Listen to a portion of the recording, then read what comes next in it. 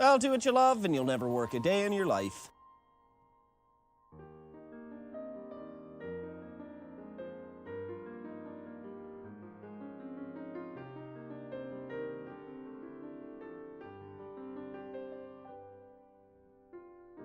You're all going to die down here.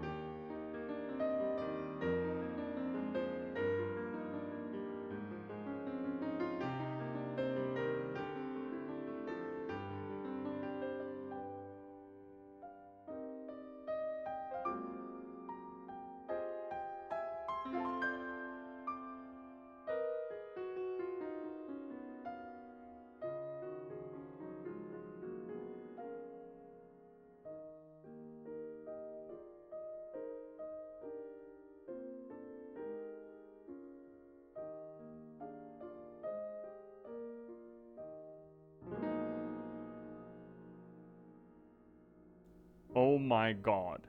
The timing on this one. I just sat down after refilling Judith. How is everyone? Welcome in Raiders! Welcome in Fennec! And welcome in Follow! How are you all? Coming in here right at the start of the clock? Oh boy. Hope you're all doing well. Boy, I'm force feeding myself excitement because I got up at ass o'clock this morning and I got a pizza, just stating.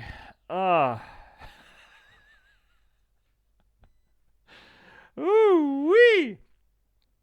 Kind of mid. Oh, I'm sorry to hear that, Millie. Happy Migraine Monday to you all. Oh, Fennec, no. Oh, no. Had a good cry in the shower at least? No, actually, no. It's all energy here still, except for, the food coma. My head hurts from the sinus inflammation. Oh my god, I'm so sorry for you all. Oh, well, hopefully I will be able to deliver unto you. Well, I cannot promise you a chill time because, we're at the threshold at the end of the world in this game that we're gonna play tonight. But cure ailments, J.P.S. Yeah. Just bask in my radiance, and thou shalt be cured. Oh, you finally found time to get back to streaming, Millie? That's good. That's fun, right? That's good. It's always good to make content out of your hobbies. What are we if not product to be monetized in all our ventures?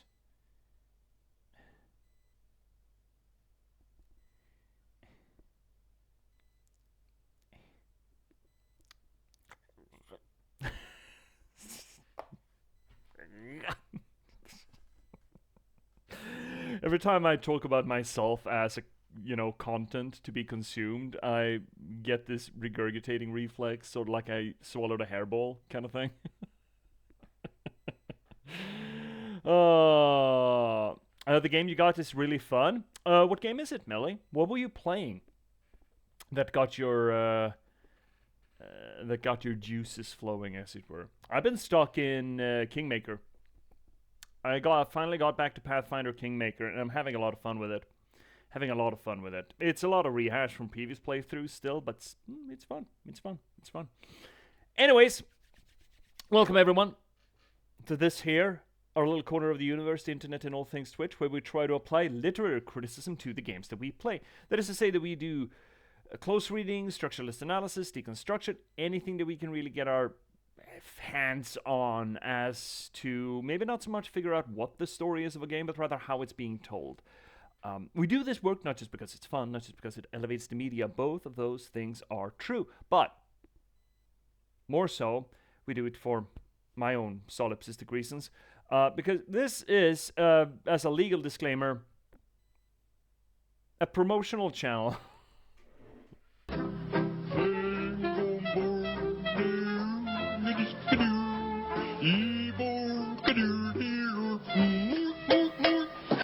I'm really gonna regret putting in that redeem. So, for near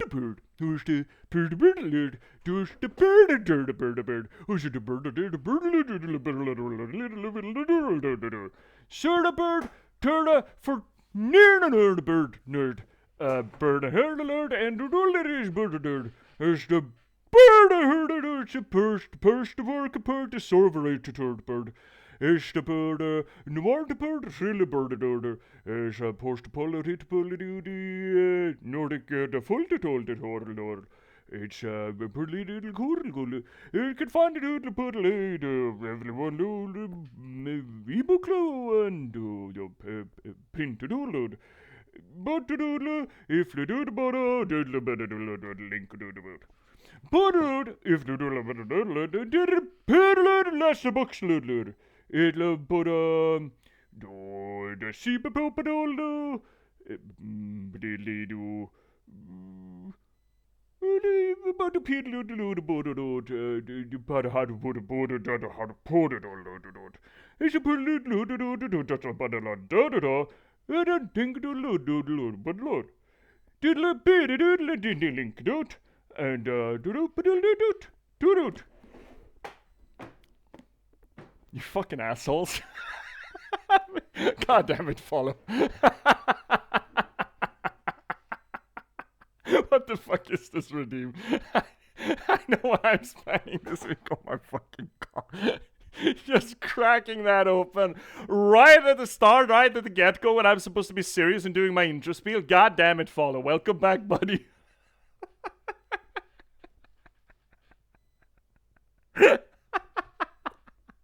I fucking hate that redeem. Holy shit. What am I supposed to do with you people? What the fuck is it? My head hurts even more. Look, I had this conversation with V and Z about where the fuck are you guys supposed to spend all your challenge points? And this Saturday when me and Z were playing It Takes Two, I floated the idea that, hey, maybe I should do a Swedish Chef redeem. Z's just, yes. Yes, you should. And here we are. Your countrymen will never forgive you. Actually, the Swedish Chef is not that big of a thing in Sweden. Actually, the Muppets are not that big of a thing in Sweden. Who'd have thunk, right? I should actually save that for the 27th and force you to finish the Bramble playthrough only in Swedish Chef. Just spam it. I don't think there are enough channel points until the 27th, though. I'm sorry. That was beautiful. Thank you, follow. You know, it's strange what you find yourself being appreciated for. Look, so I've actually... Okay, I've got 75k in the back. Oh, fuck. Yeah, dude, I did not put a timer on how long I was going to do the Swedish Chef, okay? I figured that that was going to be used to sort of waylay whatever I was talking about when I get too much, you know, up in airs about a thing. And you can just spam that and just essentially cut me off. Oh, bro, I ain't gonna pass out from much. My head hurts. Dude, go to bed, buddy. Holy shit, Melee. You were on antibiotics, though, right? I mean, it takes time, but still. Shouldn't that have started clearing up by now, buddy? God. Yeah, I'm so lucky. I've never been sick enough to have to take antibiotics.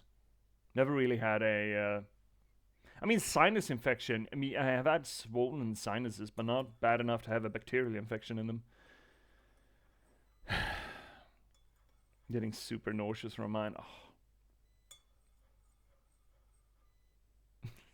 This just fucking made me confused. Just, huh? Imagine getting so confused that your sinus infection just blooms. That's a harsh one. I'm sorry, Millie. I think, though, that watching this channel and expecting not to be confused by the dumb shit that I come up with, this is probably not the place. Look, I rewatched selected bits of last night's Bramble playthrough, and particularly Fennec. Thank you so much for clipping that bird elf thing. I've been watching that, and I'm so happy that I finally had the presence of thought to do the whole facial expression play on that as well and just hold it. It turned out real fucking well. It turned out real well. But tonight we're not doing Bramble. We are going back to Outer Wilds tonight, so we are saving a solar system from collapse. Well, I mean, we're gonna do a lot of dumb shit before we do that, I'm sure, but eventually we might just clinch it, So that's what we're doing tonight. I don't actually know how long Outer Wilds is gonna last us, to be fair. It feels like we've done a lot. There haven't been overly many places that we've had to move along away from without having solved it, and it doesn't seem to be so much solving things as figuring out what the fuck happened. But, we'll see what's gonna happen. But that's what we're doing tonight. Playing more Outer Wilds. I feel it incumbent upon me to also do a little bit of disclaimer after Swedish Chef. Hey, check out my books. Patchwork Sovereignty and shit. But, you know what? Yes, let's just launch ourselves into it. You know what I started doing today, which you may be allowed to see on Wednesday, I suppose. I started on a little bit of a signage postage that I'm supposed to use for for this weekend at the book fair. Well, it's not a book fair, but the gaming con, the nerd con, the goth con, where I'm supposed to sell my books. And I think I'm getting ahead of myself with it. Not the event itself, but the sign. I'm doing too much. It's getting too weird and fancy. But you know what? I might just not give a shit because I'm having fun with it. I might just not give a shit if I'm going too ham with it. Because I am having a lot of fun making it. I'm going to do more of that tomorrow. Let's see here. See if this fucks up the sound in any way, shape, or form. No, looks fine. Fantastic, that's new. Oh, this music, man.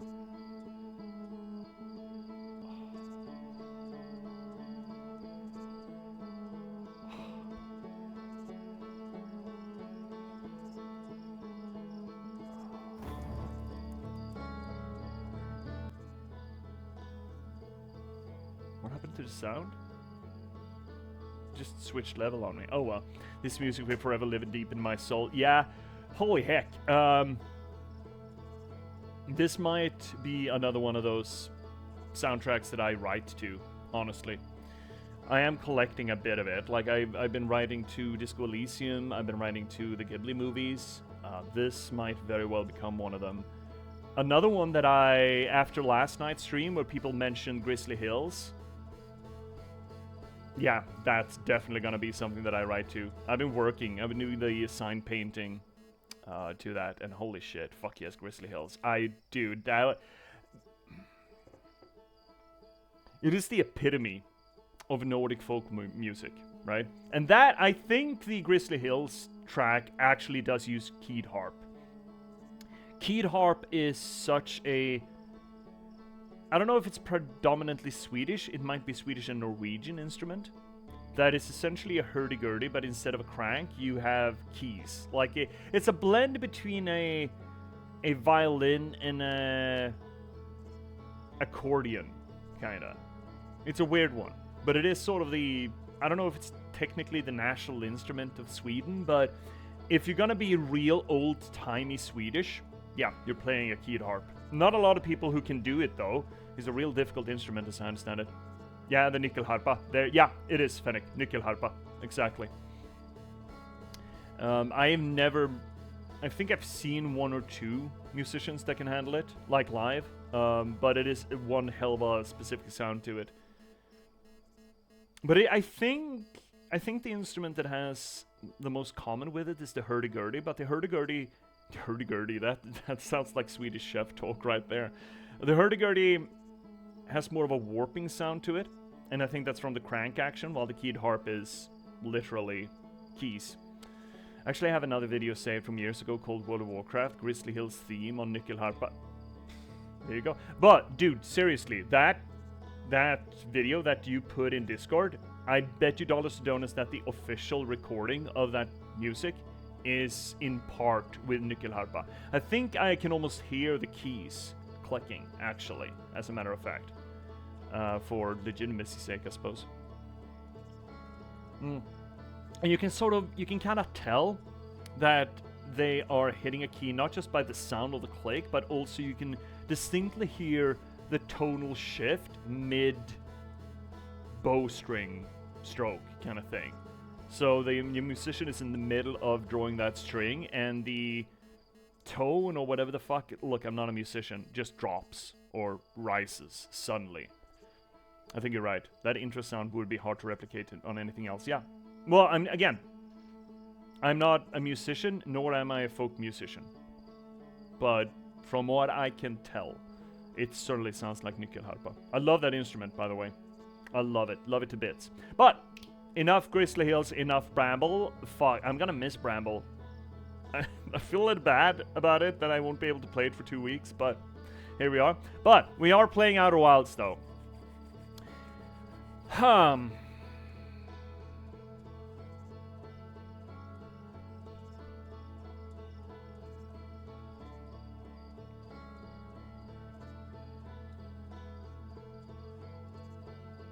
You know what? I think I have something to say about it. The setup.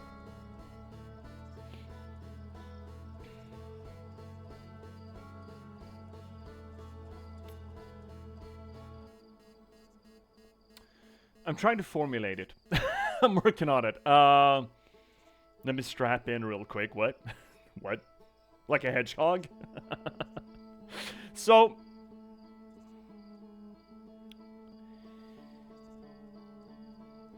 this menu screen, this intro menu screen,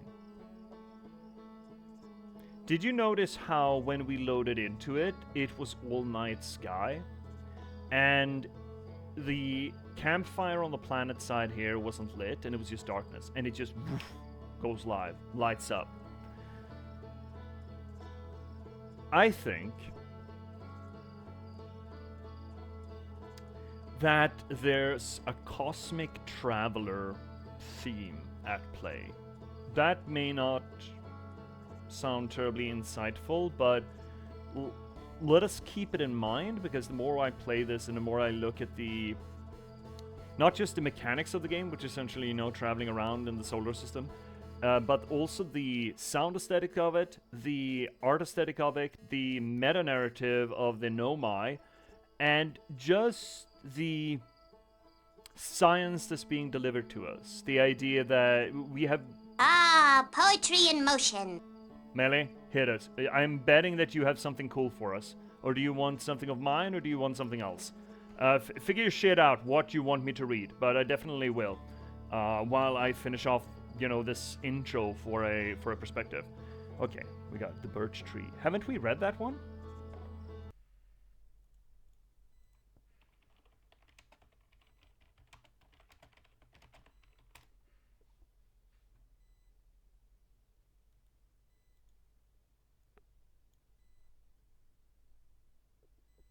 I think we've read that one, but I will read it. Absolutely. Loaded it up. I don't think so. Well, I've loaded it up. Let me just finish this train of thought and we'll get to it. Because here, what we have here in just this intro menu here we have an association between every star in the night sky, hypothetically also every galaxy in the night sky, because that has been mentioned explicitly in notes found around the world here, and our campfire. The idea that not so much maybe that every light out there in the night sky is a campfire, but that our campfire is one of the lights out in the night sky. Which, it's almost the same thesis statement, almost like No Man's Sky plays around with. The idea that we are all alone, all drifters, all vagabonds, cosmic travelers, but in our quest and in doing that cosmic traveling, we are joined in a greater community, a community which we will never probably encounter, but we will all be joined in this quest to travel.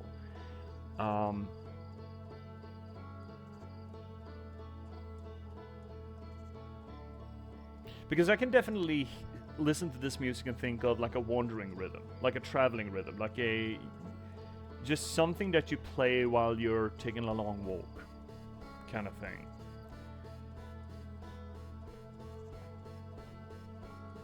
And I like the idea also that associating our little lights in the night sky, our little lights, like just our street lights, just our little glow, because we tend not to think of it that way, but our planet, our entire solar system, in fact, is absolutely traveling along at not the speed of light, but we're traveling pretty fucking fast through the cosmos. And just this notion that we are within spitting distance, at least empathically, with a cosmic community that also searches, has, I think, a beautiful bit of symmetry to it. And again, almost one of those binary pairings that we talk about in structuralist analysis when it comes to literature. In structuralist analysis in literature, you usually look at binary pairings, seeming opposites that are connected in some way. And through that connection, both of those opposites are informed of one another, and almost, instead of being opposites, they become two parts of a whole, kind of thing. And in this regard, it would then be loneliness in community, searching and finding,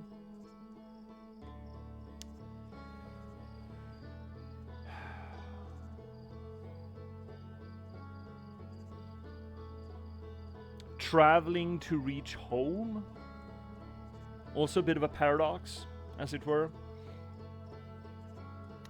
And specifically both the gulf and the proximity in time and space.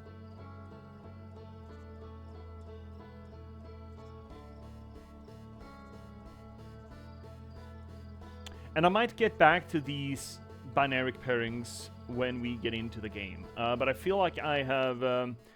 let's keep that perspective in mind as we move along with the game, because I feel like we haven't... Man, that logo is getting real fucked up. Yeah, it drifts. It's drifting. It's Tokyo drifting. But before we get into the game, we have something to read, though. We have a poetry reading called upon by Melee. So let's switch over to Sergei Yesenyan's The Birch Tree. A Birch Tree, even. Oh, from when he was 18. Okay. Let's see. Under my own window, white is birch's yew, snowy blanket shadow, silver pattern too. On its fluffy branches with snowy hem, tassels blossom blanches, fringes icy gem. Standing birch is journeying, silent sleepy spire. Falling snow is burning in its golden fire. Lazy dawn in wrinkles circling all around, now its branches sprinkles, newly silvered crowned. Okay, what do we have here? Under my window, white is birch's yew, Snowy blanket shadow, silver pattern 2. The birch is generally considered a symbol of spring, is it not? I think birch as a tree is commonly associated with specifically spring. Probably because its most luxurious coloring. Well, not necessarily its most luxurious coloring, because it's got pretty luxurious coloring in autumn as well. But it usually pops pretty hard in springtime. It just blooms with this fierce green color. Ah, hi cats! Here we have some flowers that start right as the snow melts. That's associating with spring. Yeah, we'll get there. But in the beginning, we have this birch, and its hue is white, which is not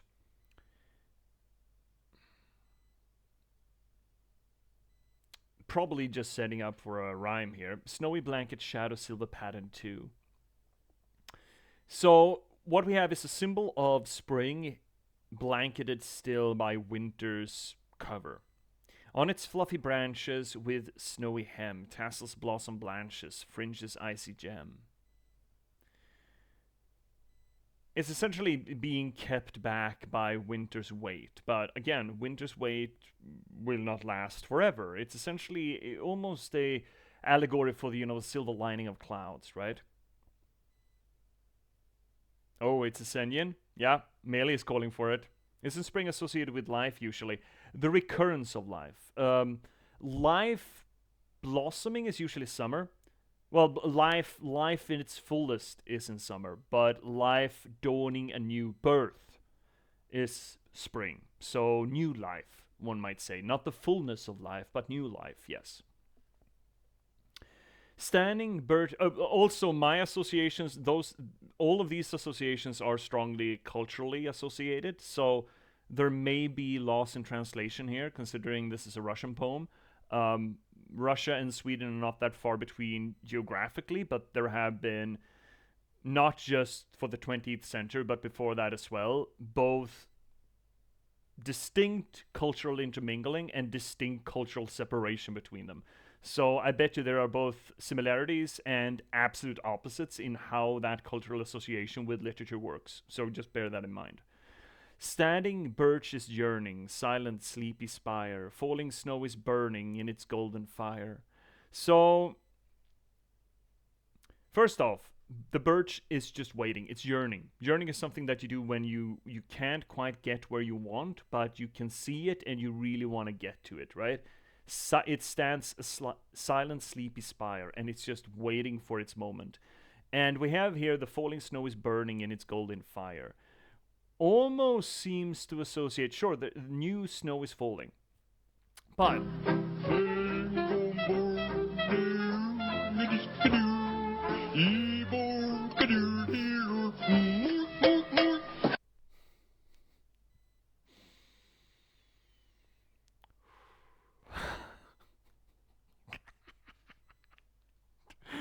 so begurded bidid I heard a bird did a hurly birdie doo did snowdy birdie birdie doo did snowdy doo birdie doo it is snowdy doo bird heard a bird because the bird alert is the birdie nerd coming in the birdie nerd it's snow and the sunny bird and the sunshiny birdie nerd on the snowy birdie nerd birdie nerd to make the field the flammy bird to the bird get it on the bird of twilight it is to be the bearded lord. And then the bird lies it on the board in drinkly bonded on the circling lord and all around. Now the bird and now the branch it is to bling ling dong dong. Nearly do the bird is silver crowned the door. Now the bird the end of the bird is the new the little bird and the Alice the birdie doodle snoot for the little birchy birdie dood.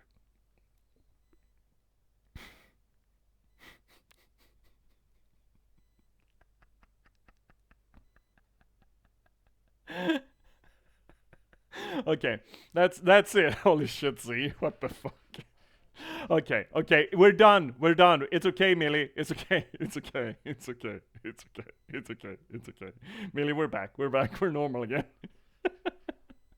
So we have the birch standing there. I see. Thank you for coming in. It's done. It's done. It's over. It's over, Millie. You're good. You can come back in. You can come back. Come on, buddy.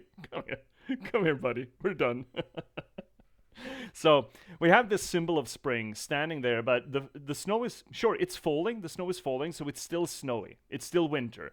But notice that in its golden fire. I don't know about you, but I only know new fallen snow lighting up with golden fire when there's a sunset. I guess you could have a sunrise as well, but usually that golden color is specifically associated to sunset, which, association-wise, again, what is happening right now, that is to say the falling snow, winter is still happening, that is passing. We have a sunset for winter. Winter sunset would be spring's dawn, right? And spring is just, waiting around. New life is waiting around. A lazy dawn in wrinkles circling all around. Now its branches sprinkles, newly silvered crowned. So there's a fresh new cover of winter on top of this burgeoning spring. But spring will come. Even if there is a new dusting of snow on top of this majestic symbol of new life come bursting forth. Spring can be patient. It can afford to be patient because winter, no matter how much it snows, cannot last. And we can run with this analogy even further. We have winter and spring playing around here in the allegory of Yesenian. But winter and spring also have associations. Winter is death, and spring is new life. You can also associate it with oppression. Notice how the snow is always covering like a mantle or an oppressive cover over what yearns to be free and blossom. And you could look at it as commentary on essentially this too shall pass. Even though the day is dark or the night is dark and full of terrors, a new dawn will rise. It will come. It's just waiting to bloom. The new day, the new dawn, what will come next, what new life will blossom, it's just waiting. It's not dead. It's just waiting. And even though it keeps getting covered, that covering, that smothering of new life will not last.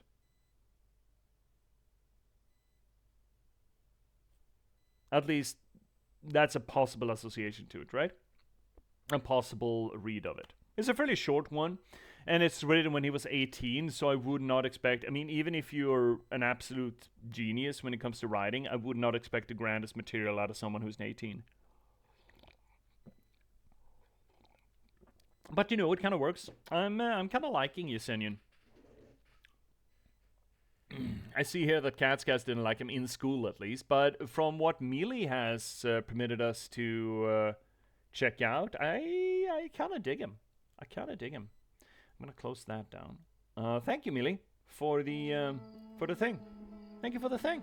Sadly, he lived only till 30. Oh, really? He died that young? I guess that's what happens when you're critiquing the Soviet state. Our preacher was pretty annoying, always propagating how Russian is the best language the humanity has come up with, and how Russia is this, Russia, that, and how Russian literature is so much better than any literature. But if you'd ask her how many languages she has learned and what foreign literature she has explored, she had 0 examples. Maybe not interested in lessons at all. That's a damn shame when teachers are like that. But I'm assuming also, Catscats, that you did elementary school during a rather special time, as it were, But yeah, that is an unfortunate attitude, especially when it comes to teaching, and it can absolutely put a damper on kids. An unfortunate damper on what they like or what they appreciate, right? If you get a bad experience and you associate a bad teacher or a bad influence to try to guide you into this thing with the thing they're trying to guide you into, that thing can be absolutely tainted, which is a damn fucking shame, right? It's a damn shame. It's unfair to the thing, because it don't necessarily say anything about the thing. It just says something about the person who you made the association to, and it can be real hard to shrug off, right? It's essentially the same thing. Technically, it's the same thing as every person out there. Well, not everyone, but most people out there have one kind of liquor that they just can't drink anymore because they did it wrong once, and they did it wrong so badly that they just can't. For me, for the longest time, that was tequila, right? A lot of people have one of those things, tequila and sambuca. There we go. Almost everyone has one of those drinks. Now, maybe this is a tough nut to crack for you. But just because your body just cannot handle Fireball or tequila or sambuca does not mean that every example of that drink is bad. I have started trying slowly to learn to drink tequila, but it has to be good tequila. I cannot drink that, the shot stuff. And I cannot shot it at all. I need good stuff.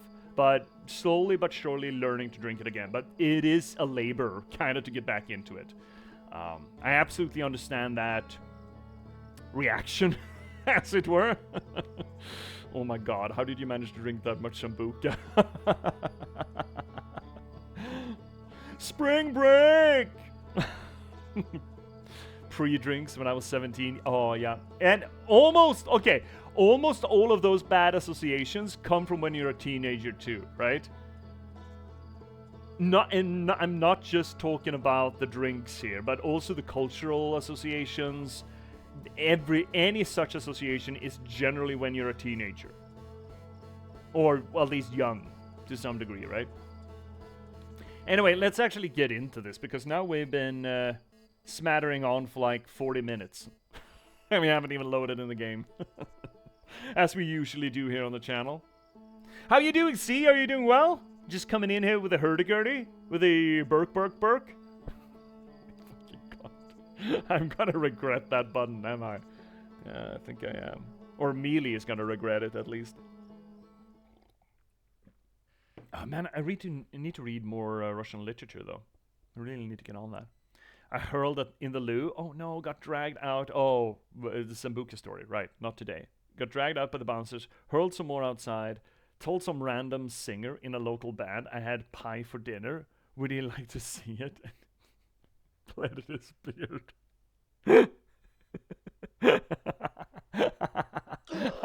Yeah, that does sound like one hell of a night. Alright, you know what? Before we forget anything, I kind of want to go back to the place we hate. The sandy place. Because we need to go deep and check out what the kids were on about. Before I forget. So let's start off with that and just boost the over there, yeah? Alright, the sun's on the other side. Here comes the sun, do-do-do-do. Here comes the sun, while I say... do-do-do-do-do-do-do-do. Little darling, do-do-do-do-do. Perfect. Kinda like...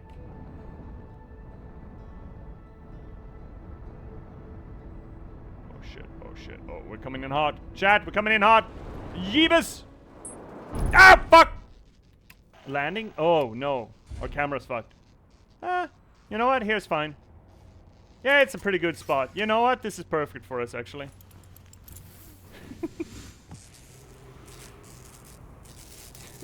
Perfect spot for a landing. Oh, jeebus. No, I want down. But I need to fix things. Real quick. Just bounced on a planet.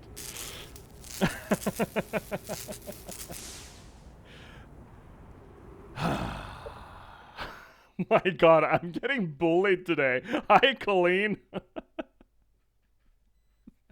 I'm getting absolutely bullied. Little darling, do. Here comes the sun, and I say, do.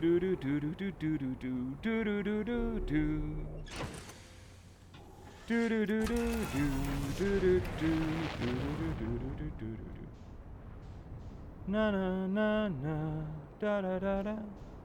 Here comes the sun, while I say, do. Okay, Okay, my guys, do do do do do.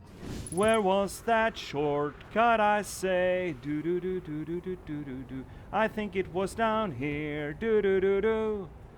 Was it down here? Well, I ask, do do do do do do do do do. Little darling, ooh.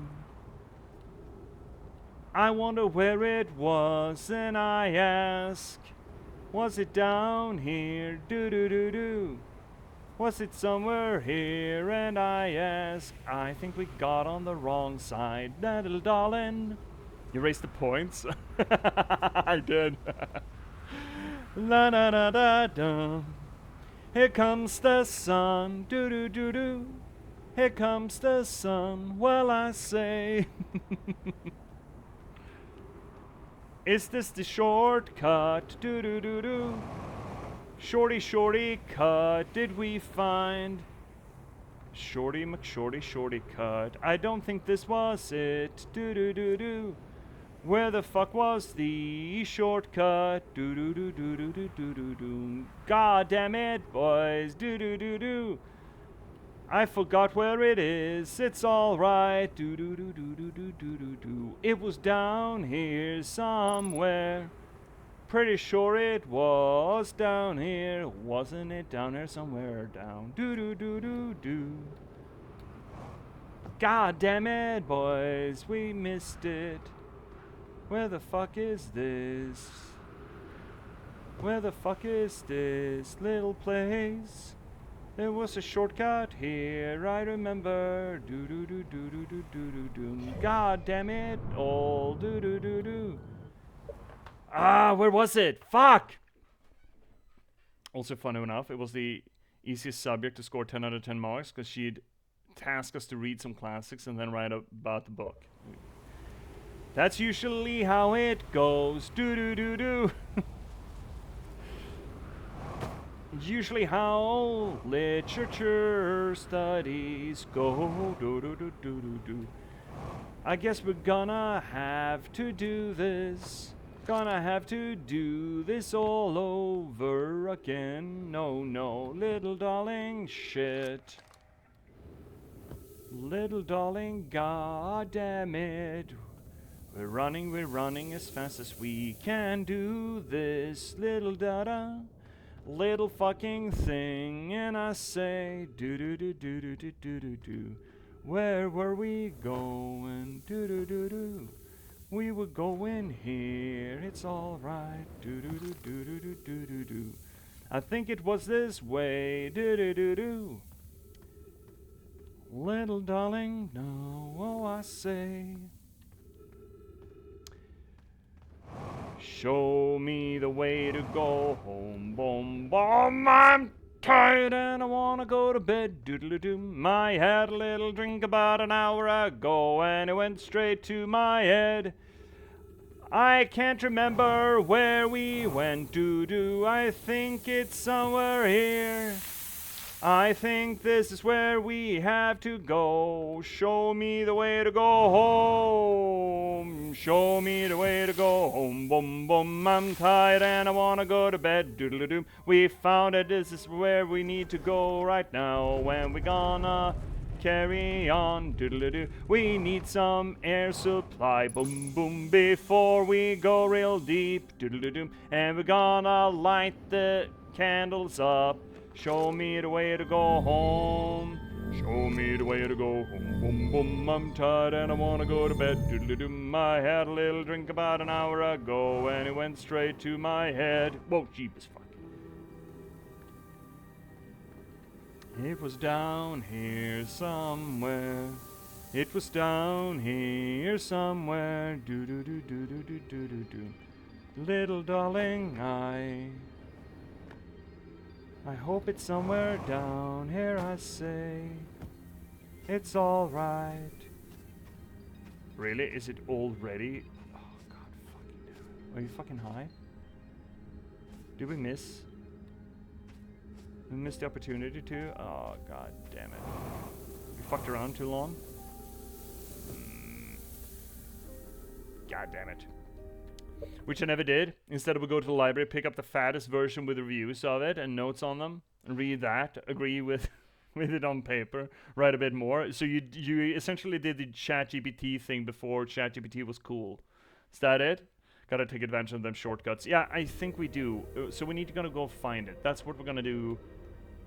And then we're just gonna go and yeet ourselves into the sun or something. Where was the exit? Is this the exit? Actually, Stepping Stone Cave might be relevant to our interests.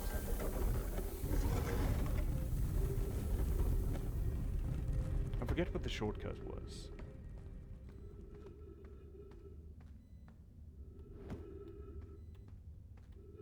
Oh, that seems cursed. Curses! Shit.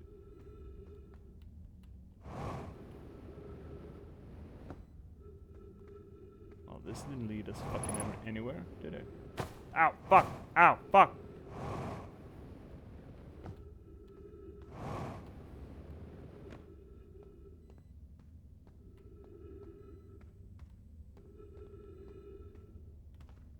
I mean, we did sort of fuck around to find this place.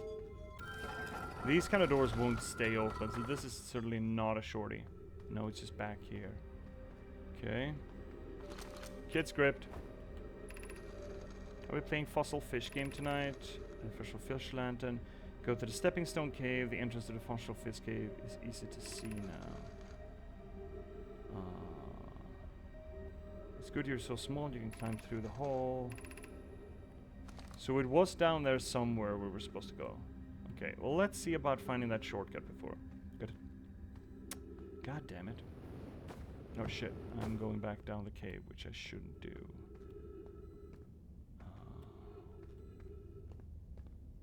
I'm assuming that the shorty is going to be at the top of these ruins, right? Probably. This is the way.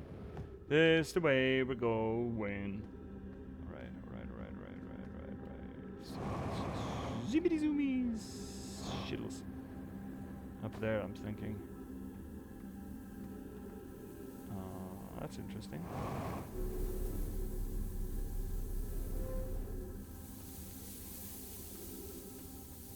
Is this anything new for us? I don't think there is. Man, a lot of people died here. Well, no my. I say people. Aliens died here.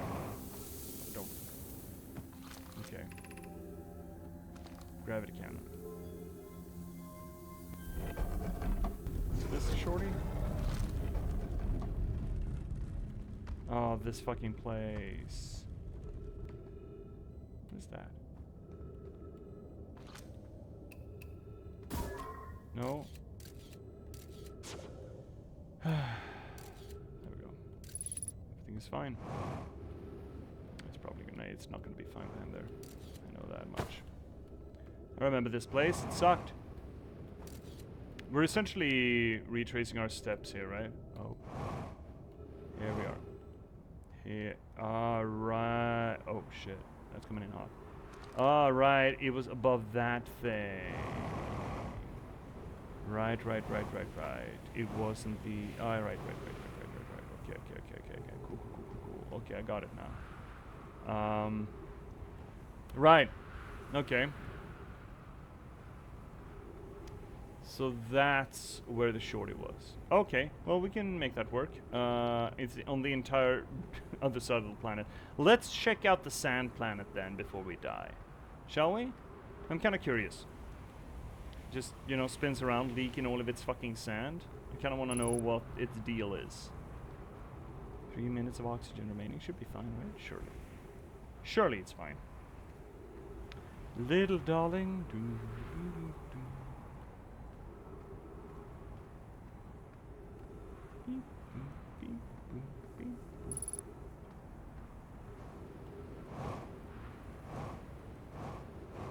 Oh, Jesus Christ, we're coming in hot.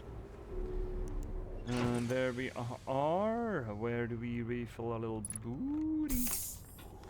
Alright. Scooty. Where is... There it is. Ah, fuck.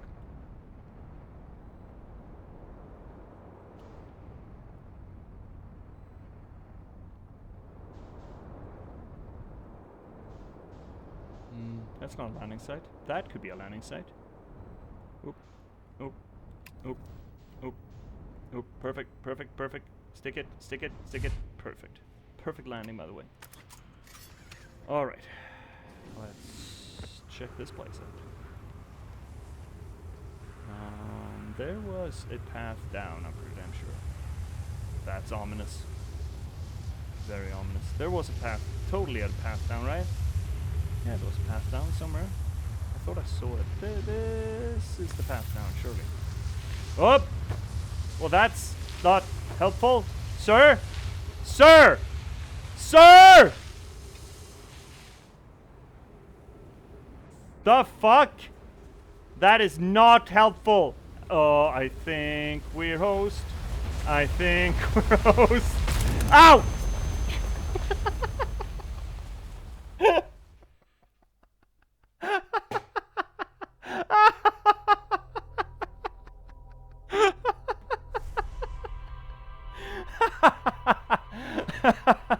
Well, who'd have thunk getting pulled by a sandstorm, well, storm, siphon, into outer space would have been bad for our health? Who'd have thunk? Okay, now we're doing the thing, though. Now we're doing the thing. Speedy, speedy. Speedy, speedy. Zoom, zoom. Zoom, zoom. Beep, beep, bop, beep, boom. We still haven't been to Brambles. Could be fun. Brambles could be fun. What else do we have? Oh, tits. That is Brambles. That's where we want to go.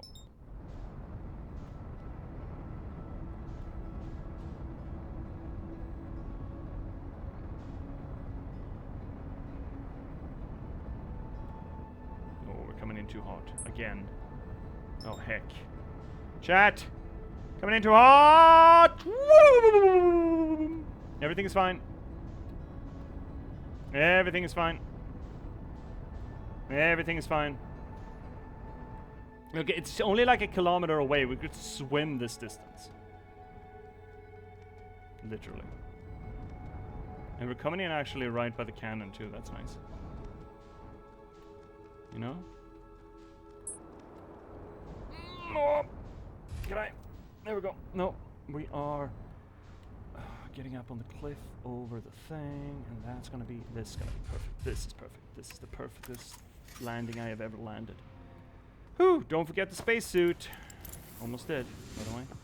All right, here we go. Where's the cannon? Where's the cannon? God damn it! Where's the fucking? There we go. Well, you have a lot of sand on you.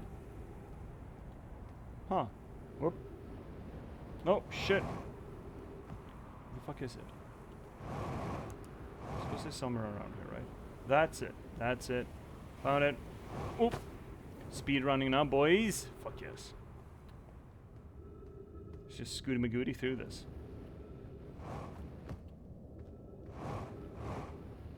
Ow, fuck.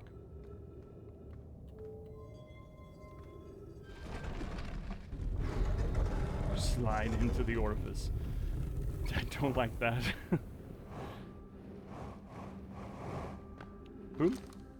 Slide it all up.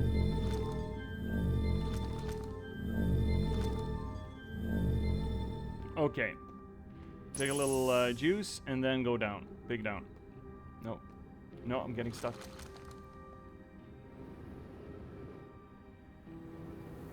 Oh, that could have gone poorly. High energy lab, eh? This is not the place we wanted to go, by the way. I realize this, but it is the place where I want to go. That I want to go. Aziz, light. That's the fifth element. Sorry if I answered for Z.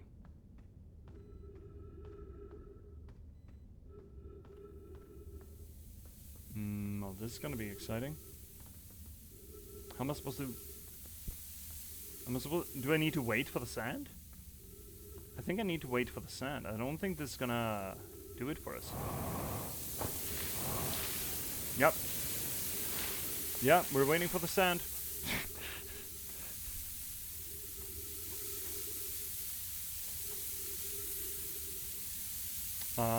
We live here now.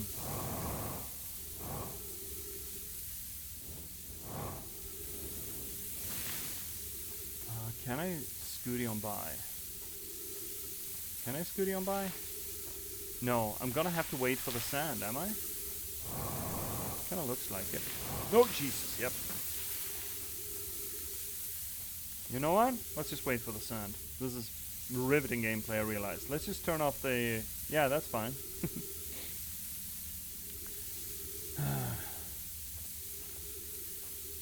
Shit. Oh, yeah, I didn't... I just want to get up on the ledge. I don't want to be down there in the crud. The crud of it. There's nothing else up here, then? Do. Come on, fill me hearty, yo-ho! Oh, ads are coming in. You're just gonna have to suffer through them, chat. Be brave for me, boys. Be brave. Dare to brave the wicked wastes of commercialism. I don't like all the cacti. I guess we're just gonna have to take some suit damage. Come on then. Come on then.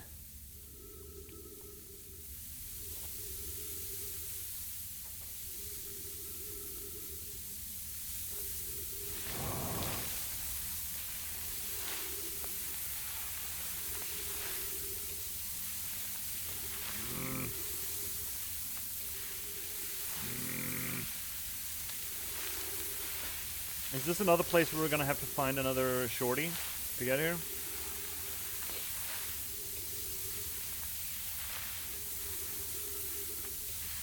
So we can get her even earlier?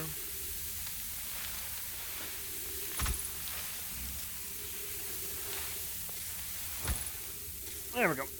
Everything's fine. There we go. We're going. Zippity zoomy. Oh, come on. Ow, fuck.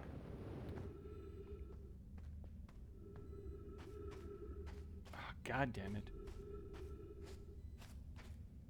You gotta be honking me.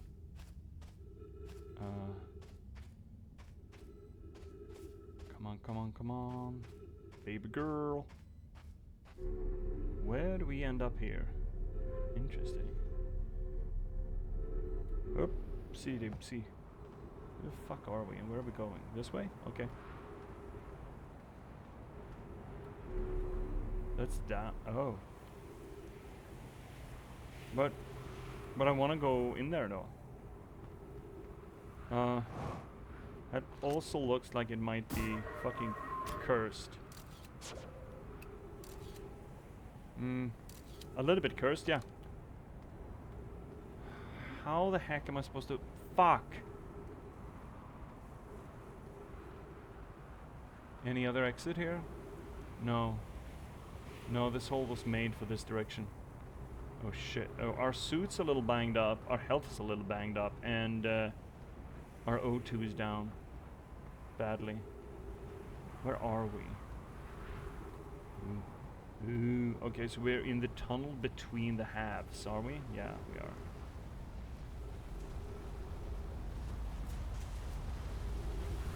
Oh, here comes the sun.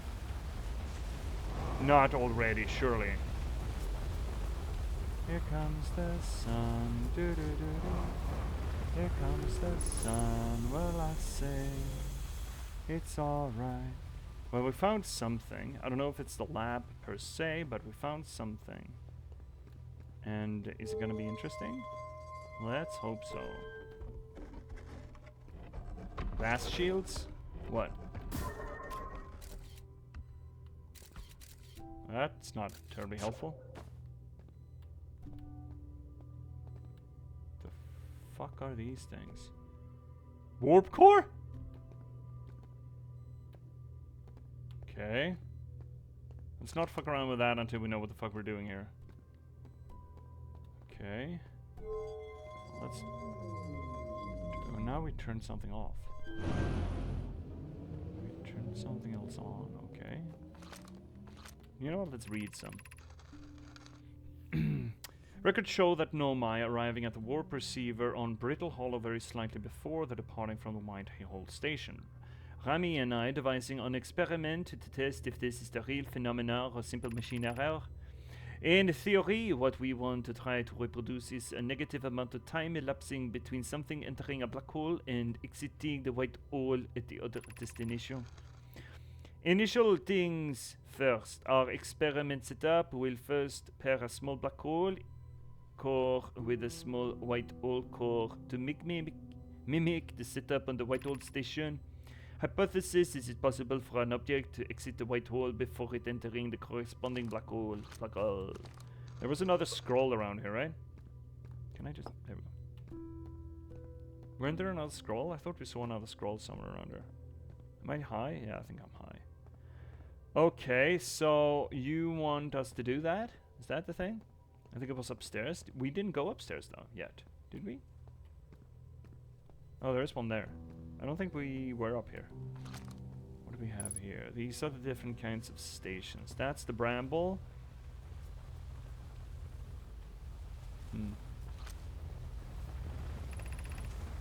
Southern Observatory is asking if creating a 22-minute interval is possible. That is, to have something arrive 22 minutes before it actually is. Is that the cycle, 22 minutes? We've learned the negative interval of time between departure and arrival can be increased by adding more energy to the warp core. Problematically, the energy required to extend the interval increases to an exponential rate. Hypothesis: creating a 22-long interval is possible, but we are currently unable to generate the necessary energy. Rami and I believe that it would be necessary to invent a new method to producing energy, a thrilling but enormous undertaking. We would also require an advanced warp technology able to handle such energy. The energy is currently unavailable, you say. You're a gaspy. My pun was unintended, Rami, so I believe it's you who is airy for. We would also likely need an enormous space to fit these proposed new energy and warp technologies together. Can only location it would be Ash Twin, which is where we are. And we have... There's more up? Holy shit. What exactly is this thing?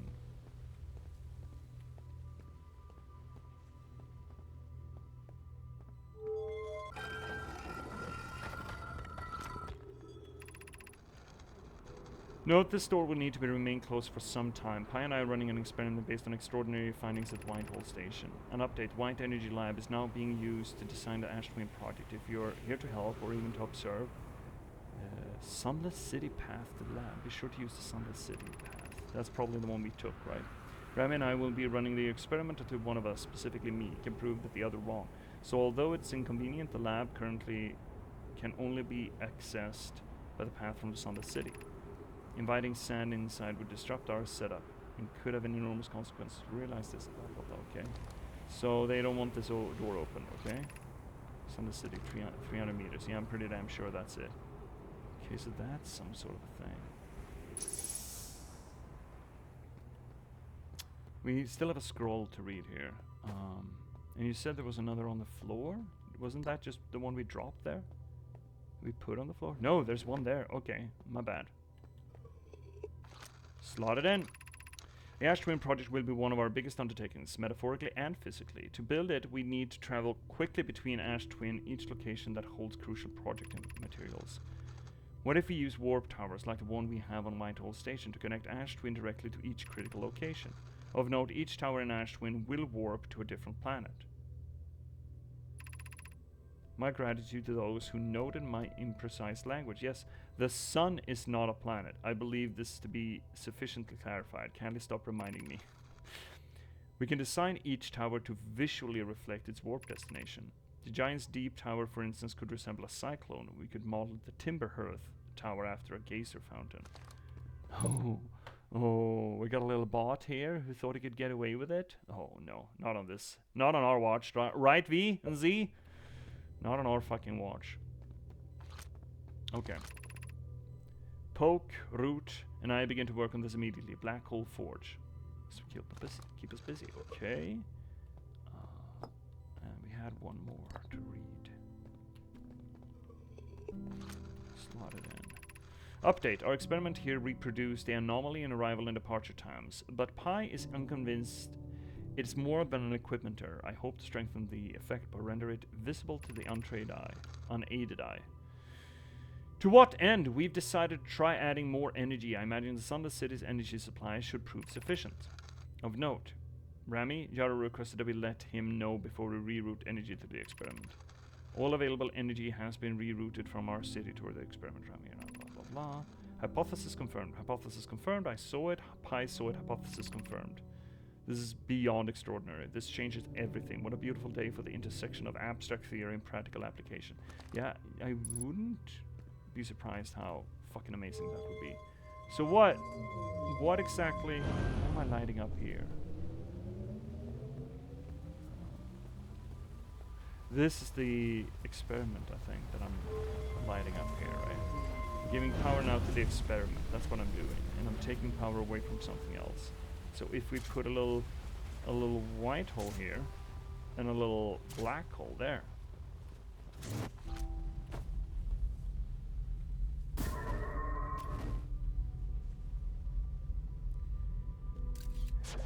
I mean, I feel like we proved the point, yeah. Already holding. What happens? Nothing. Yeah, we can fucking see it, right? Yeah. Holy shit. Yeah, it sure shit is working. Yeah. That's weird. Not really fucking weird. Okay, so they invented kind of time travel. Kind of sort of time travel.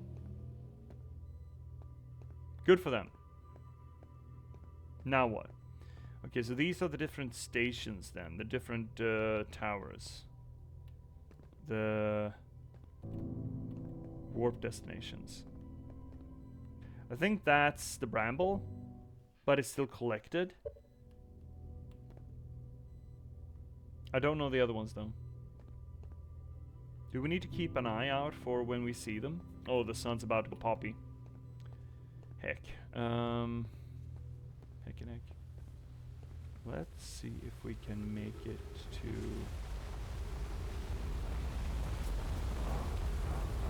this thing. Ah, fuck. Oh. Ah, papi, no, no, no, no, no, no. Fuck you. Woo, that was close. Okay. So that's the line we followed to get in there. Okay, great. Anything else around here? I don't know. I think the sun's about to pop. I think the sun's about to go poopy.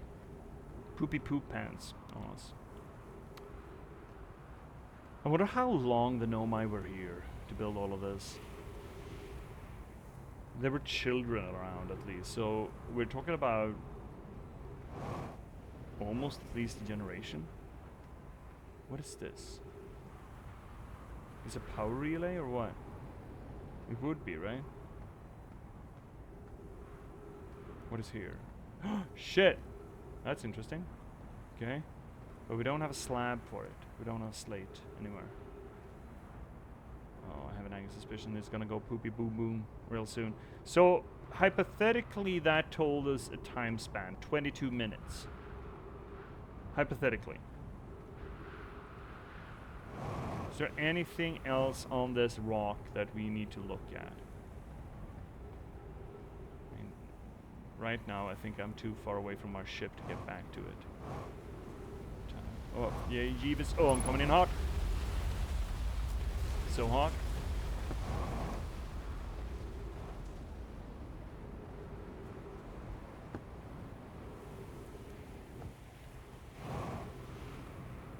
That's a crash landed ship, yeah.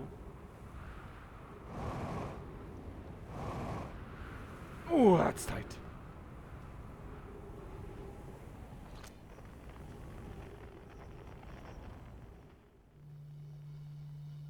That's deep.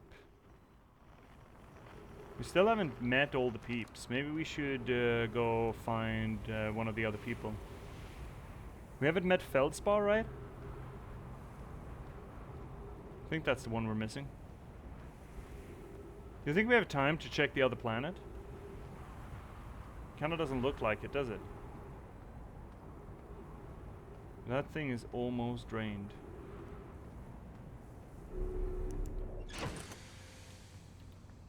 Yippee-boo.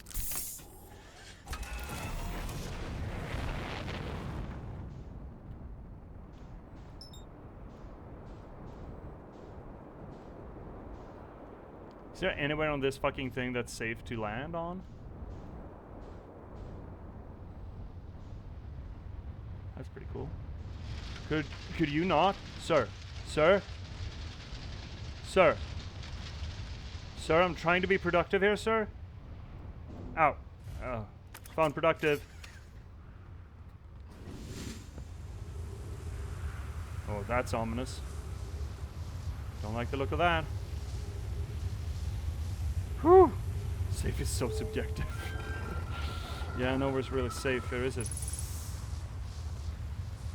Okay, so this is a teleport location.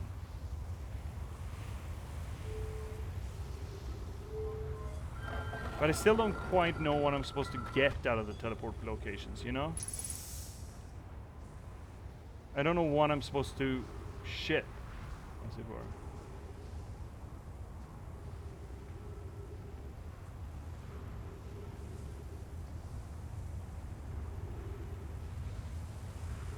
I believe to save the sun, we need to break the solar station or some such. That's what I think. Oh, interesting. Oopsie boopsie. What is this? Nothing? Oh. Okay. Well, you know, I'd love to. Can we reach that from here? No. Oh, right. This is the kind of floor that I can walk on. Why did you even make it like this? Why did you make it like this, you fucking numbnuts? Okay. Here's our first delivery, Yarrow. 1 warp core, fresh from the Black Hole Forge. Root is installing the core, sibling in a brittle hollow as I write this. My gratitude, Clary. With this, the Ash Twin project is underway. I confess I'm deeply curious about what you and Poke found on the Whitehall station that started this whole project. Could I visit sometime to learn more? I recommend you do. The Whitehall station is the model for which the towers are built for the Ash Twin project, so a visit to the station would be doubly useful. I suppose more precisely, I would like to visit Whitehall Station with you, Clary. I'd be happy to explain our findings. Oh my god, someone's clueless. Yarrow, stop using this scroll wall to flirt with my sister. In romantic matters, her density rivals are neutron stars. And go meet with her.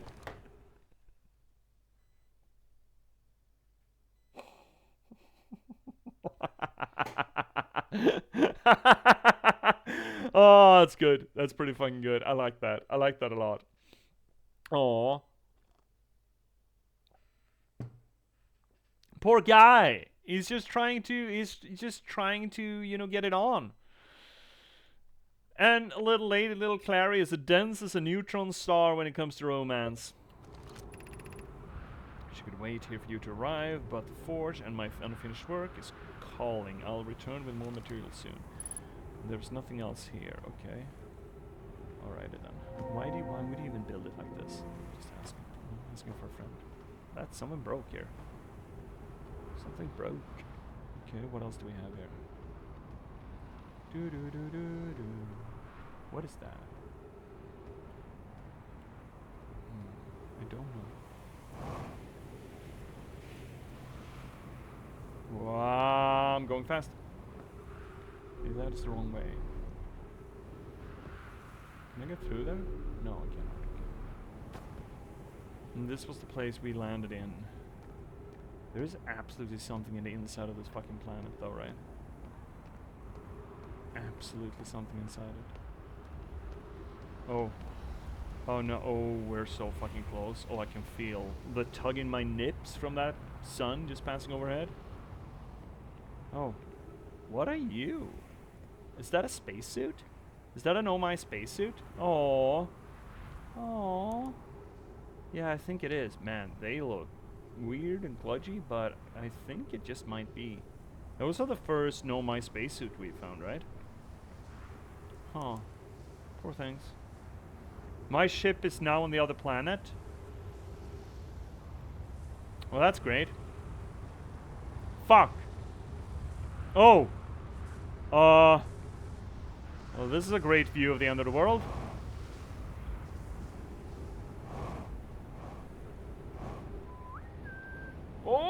like a glove. Oh!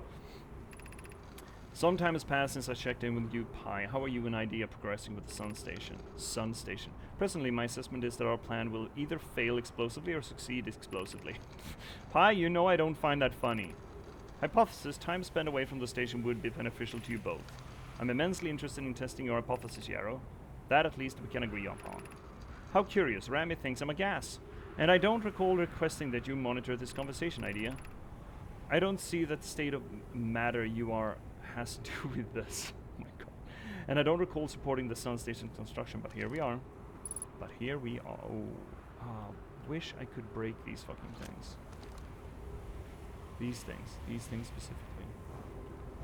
Ah, this is gonna... I'm gonna die. I'm dying.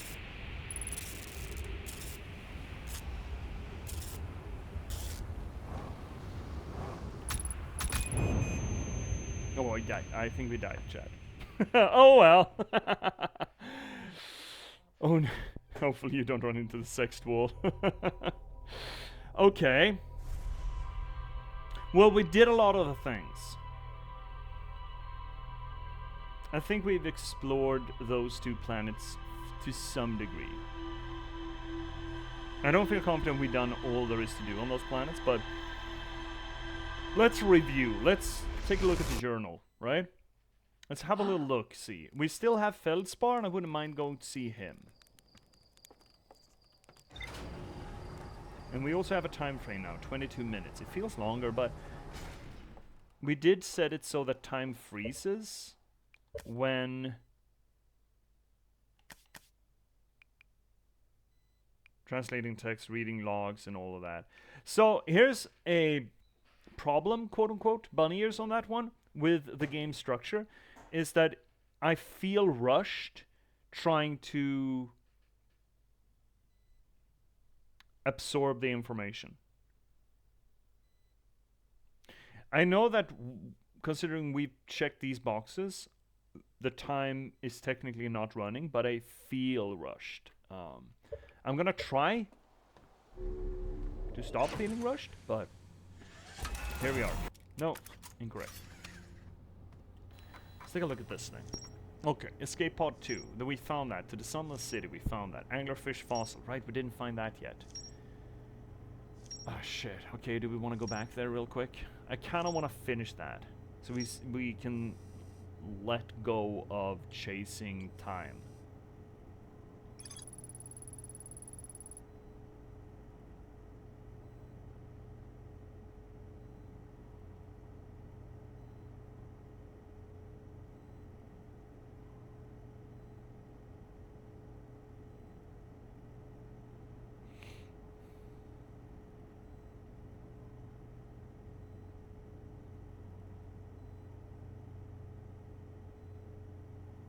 This was my biggest problem with the game, especially on Ember Twin. Yeah, okay. So it's not just me then.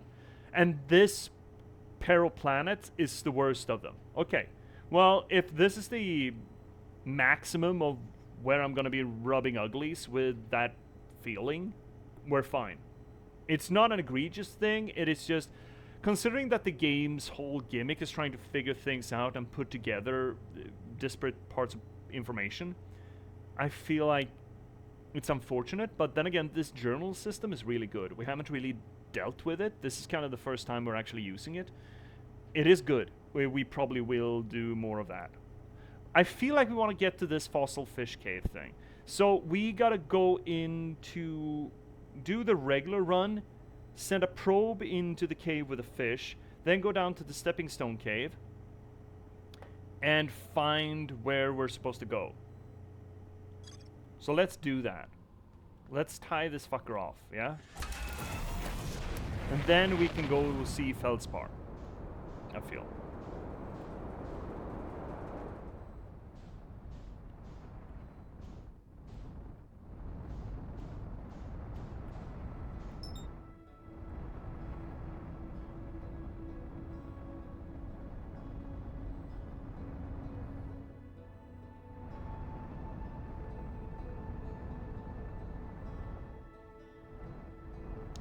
That sandy planet is it's interesting that...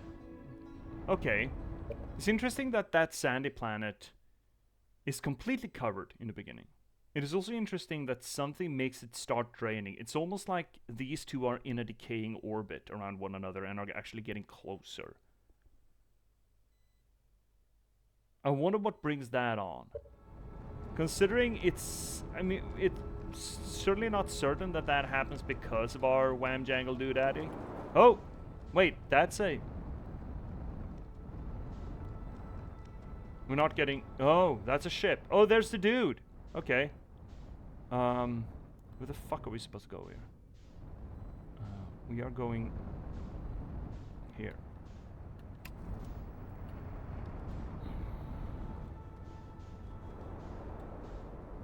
Shit.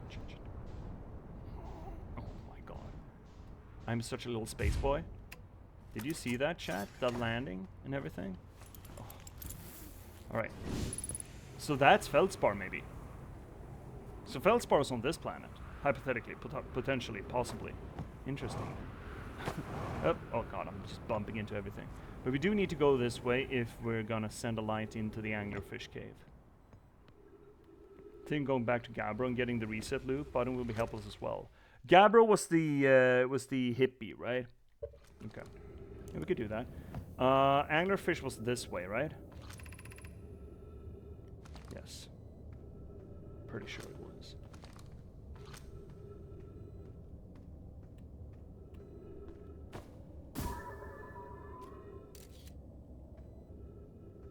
That should do it. Hypothetically, that should do it.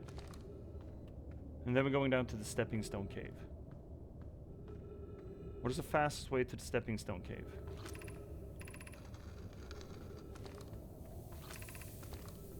Probably just... yeah, probably this way. Here comes the sun. Do-do-do-do. I just feel like I kind of want to get this done for completionist's sake, you know?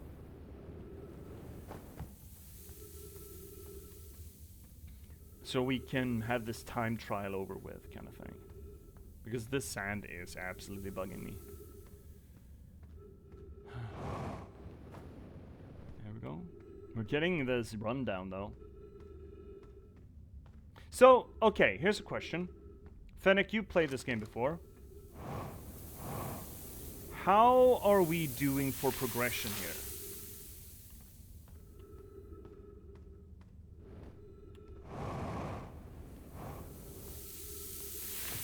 How much would you say that we have left of this? Have we been up there, I wonder? Oh, we're like at the third point? Halfway point? Over 9,000? About 9,000, my dude. Tough question to answer. You kind of alluded to it before, but there really is no progression to this game other than what you've learned. Yeah, we did mention that, right? That unlike what you would expect from like a Myst kind of thing. Where's me drink? That is not the stepping stone thing. I'm going the wrong way. Thank you, Z. You're getting the dregs of Judith here. 1/3. Okay. Yeah, it feels both. I guess you kind of have, when you have this sort of recurrence thing going, I guess you kind of have to make it a, is this the right way? No, it's not.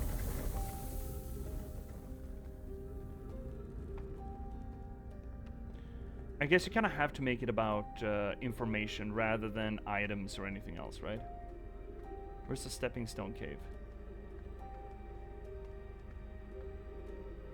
Fuck is it? Fuck, goddammit. Shit. Is it this way? That's broken. God damn it. Ah, where's the stepping stone cave? I bet it's gonna be...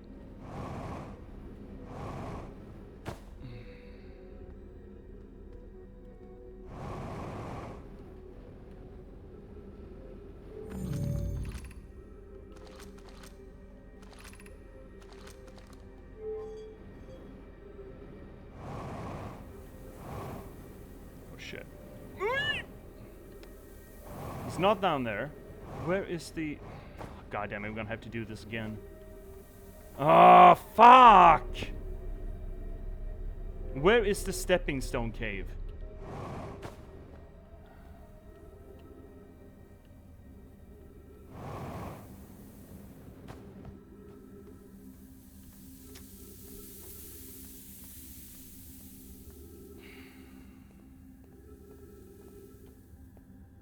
Frustrated. Hashtag frustrated. I feel like we did good time, and then I realized that I'm not sure where we're going. That's not it. God fucking damn it. Shut up. I'm thinking that the fish is gonna be sand over now, though. Okay.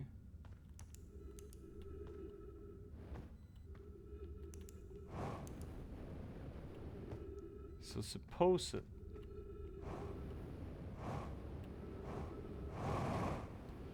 Ow! Ooh, ow! Ooh. Everything's fine.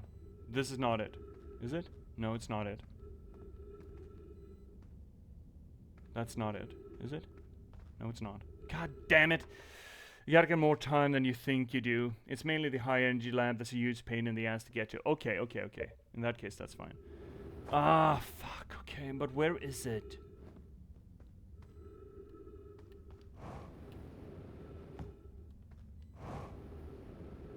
That's a little light, but I think that's where we came from. Yeah, it is.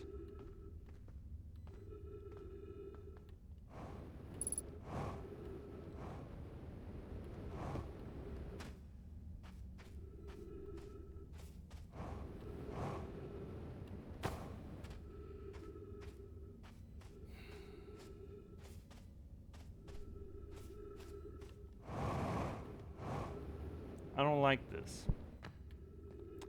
It's making me feel stressed, and I generally don't get stressed in games. But this is accomplishing it.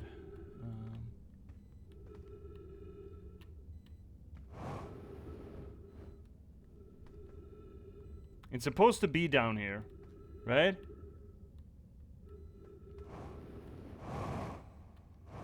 It's supposed to be more visible with...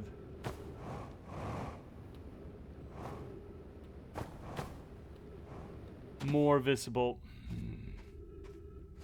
I don't think we're gonna get it. Just don't... Yeah, okay, I am... This is frustrating me. Let's just be honest with it. Kind of pissing me off. I did feed the anglerfish, and yet this is completely opaque to me. I mean, absolutely opaque to me.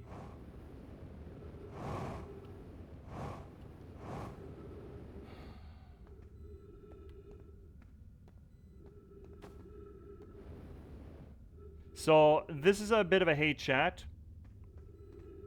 I'm just gonna call it. Where the fuck's the anglerfish cave?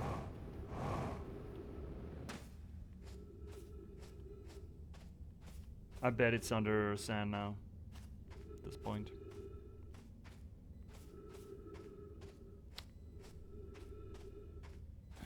Did you feed the anglerfish? Yes. Well, I shot a probe in there. And that's the only feeding the anglerfish that I can think of. But by now, I bet it's under sand. Yeah, I know. Shut up. Probe. God damn it.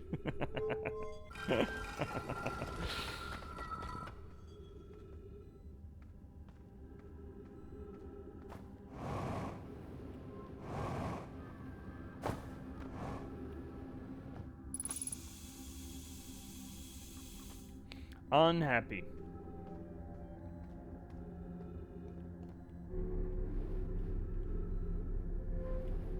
There's nothing up here? Oh, well.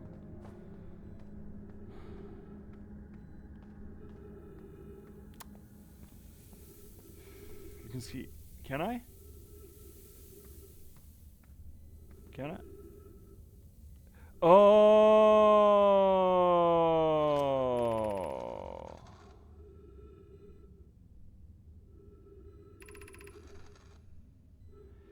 From what we can see, Colliers and I believe the specimen must be very old indeed. Imagine what we might learn if we could examine it. We both agree it's unlikely the dry planet of this horror's place of origin, especially considering that we observed in the vessel's evacuation.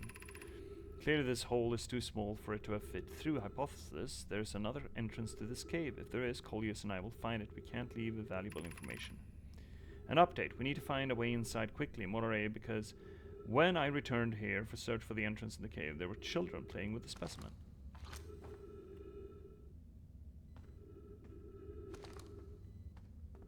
Okay. Okay, so that hypothetically should help me find it. We're still gonna have to redo this because we're way too late. Way too late. But yeah, that does help. I need to shoot it in the mouth specifically? Okay. Okay, well, we're gonna redo this. I'm sure you get the scout all the way in the mouth. You can see the light from below. Like where it is now, it's not good enough. Yeah, okay. Well, great. Then, actually fantastic. I love to hear when I've done something incorrectly, you know? Because then I know how to redo it. I know that the problem is with me and not with the game, as it were. Can we just... Surely we can just... No, it's sand. We probably can't die. Oh, shit, we couldn't die. Here comes the sun. Do, do, do, do. I just want to die. I want to start over. Give me another chance. Coach, put me in the game again.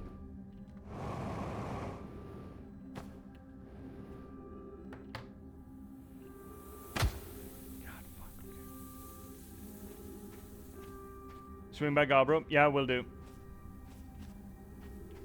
Hey, chat, signing off. Fair enough. Yeah, that's a good call to do the reset thing because this is kind of annoying. Kind of annoying.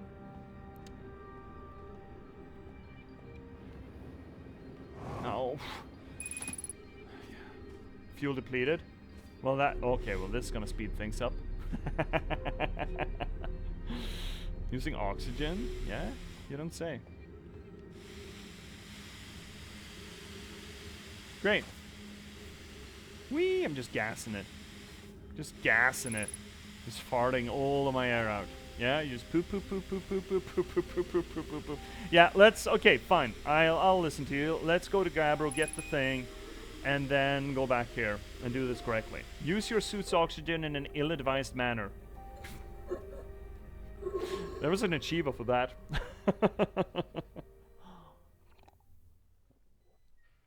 All right. Gabbro, and then... Gabbro, and then back and getting the angler.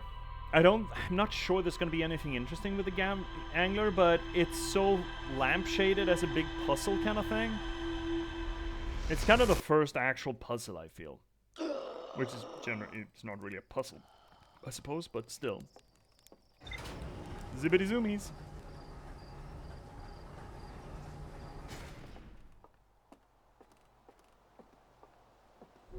Man, this is such a fucking clutch shit, buddy. How is this even space worthy? I guess it isn't. Because that's the thing. It actually isn't. Why are you moving away from me? There we go. Now the planet lost its grip on us. Perfect.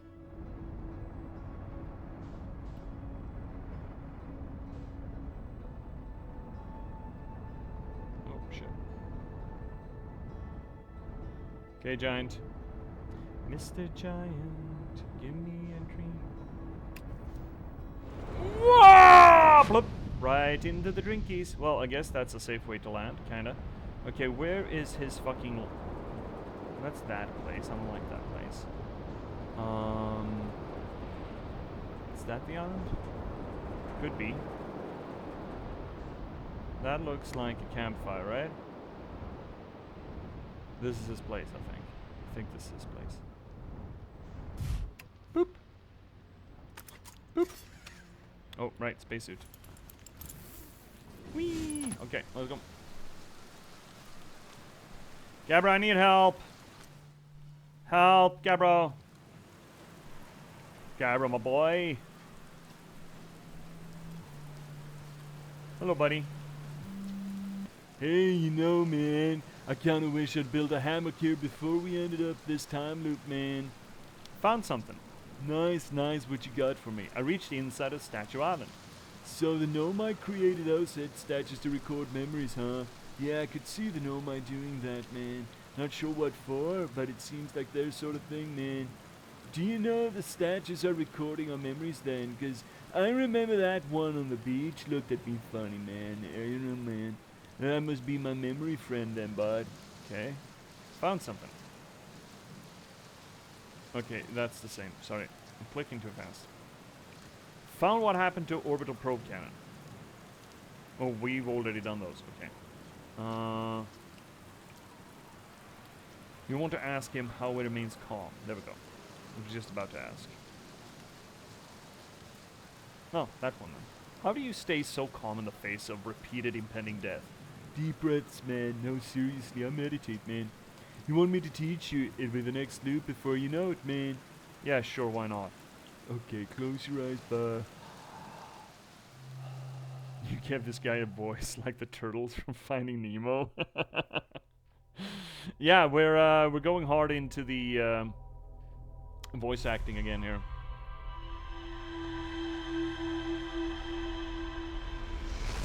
Okay, now we're going back in and finding the angler stuff. Boom. How do we do that? I'm all for it. Good, excellent. I mean, I'm just having fun with it, you know, if I'm gonna have to read. What was that? Probably explosion stuff from the pause menu. Oh, really? Oh, shit. Well, that's handy. Alright, I'm here for it. Whee! Let's fucking go. Zoomies! I also kind of want to see if we can just... I know that that is a thing that people have tried and it's impossible to achieve escape velocity, essentially run away from the explosion, but I do kind of want to try that one of these days. I would also really like to get on the,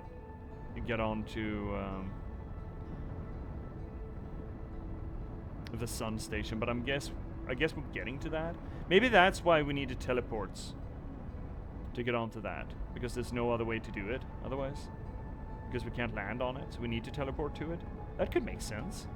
Yeah, okay, I kind of like that read. Okay, coming in hot again. Fuck, we're missing it, no. Okay, oh, we're coming in too hot, chat, too hot. Okay, where is it? Where's the fucking thing? That's not it. That's a shortcut. Where's the thing? There we go. Oh, shit. Going the wrong way. Down. Not too hot. Just gentle. Grab the suit, jump down, and... No!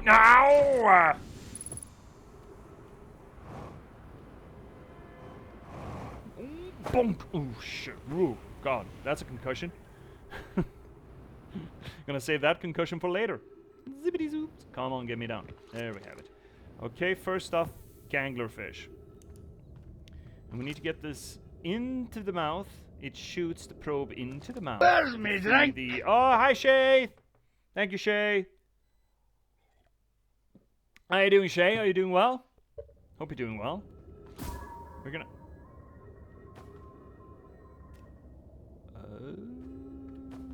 I think we got it. Stretchies? Yeah, sure. Fuck. I could do some stretchies today. So, chat, get stretchy. You know, if I have to stretch, you have to stretch. Them's the rules. It's like cheese tax. If I get cheese, you get cheese. If I do stretch, you do stretch. Oh, God. Oof. Shay, how am I gonna do stretches without you this weekend? When I'm just, you know, doing retail. Just ambling about. Oh, shit. This shoulder, again, there is something fucking wrong with it. I bet it's fucking arthritis. There's absolutely that crud in my family. And I believe that I might have a touch of it. Man, you should have seen my mother's X-rays before she did her hips. It looked like fucking Lego set pieces in there. Surely not like a ball joint. At least this shoulder, this side, has limbered up remarkably since we started doing these, which is nice. That feels validating, you know? Oh. Back to normal mobility. It still pains me every once in a while. Get like twitches that almost throws it out, it feels like, but oh well. There you go. I have another weird joint thing. I have, on like 3 occasions in my life, almost unhinged my jaw. That sounds, looks and sounds a lot more fun than it feels, I tell you what. It feels really weird, and I kind of gotta have to snap it back into place. It's no bueno. It's no bueno at all. Oh, shits.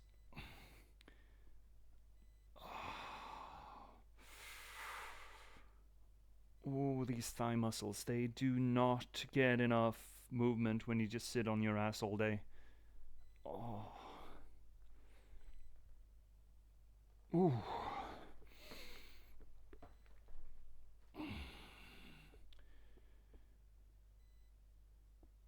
Mm.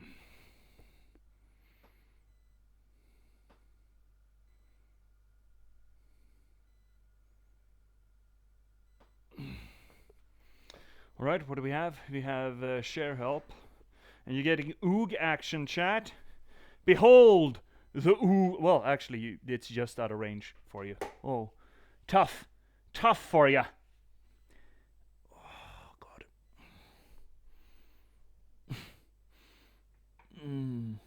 Oh, shit. My share's not cooperating. It wants to kill me. Oh.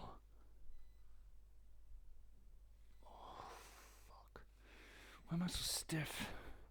Did we not stretch yesterday? Didn't we? We didn't stretch Saturday, right? I don't think we did. Ah. Oh. Ooh. Ooh wee. Fuck me swinging. Ow. Okay. Last one. Straight legs. Step on toes. Or step on hands. Straight legs. Arc your back and pull.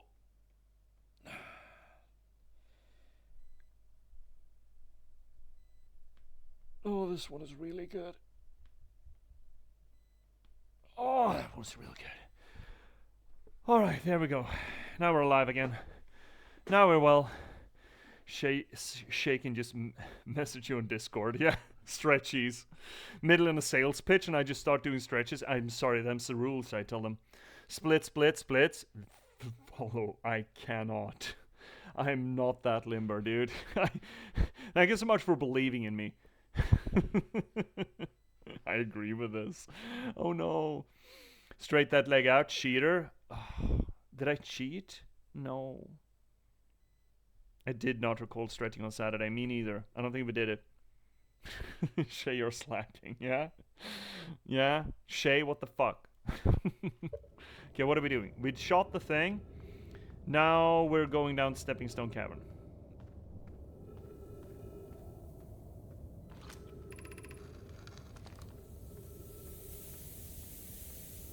Beepity boppity boom. I feel like this survival cave here is made by a generation that grew up on Minecraft. I was busy working on my home stream stuff. What kind of an excuse is that, Shay?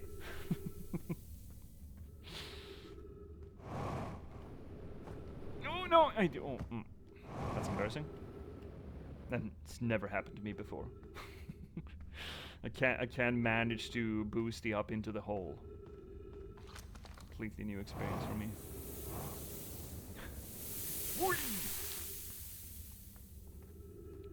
Alright, anglerfish. Bada bum bum bum. Fucking coming to get you, buddy. Coming to get ya. Coming to get ya. Come on, open up. And just light it up. Okay, which one of this is the stepping stone thing? This is the stepping stone thing. Whoop! Shittles. Slipped off. Everything is fine. This is stepping stone, Kevin? Okay, great. Open up. Yeah! Okay, scout. It slipped down. So there's an uppie somewhere, is what you're telling me. Okay. And yeah, that does certainly seem to be... Oh, you sneaky fuck. Oh, you sneaksons, sneaksons, sneak... Oh, shit. Really? Oh, come on. Okay.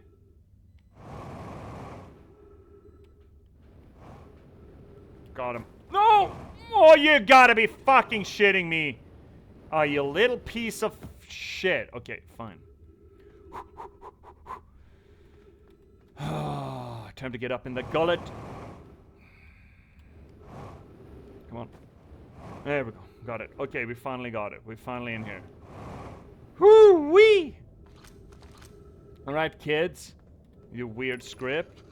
Whoever was it when we ended last time is the anglerfish. Rule change, the anglerfish now has to wear a blindfold and do not peek. Why are we changing it? It's too hard if you can't see anything. The rest of us, the little fish, line up against one wall. When the anglerfish says so, the little fish sneak across the other side. It's the anglerfish catches you or you're eaten. Last little fish to be caught is the new anglerfish. The old anglerfish gives the new anglerfish the blindfold so it becomes the little fish. Aunt Pie says real anglerfish are blind, so you have to wear a blindfold. The rule stands. Rule update, it's okay if younger kids don't wear the blindfold when they're at. The rest of us will still wear it for scientific accuracy and to make the game more even. Kinda cute. Why are we in here? Oh, that's a child probably. Oh, there's a lot of children in here. Almost makes it... Oh, I see. Oh, that's a big fucking thing. Okay, got it. I think, yeah, okay. Wait. Okay. It does. Okay, we got it. Alright. Interesting. What's in here then? Melore, anglerfish study. The long growth protruding from its head is bioluminescent. Perhaps it used this growth to attract prey, a lure. An update. Melore, while I was here making sketches of the anglerfish, I observed children I saw earlier playing here again. They've added a rule to their game that incorporates our research. It's wonderful. I'm entirely delighted. It's never too early to appreciate biology. This anglerfish digestive tract suggests death by starvation. No fucking shit. Visually, the specimen appear to be the same species as anglerfish in dark bramble. We don't believe it originated from this planet. Yeah, okay, that's very helpful. I don't like that. Because we haven't been to dark bramble yet. I don't think I'm gonna like it. Was that it? Really? Okay. I have a nagging suspicion that feldspar is on this island. Or the island, I say. Well, what is a planet except for an island in the sky? We haven't been up there yet, and we haven't been to Bramble over there at all. But I feel like now we're checking out feldspar. That's what we're gonna do. First off, let's top ourselves off. And then we're gonna go find Feldy. Oh, Feldy boy. Pipes, the pipes are calling. From glen to glen. And down the mountain side. The summer's gone and all the leaves are falling. It's you, must go and I must die. But come ye back when starships in the meadow. There he is. Shirt. Oh, we found Shirt! Right, we haven't found Shirt before. Oh, goodness, it's you. What? Okay, well, hello. I take it your first launch went well then. Oh, well, that's great. Welcome to the Hourglass Twins. Mind the sand now, okay? What are you up to, buddy? Orville's asked me to update our star chart, so I'm out here observing, okay? This is one of the best places in the solar system to spot astronomical events, you know? What's weird is I've actually seen a couple of supernova today. Usually you'd be fortunate to just see one. Keep an eye or four on the stars, and maybe you'll spot one yourself. We actually have, and I've been like, hey, can I go over there instead? That seems like fun. Tell me, what can I do for you? How do I know if I've spotted a supernova? Well, supernova look exactly like bright stars to the naked eye, but if you zoom in with your signal scope, you can tell that they're actually enormous explosions, you know? Massive star supernova are at the very end of their lifespan, which is why it's so unusual to see two in a single day. I wonder if some of these stars are older than we realize. Well, probably, my dude. Tell me, what can I do for you today? What are you doing out here? Well, right now I'm documenting stars. Hornfels noticed our star charts are out of date, so they asked me to update them. Please don't tell the others I said this, but sometimes I think I'm only traveler out here interested in doing any science at all, actually. Now, well, maybe don't tell Hornfels either. I think they're pretty deep in denial about it. Okay, so where should I explore here? To be honest, I haven't left this lake bed. I don't mean to brag, but I'm really quite good with the little scout. So I've been taking pictures of everything from right here in my little campsite. Oh, he's one of those, is he?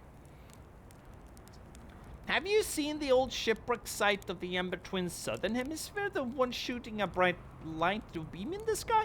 It's not one of our crashes, surprisingly enough. It's a Nomai ship, actually. Well, you'll find the Nomai ruins across the Twins, but strangely not a single settlement. Dude, believe me, if there was one to see, you'd have seen it with my little scout. So where did they live? Not on the surface, clearly. Ember Twin is full of cave systems, though, so maybe the answer lies on the ground. How dangerous is that big column of falling sand? No, on a scale of 1 to dead, I'd give it a 7 or 8. And then awfully pretty, though. Right now, sand is flowing from Ash Twin to Ember Twin. But did you know the process eventually reverses? We're not completely sure why sand flows back and forth between the twins, but it seems to be a natural phenomenon. Oh, and if you like to see something interesting, check out the other twin once in a little more. Its sand drains off. I promise you won't be disappointed. Okay, I found something, my guy. I found your notes about the Adelort main crater. Oh, you did you? Well, I hope they were useful, okay? The planet I mentioned may have frozen solid, or just partially made of ice, like much colder giant deep. It's hard to say, really. It used to be the 5th planet in our solar system, actually. You'll notice, of course, that there is no such planet now. In this place is Dark Bramble, which, how to put this, grew into space the 5th planet used to occupy. That is, Dark Bramble quite literally appeared at the center of the 5th planet and began destroying it from the inside out. That's kind of cool, actually. So eventually the planet shattered completely, and the shards were flung across space. Some of these shards collided with the celestial bodies of our solar system, such as the Adelrock, which I believe is how its biggest crater was formed, actually. Okay, cool, I guess. Oh, that's not very helpful. What are we doing? Boom, boom, boom, boom, boom. You know what? Where is the... Guess we're going there. Guess we are going to Feldspar then. Let's go to Feldspar. I feel like we're done with the twins for the time being. Oh, this is gonna be a mistake. Oh! Hey, buddy.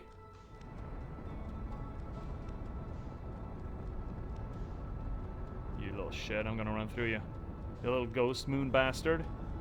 Come here, little fuck. I'm gonna give you. I'm gonna give you a good wampus.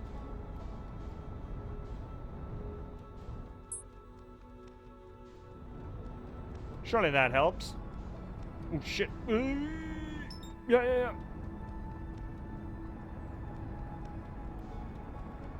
I am incorrectly. I am incorrectly right now. Very incorrectly, by the way.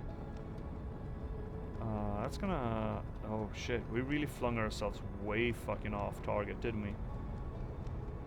Goodbye, solar system. Yeah, I am beginning to feel 27 kilometers. I mean, all things considered, 27 kilometers is not that bad. But right now we got the sun between us, which is not helpful, I feel. So maybe let's make it not so. What is it, like 2 miles?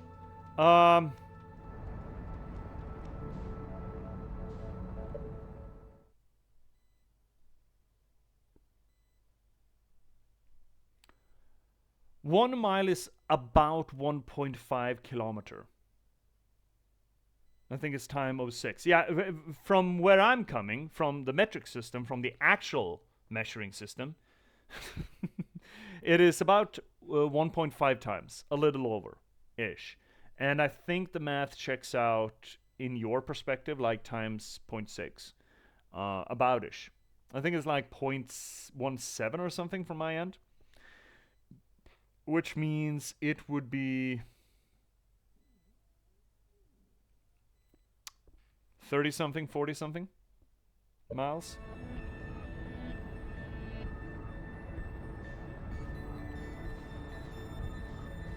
I think. I'm not sure. I mean, I never use miles ever in my life. For obvious Scandinavian reasons. For obvious metric elitist reasons. So I'm not sure. I don't know, but I think it's somewhere around there. I mean, this is an easy... oh shit, our scout's still there. Oh no. This is an easy... internet question. Why are there like little blobs hanging around? That's disconcerting. I think we're coming in too hot. Oh shit, are we coming in too hot? I think we're coming in too hot here.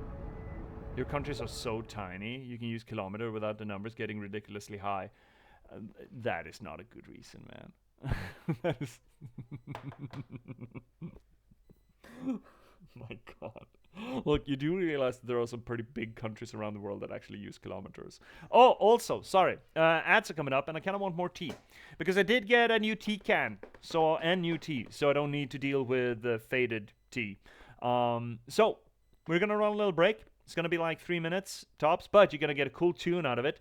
So, please don't go anywhere. Well, cycle your fluids, take care of yourselves, you know. But we will be right back here in like a little over 3 minutes with more of this.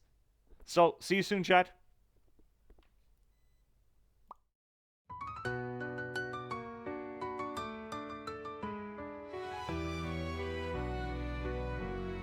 Welcome, viewers, take a seat. You never know who you'll meet. Stay a bit and have a read. Let J.P.S. take the lead. Whether it's my books or one of my poems or games and story, you've come for glory. Let us dissect this plot. Let us discuss the protagonist. And if we can't cope with it, skita idibloskopus. And don't hold your breath, I'm just an organism. Let's talk postmodernism. Modernism. Lindberg will be heard. Please don't make me set down my tea. Don't make me sing, please. I'll read you a poem, an excerpt or 3. Thanks for the song, Mac Daddy.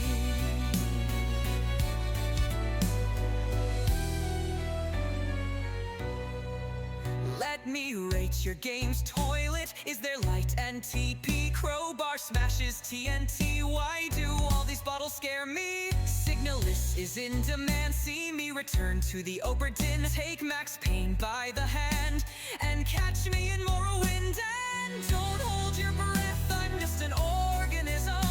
Let's talk postmodernism. Modernism. Lindberg will be heard.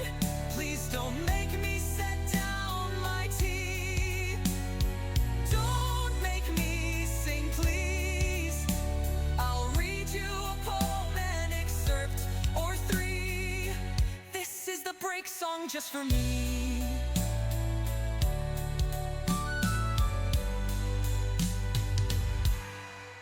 Have you seen luck like mine?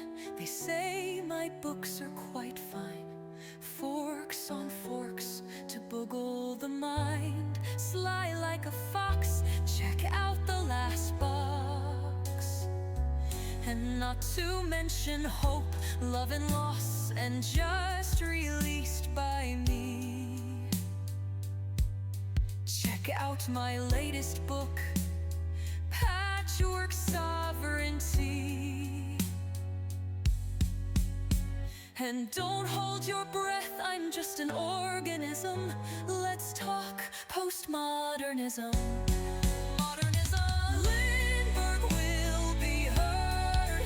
Please don't make me set down my tea. Don't make me sing, please. I'll read you a poem, an excerpt or three. The end of the break for me.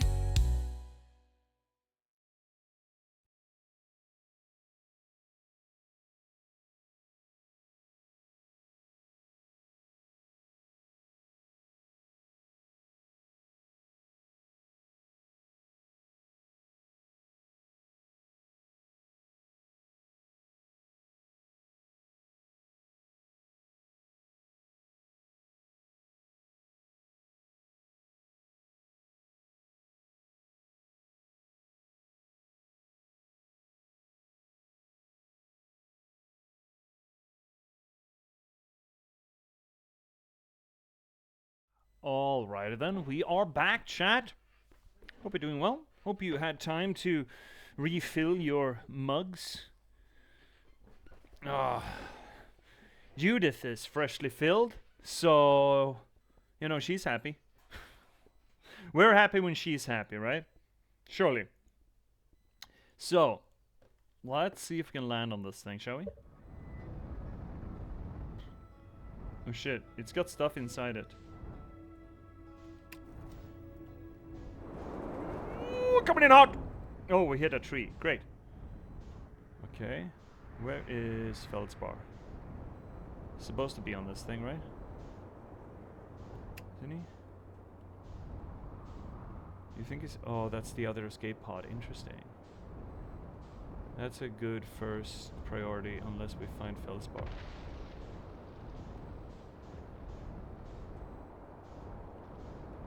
That's that thing.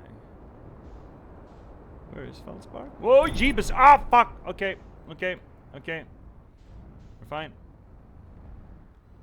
Well, that's interesting. Oh, shittles. Oh, that's a black hole. Oh. Oh yeah, that's a black hole there. Right there. That's them black holes there. Have we did teleport here. Was this the teleport? Teletort? I thought I heard Feldspar somewhere around here. Thought. My vanity. Okay, let's land by the by this thing then.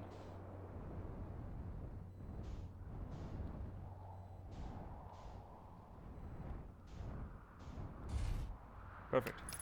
Like a glove. Apparently someone fucked our shit, but okay, where's the broken part? Is it inside? Do we break an inside part? They usually glow yet red, right? Oh, that looks broken. That shit looks real broken. Oh, there we go. Okay, everything's fine now? I think everything's fine now. What is that specifically? Oh, I'm sure it's fine. Sure, it's fine. Whatever it is. Is this a thing? This is not a thing, right? I don't think this is a thing. Just makes weird light. Oh, fun. One of these things. Is everyone unharmed? No one was badly injured from the escape pod's impact. We're incredibly fortunate. This is good news, at least. We have heard from escape pod 2 or 3. Have we? No, I'm unable to make contact. My equipment can hear the other 2 escape pods' distress signals, however. If it's any comfort, both pods must be structurally intact. I'll continue calling for them. My gratitude. If we can... Thatch! The moon is approaching again. Take cover. Everyone brace yourselves swiftly. The volcanic moon has returned. Be cautious of falling ash and debris. I believe the moon has passed. This planet doesn't appear eager to have guests. We are certainly unwelcome on its surface. We need to find sheltering quickly. The volcanic moon won't be gone for long. I observed several promising sites below the surface. If we'll need construct a way for everyone to climb safely down this cliff, maybe we can build up platforms. Okay, sure. Let's see what the ship affords us. Wee! Oh, fuck. Okay,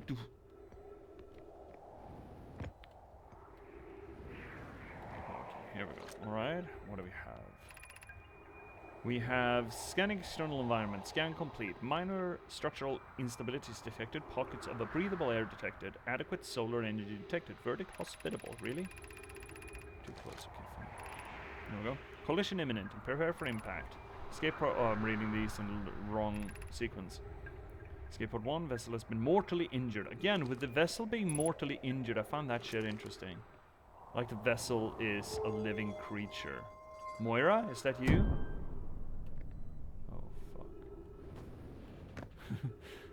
Oh no. Oh no. Oh. So, do you like falling into black holes? How do you feel about holes, chat? Black holes? That's unstable. Shit's unstable, bruh. How do you feel about holes? Use caution. A black hole sleeps below. You must not slip. Must not slip-a-dippy. No slippy-dippy. We're supposed to go that way? Kinda looks like it. Not OSHA compliant. Ooh wee. Oh, we found the thing. Yay. Okay, we came here for a reason, didn't we?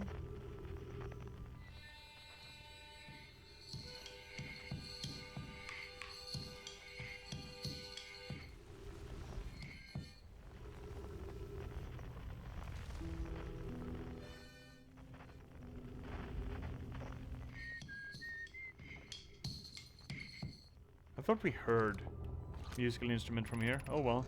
Of note, be sure not to wander far from here. Though this area is somewhat stable, it's safer than any we've found so far. The temporary settlement is finished, but remember to be cautious of falling rocks and dust created by meteor impacts. That sounds ominous. Oh, shittles. Oh, fuck me. These environments are really cool, by the way. Like, really, really cool. Oh, that's a thing.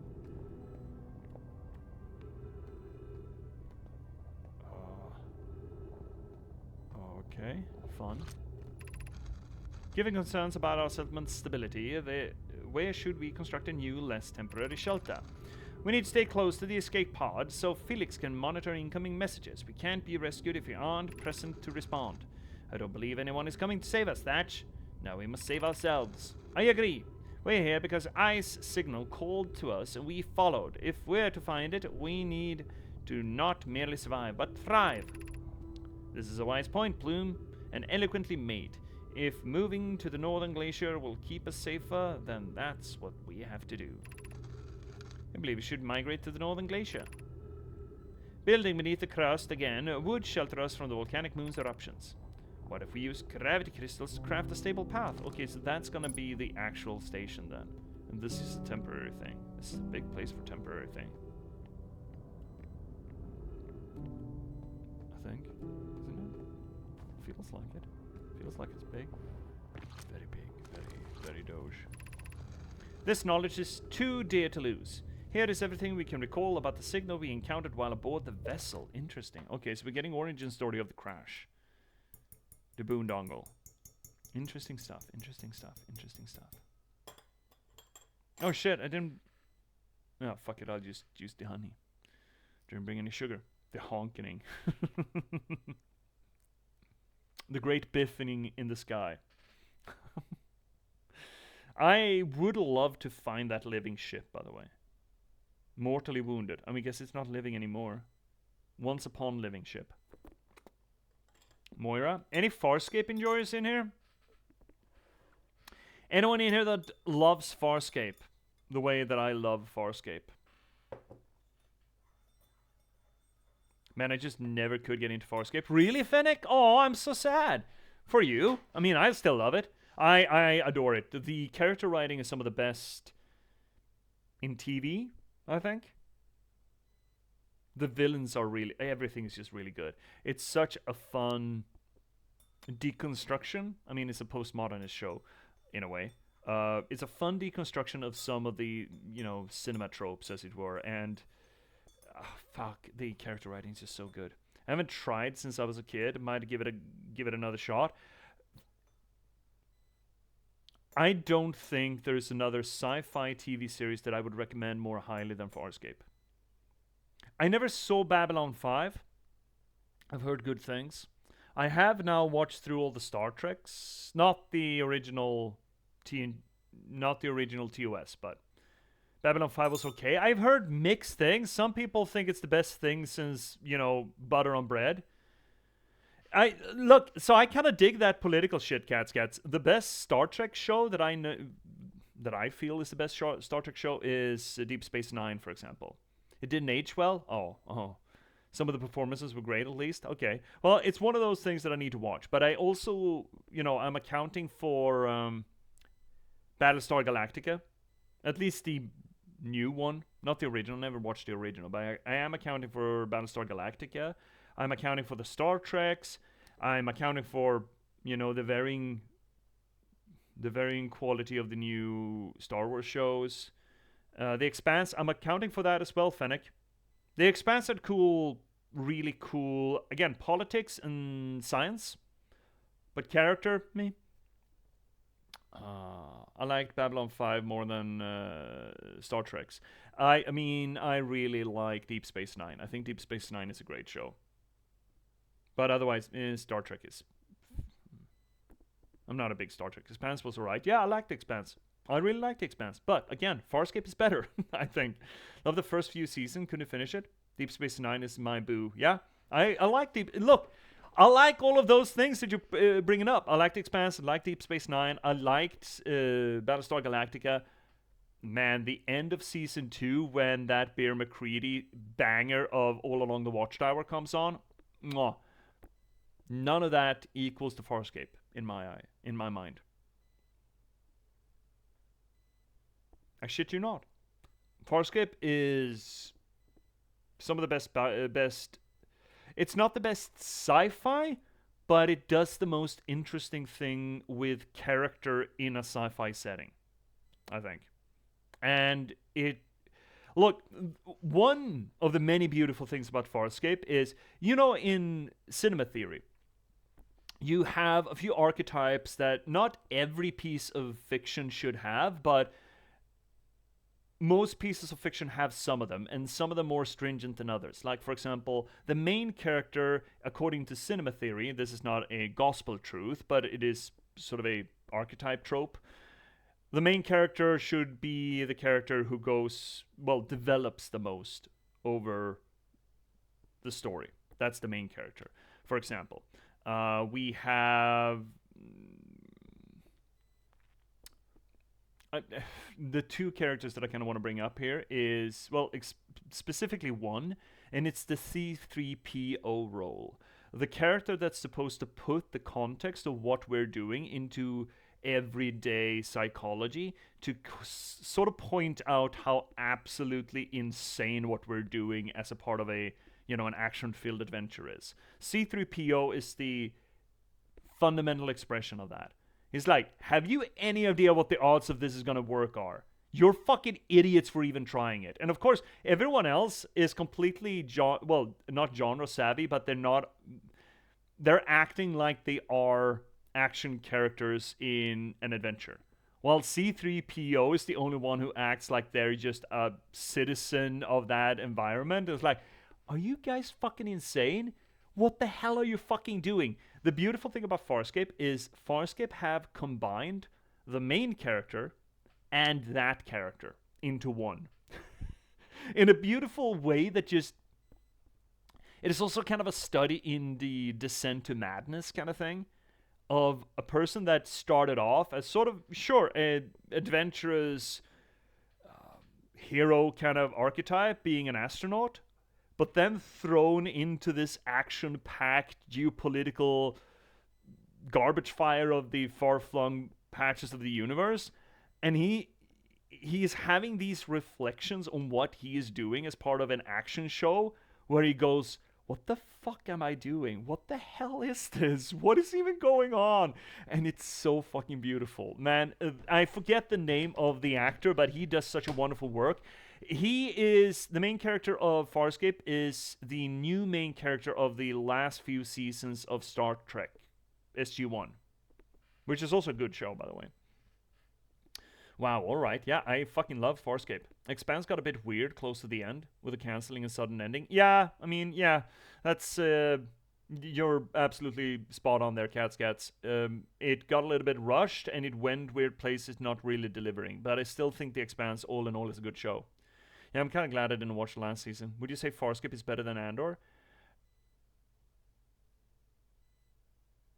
Different flavors, yes, absolutely, Fennec. I would say that Farscape does character writing better. Andor makes pacing and drama better. You know, the thing about Andor is that it's one story. Now, supposedly we're getting Andor Season 2, but it's like one story, and it's got very good pacing. It's got really good social commentary to it.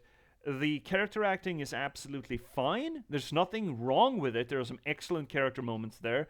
But it doesn't play around as much with the tropes and have as much fun with it.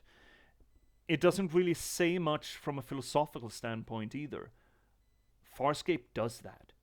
Farscape goes where Andor just doesn't have the ceiling to go. Funnily enough, a Star Wars story I don't think has the ceiling philosophically or trope-wise to go as Farscape did. So yeah, I would argue from those points where I'm lauding Farscape, character writing specifically, it's better than Andor. But Andor is better in other regards, I'd like to say. Like, they dropped the show mid-season, but it was also getting old, the same dilemma, with the captain being a naive, idealistic man-child. Some of the family drama was getting meh. It went into typical sitcom range. Cats, that's the problem with running long format, right? How do you keep it fresh? It's racing stakes. We've talked about the problem of racing stakes on this channel before.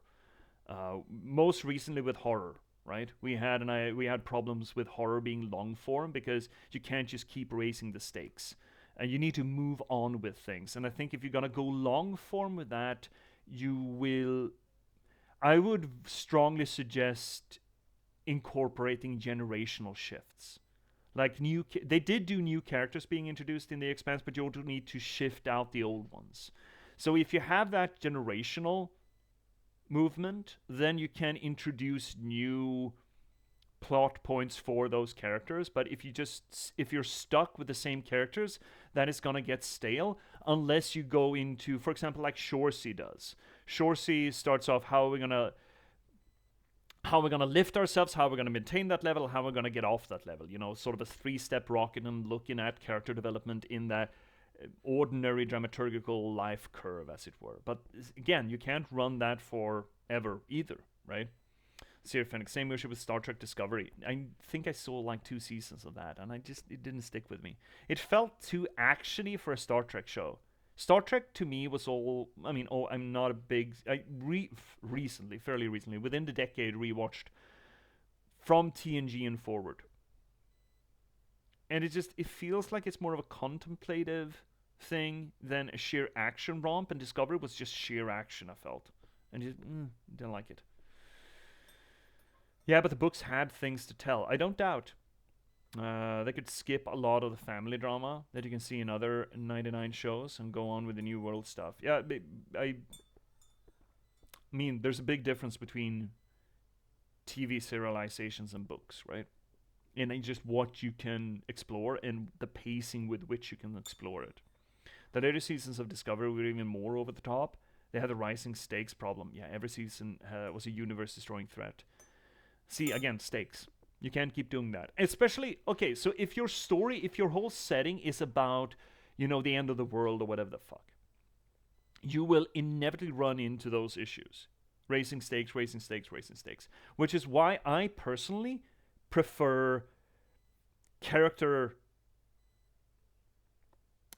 stories. Bound in character arcs, bound in trauma or processing that trauma, or dealing with personal interaction rather than just drama and intrigue. I think that lends itself to more with a longer continuity. You don't need to raise the stakes. You can instead look at, for example, okay, this in the previous book or story, whatever. In the previous story, we accomplished these things. Now, what are the consequences for these accomplishments? Are there any bad consequences of that? And you can sort of dig yourself into this almost a circumstance where every solution or every triumph grows new problems out of it. It's easy to do that with character arcs. Of course, you can do that once or twice as well with, you know, the raising drama stakes or the intrigue stakes, but at some point it's just going to get silly. But having that sort of interaction between characters and having that sort of motor behind a story lends itself better, at the very least, to the grand long form epics, as it were. And again, worst case scenario, if it starts spinning off its hinges, you can introduce generational arcs. And I absolutely have that in mind for the Patchwork Sovereignty stuff. Absolutely have in mind to introduce those generational movements, as it were, where minor characters, younger characters slowly grow out of the shadow of the main characters in the current era or whatever the hell, and the story or the focus of whatever you're telling slowly shifts to them instead of the original characters. And you can sort of, it's not like you need to necessarily start over, but at least you can start exploring new things from a fresh slate kind of thing, right? And I think there's just more mileage out of that generally. Let's see here, Fennec. Yeah, Andor and The Last of Us are two good examples of how you can have characters live in worlds where the stakes are high while still mainly focus on the character stuff and how they exist in that world. Much more interesting to me. Exactly. I mean, again, even if you do character-focused art or character-focused storytelling, that does not necessarily mean that you can't have big threats, that you can't have, you know, world-ending events and stuff. But when you make the story about those world-ending events,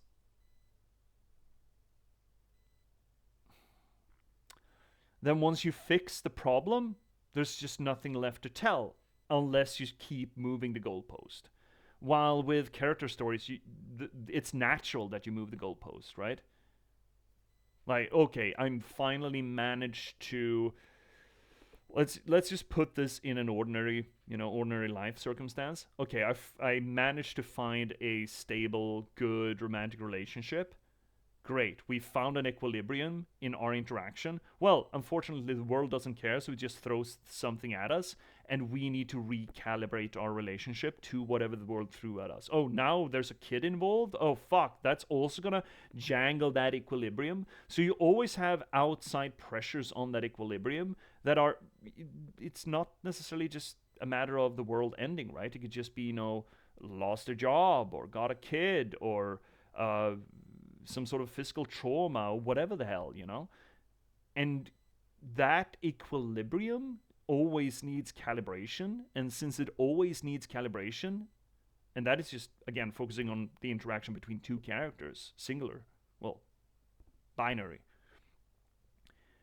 you're never going to run out of material, hypothetically, right? It's always a continuous calibration. And then you focus on a third character and how they interact with those two or other characters, right? It's just this branching network of stories that you can tell in a way that if you focus on just the intrigue or the meta narrative or the events, you're just never going to accomplish that. Unless, again, you go full political. But that's not generally the kind of events that we're talking about, especially when sci-fi and fantasy shows, right? With genre fiction. It's usually the end of the world, whatever the fuck. Let's see your cats. Yeah, but some shows do it well, and some shows just make it feel like a filler. Yeah, I mean, again, quality is everything, in a way.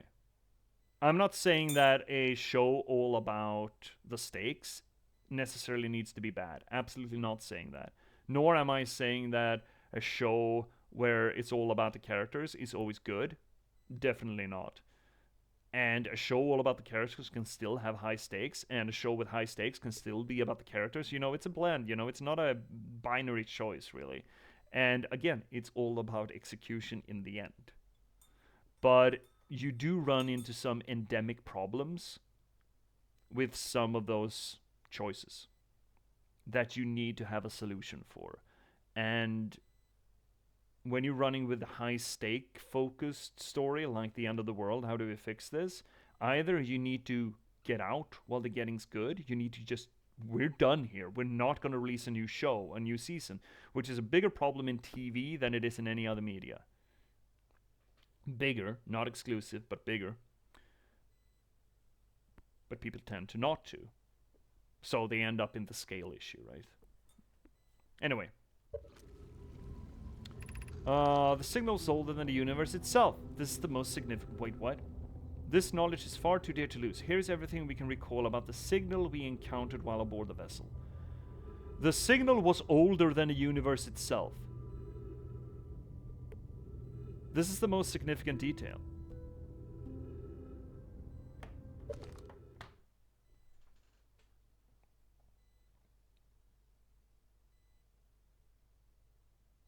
Yeah, it sounds pretty significant, right, Fennec? Have you heard the theory? So, in this game, they have firmly established the existence of black holes and white holes being portals. Effectively. Have you heard the theory about the birth of the universe being the eruption of a white hole? The theory is here that if there's such a thing as a black hole that just consumes everything, then corollary, maybe there is such a thing as a white hole that spits things out. Because, you know, matter and energy needs to be equal and all that. Again, this is theory. This is highly theoretical astronomy. V, if you're in here, I bet you could correct me because I bet I'm going to get this wrong.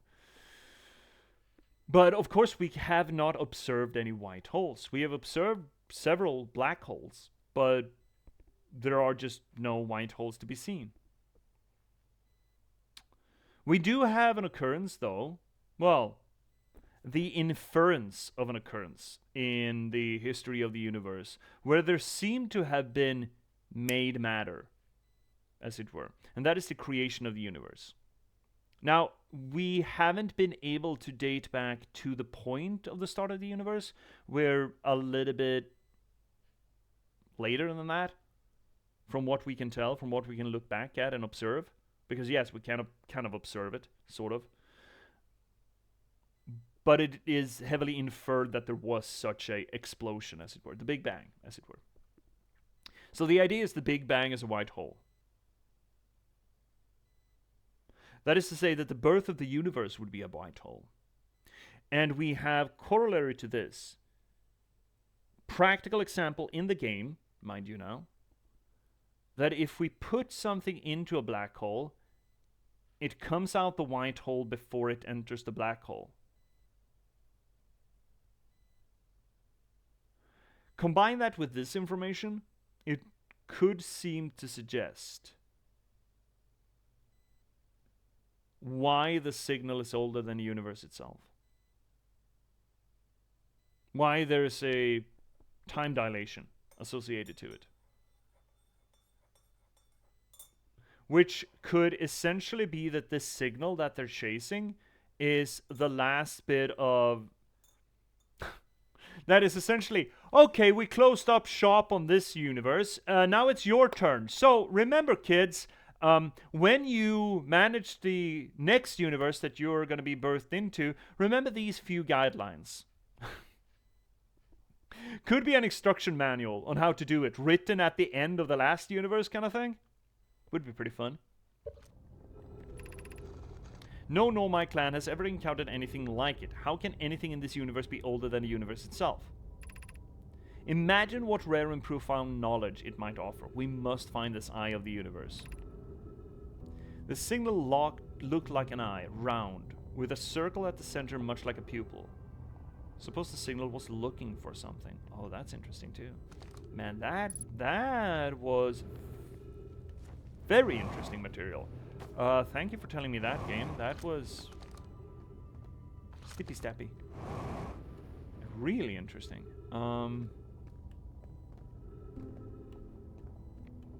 Huh. Curious.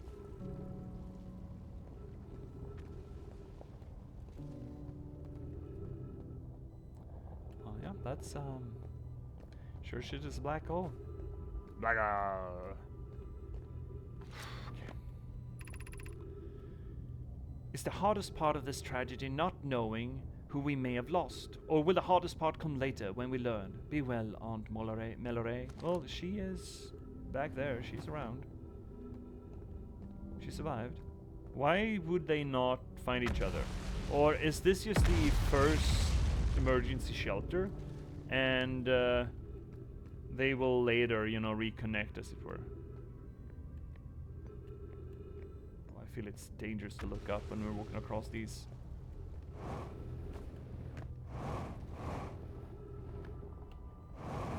Wahoo!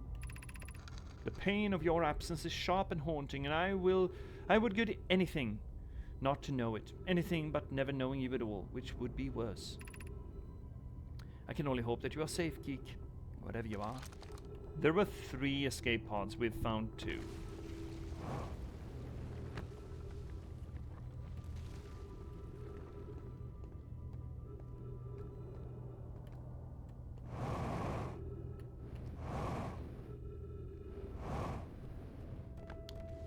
Let's see you, Fennec. Alright, time to head back to the dentist with my migraine. I'm sorry, Fennec. Oh. Wish me luck. Good luck, buddy. See you later, bud. And hope that your dentist visit and your migraine, I mean, gets over and done with real soon, yeah? Here's to hoping. Here's to hoping. 3 minutes of oxygen left. Oh, that sounds bad. Oh shit, that's a black hole. Maybe we should head to the ship and juice up first before we go to the next place. Yeah, we should. We should. Let's just top off somewhere, shall we? But then we're going across, because supposedly that's the way to the real shelter, or the permanent shelter, and this was just a temporary one. Oh, fuck. Oh, is that a thing that'll happen? Oh. Oh, I don't... Oh, heck. Shit. This place is also falling apart? Well, that's delightful. Why is everything so fucked? All over the place. Oh, heck. Where's our ship? Is it above us? Nope, that doesn't work. No, that doesn't work. Did we lose? Oh, fuck. I think we lost a trampoline. Oh, no. We're locked in? Oh, my shit. Okay, this place is not gonna stick around forever, is it? Why is everything in this solar system falling apart today? Oh, this is gonna not work. Is it? Oh, it did. Oh, fuck, you know. Oh, heck. Guys. This place is fucked. Oh, it's fucked. Okay. Mother, I'm coming home! Ow! Okay. Ah! Oh, I fucking hate that. Wait, what?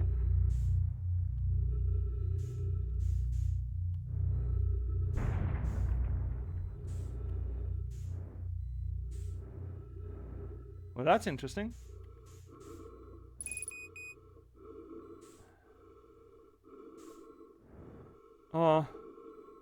Okay. Oh, well, that's nice to know. Is there oxygen in here, you think? Could there be? Please. Please tell me there's oxygen in here. Oxy? Oxy? Oh, please? Oxy. I get thrown out into outer space. Take white hole energy. Oh, yes. Oh, baby girl. Oh, where the fuck? Oh, have we been here before, right? Welcome to the white hole station. Oh, right, great. You fell through the black hole by accident. Well, that's delightful. Okay, so everything is fine is what you're saying. Okay, great.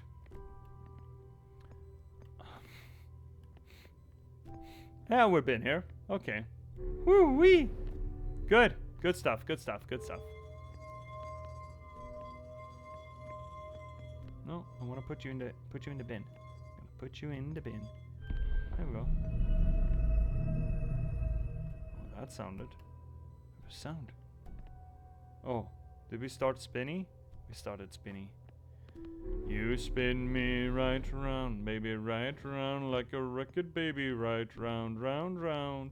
You spin me right round, baby, right round, like a record, baby, right round, round, round. My ship is clear across the world of the solar system. We're gonna get sent to the sun. Alright, this is how we ended up on Ember Twin. Oh. Yeah. No, we're back on Brill Hollow. Great. Are we? Yes. Ship is just 500 meters that way. Great. And that sun is not doing alright, is it? Oh, are we seeing it? Is this the moment? Is this the time?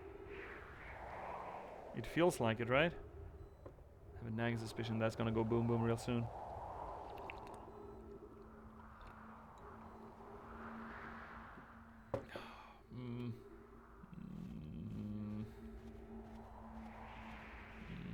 I mean, we've been here, right? This is what, the North Pole? Juice. Okay, we're all topped off. That's nice. Oh, that's the ghost moon. Great. Love that for us. Oh yeah, that's fine.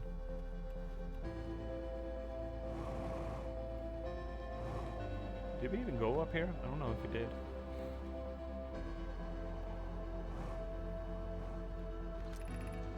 Has anyone observed a phantom moon? Yes, I think we have done this one.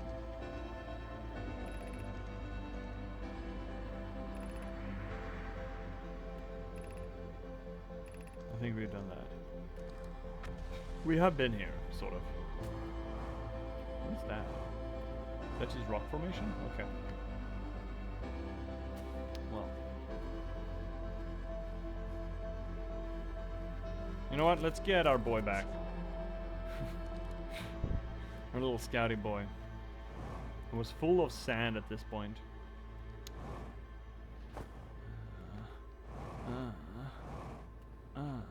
There we go. Okay, so this place falls apart progressively, so we should go. Oh. Here comes the sun, little darling. Here comes the sun. Oh, I say, do do do do do do do do do. Little darling, do ba do do do. Here comes the sun, and I say, do do do do do do do do do. Little darling. We did. Like so dead. Like OMG dead. Okay, we're going back here though. We're going back there. We're going back there. Check it out. For sure, for sure. Did we find this cave? We didn't find that, right? Where all of these statues are supposed to hang out. We also haven't found the third character that is locked into this. Maybe that's Feldspar? I would love it if it is the Soul Survivor Nomai or some such. That would be really cool. Okay, we're going back to that planet. Because that was interesting. Yeah, wow. Do you think you'd ever get used to this? Cycling? Or would you eventually just go fucking mad? Okay, where's Feldspar? That's not him.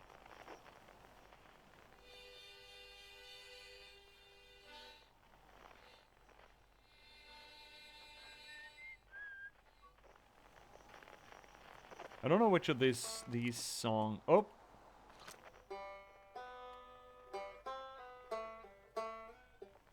that is the other one, right? Can I lock in on you? That way, okay, let's see about finding that.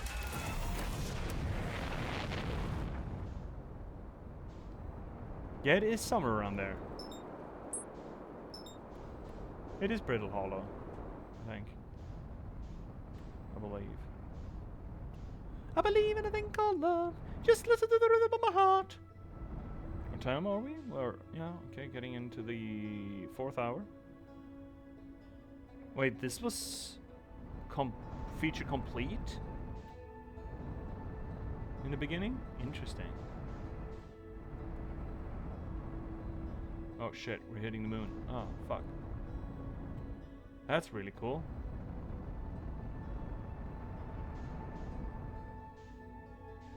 That's the other pole, is it? Oh, I see him. I see him. Ah, shit. I'm fucking it up. No. Come on.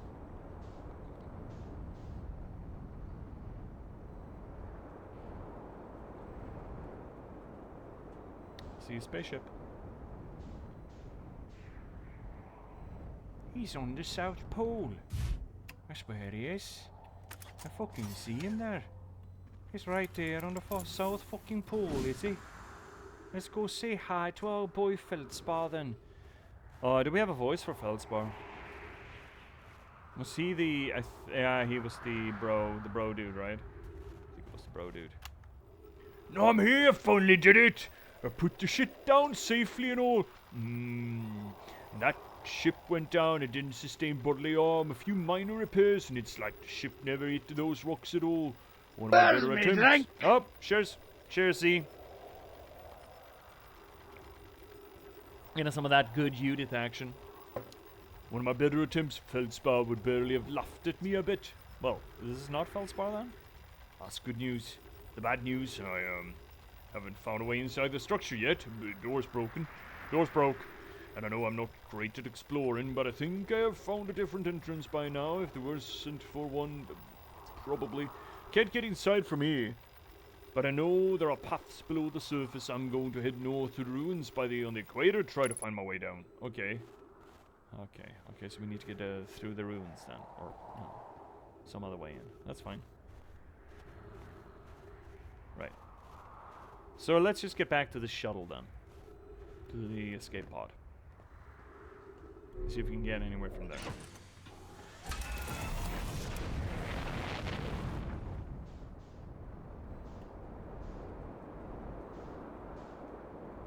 Whoop. We just go here.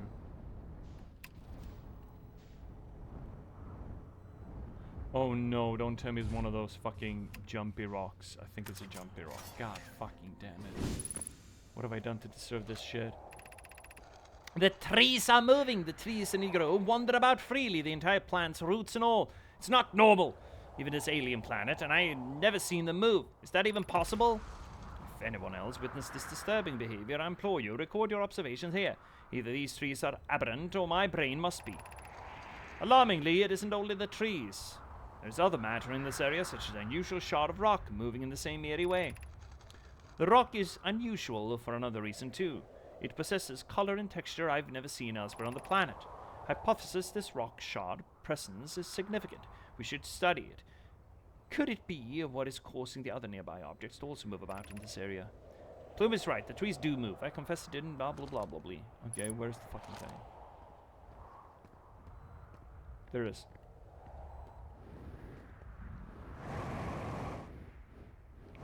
Ooh, perfect, like a glove.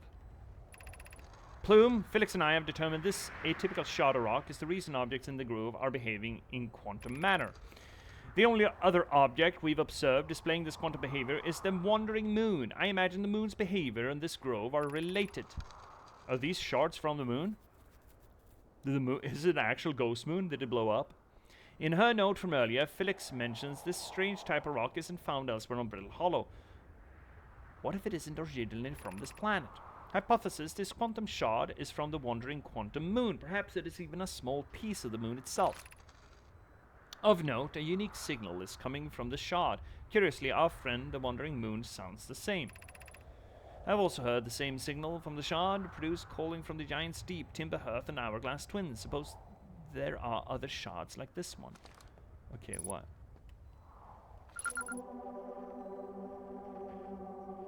Oh.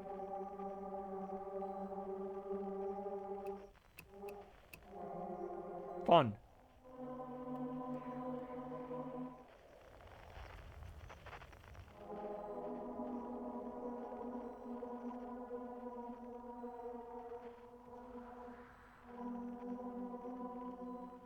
Well, this isn't eerie at all.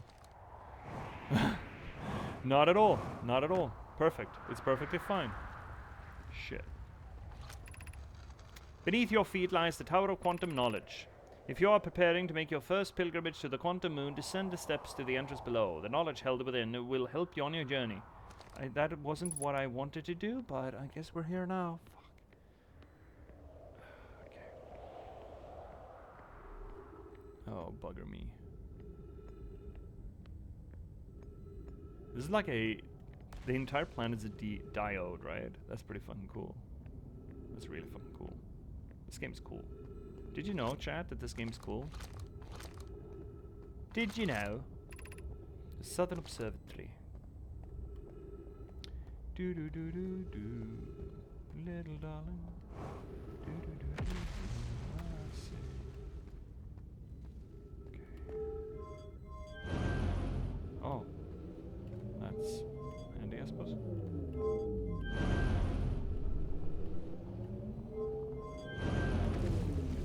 Why would I want to go there? Oh, heck. Oh, heck. Oh. Oh, chat. I don't like this. Bonk. Ow! Wow! Whammer jammer.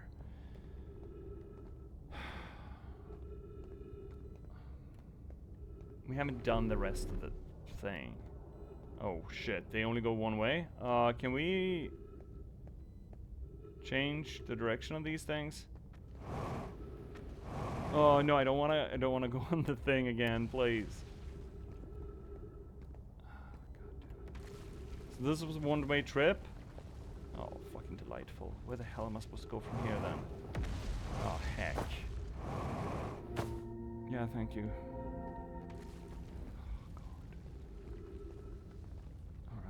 Now what? This way? Guess. Oh,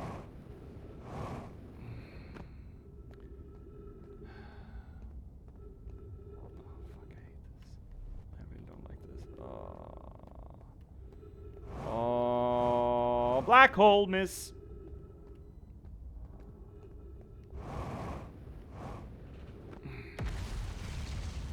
I don't have no idea where I'm going. Away? Oh, shittles. Well, we know it's going somewhere safe, right? At least we know it's going somewhere safe. Wait, could this be a way to the... I mean, obviously no. What is down? Oh, hole is down. Great. Well, I could have figured that out. This little steppy makes me think there's something around the corner, but it also... Oh, shit, I see it. No, come on. No, incorrect. Oh, heck. Really? No, no, no, no, no, no, no, no, please! Okay, we biffed it! No!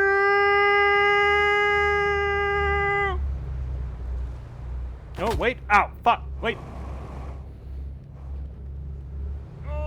Please, catch me. Yes! It caught me. Fuck yes!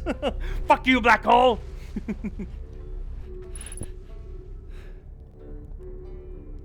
Oh. I hear you, buddy. Hey, we found him. We fucking did it. Woo! We found him, boys. Found Feldspar, by the way. Fuck yes. Fuck yes. Ryback. Okay, right. Not.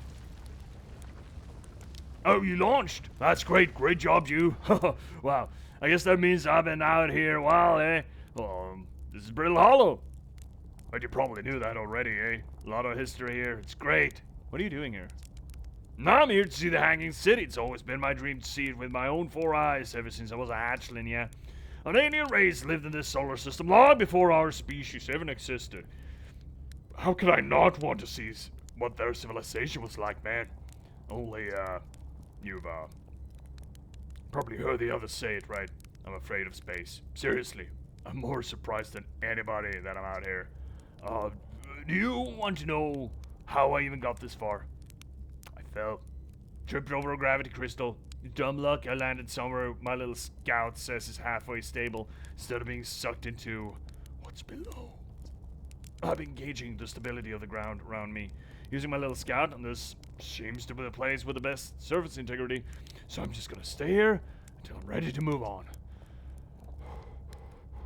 That's not enough about me and my problems. I didn't come all this way to listen to me blather, did you? That'd be, yeah. Where should I explore here? Oh, wow. Where shouldn't you explore here? Black hole, actually. It's very, no. Which is unfortunately because, the most exciting stuff is all below the crust, including the Hanging City. It's just to the north. Gotta see it from here. There's also this big dome to the South Pole called the South Observatory, but you can't get inside from the surface, trust me, I tried. But if it's like the rest of the Nomai structures here, there's probably a path to it beneath the structure somehow. Good luck with exploring it. If you learn anything about the Nomai, I'd love to hear it, if it's not too much trouble. What are you doing out here? Me, I'm an archaeologist, remember? Or, the archaeologist, I guess. Seeing as I'm old Timberhurt's got right now. Brittle Hollow is rich with Nomai history. That's why I'm here. This planet's an absolute treasure trove of culture, history, and science. If you have any questions about Brittle Hollow, Nomai, I'm your Hearthian. Or, I have some knowledge of them at the very least, so, maybe I can help. I learned something. Oh, cool. What is it? I found a Nomai escape pod on Brittle Hollow. Wow. So then the Nomai probably came here from somewhere outside the solar system. And they must have been in trouble when they launched their escape pod. What kind of trouble? And where did the escape pod launch from? I'm so curious. This is an amazing discovery. I hope you can find more about what happened and why the Nomai arrived here. I learned something. Oh, cool. I saw the old settlement. Isn't it amazing? Hard to believe that the settlement is still standing, but there it is. Really makes you appreciate living somewhere like Timberhearth, you know? Somewhere that isn't being constantly bombarded with meteors and rocks and stuff. Learned something. Saw the Sunless City on Ember Twin. You mean there's another Nomai city inside of Ember Twin? That's incredible! A whole city? And I had no idea it existed. That is great. How'd they end up in the sand out there? If it were me, I'd be nervous about getting buried in caves by that awful river of sand. Gosh, the Nomai sure were ingenious, building an entire settlement underground. The Sunless City, wow. That means there were 2 groups of Nomai, one that lived on Ember Twin and one that lived on Brittle Hollow. They must have had traveled around the solar system since Nomai writing can be found all over the planet anyway. Okay, see you, buddy. Can I make that? Well.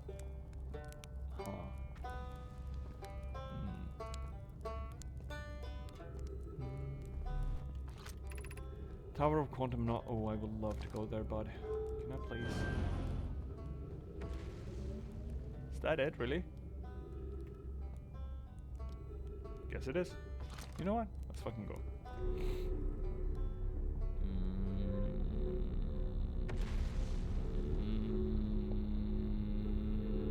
I don't feel safe on these. I do not feel safe on these at all. Not even a little bit.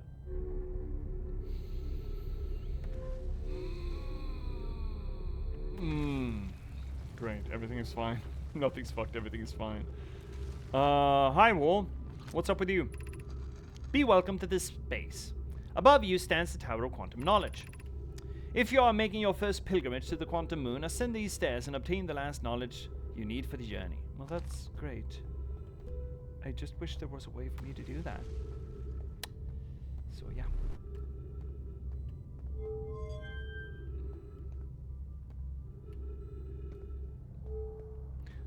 Okay, so there's no way for me to actually do this, right? Because that shit's broke. Right? Oh, yeah, I can't. Oh, she was... Fuck! Ugh. Right? I can't. I probably can't, right? I probably can't, right? Surely I can. No, I can't. I can't. So that shit's broke. Fuck. Okay, where do we end up here then? Maybe we could jump off somewhere. Slide inside. Sleepy slide. No, I went too far, didn't I? Oh, shittles. Oh, we're back up here? Okay, great. Oh, shit. Oh, I have a very bad idea. Oh, I have such a bad idea. Your wall looks kind of broken. Yeah. Oh, shit. Someone broke my wall. Oh, things are starting to fuck themselves. Oh, heck. Oh, heck. Chat. Oh, this is such a bad idea. Such a bad idea, man. Let's see if we can have a better view of it from down there. Okay, I have a terrible idea right now. It's not gonna work, by the way.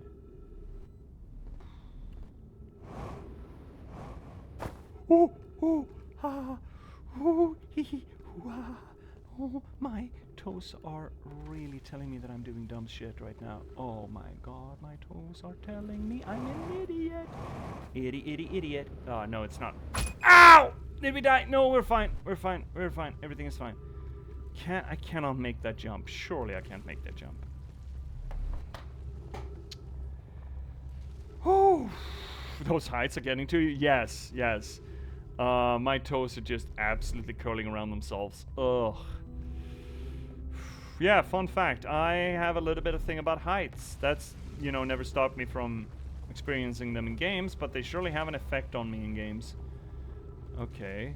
Well, all of this is very interesting. The fact that I just... can't quite. Seems to suggest that there's a way for us to do this, but not now. Huh. We need to do something. Oh, look at that. Yeah, we're not done here. We're not done here by a long shot. What's that? What's that? Oh, I don't even know, man.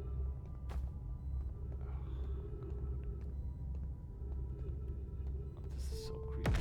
This is so cool, but it's so fucking creepy. Ads are coming in. You're just gonna have to survive, chat.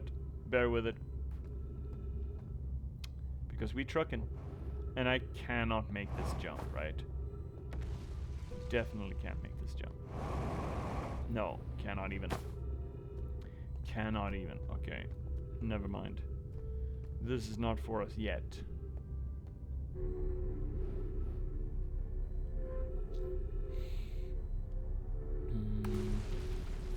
No, won't work. Will not work. Oh, shit. Oh, does that mean that we're gonna fall? Fuck. Heck. Shit. An ass. Maybe we could take a peek inside from over the top here. With the scout. Take a little sneaky peeksy.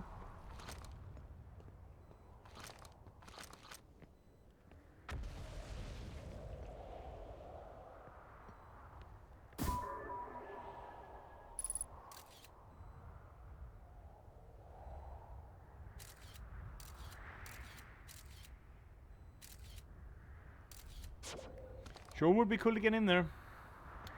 Sure. Oh, that's the ghost moon. You know what? Let's fuck off then, I guess. What are we up to here? We got that place, great. Church Camp, Escape Pod 1, to Old Settlement, to Hanging City, Rybeck's Camp. Well, we are kind of putting it all together. Well.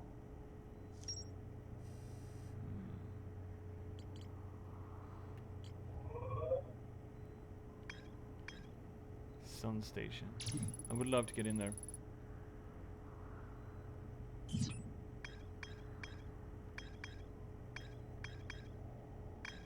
We do have a quantum moon, that's nice. Okay, we still haven't been to Bramble. We are not done here in Brittle Hollow. Let's see. It sounds weird, but heights don't bother me so much. But the thought of falling off somewhere high does. Okay. Also, can we have ad break song, please?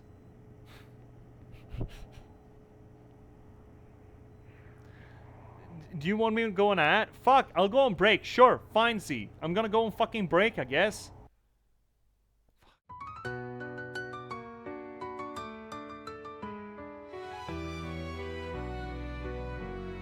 Welcome viewers, take a seat. You never know who you'll meet. Stay a bit and have a read. Let J.P.S. take the lead. Whether it's my books or one of my poems or games and story, you've come for glory. Let us dissect this plot. Let us discuss the protagonist. And if we can't cope with it, Skeeta Idibloskopus. And don't hold your breath, I'm just an organism. Let's talk postmodernism. Modernism. Lindberg will be heard. Please don't make me set down my tea. Don't make me sing, please. I'll read you a poem, an excerpt or three. Thanks for the song, Mac Daddy.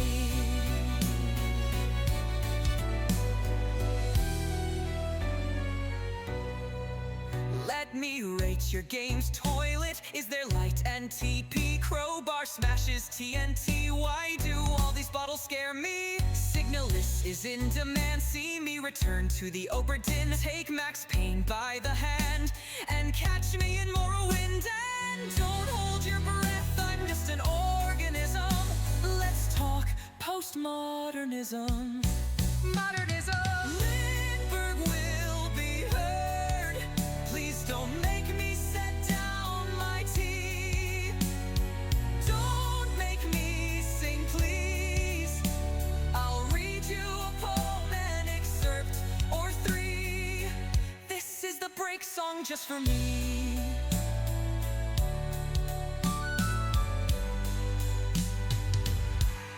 Have you seen luck like mine? They say my books are quite fine.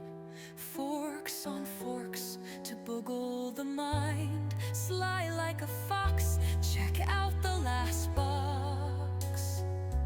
And not to mention hope, love and loss, and just released by me. Check out my latest book, Patchwork Sovereignty. And don't hold your breath, I'm just an organism. Let's talk postmodernism. Modernism. Lindberg will be heard. Please don't make me set down my tea. Don't make me sing, please. I'll read you a poem, an excerpt or three. The end of the break for me. There, you fucking got it. Hi, Finnick! Oh no, shit, I need to stop that. Right. I put it on myself. Go on, how good is that? It is fun. It is a very fun song. It is a very fun song. Now, however, while we were listening to that, I saw I had a comment on the clip, you know, what kind of a bird is an elf on YouTube? And there's someone just going, well, actually, that's a fairy. Elves are huge. And I'm like, I go, well, actually, fairy and pixies are from the British Isles. Elves are Nordic and are similar to the Anglo-Saxon pixie. Tolkien sort of took their name and made something very much different from them and spawned the common fantasy trope of elves being human-sized. And since Bramble is all about Nordic folklore, this little thing is definitely a Nordic elf. But for Anglo-Saxified Tolkien-bred fantasy fans, it will help you to think of Nordic elves as British pixies. Now I'm arguing on the internet with people that are well-actuallying me. Lindberg will be her. Oh no, they didn't. They picked on the wrong person. Yeah, they did.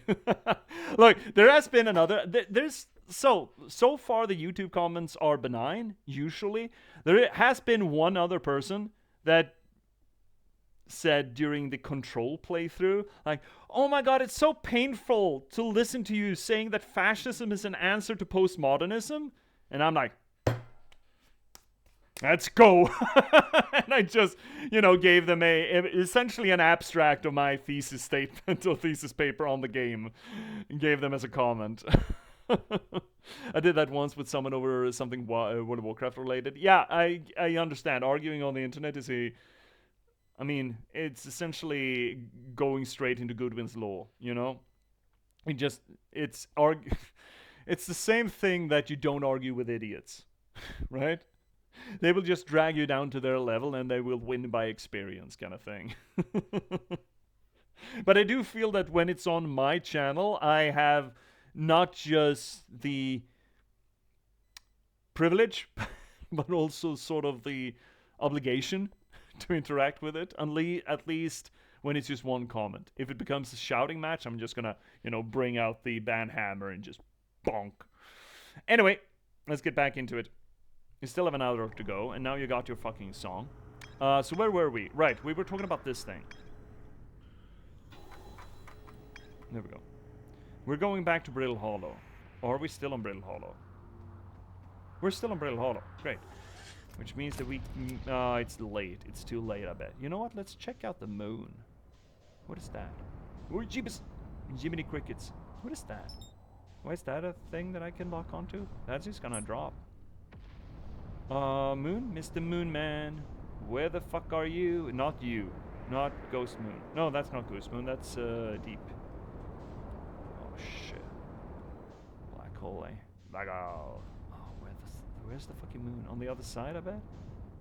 Wait, why is there...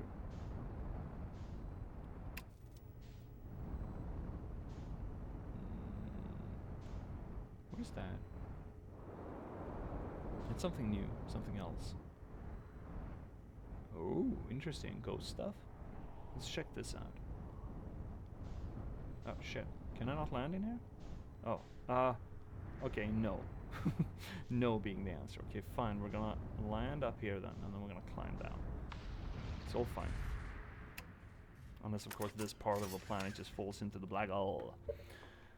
Ooh, what's the comment on YouTube? Yes, Finnick. I put this short, the whole what kind of bird lives in this birdhouse up. I love that clip. That is a very good clip by Finnick.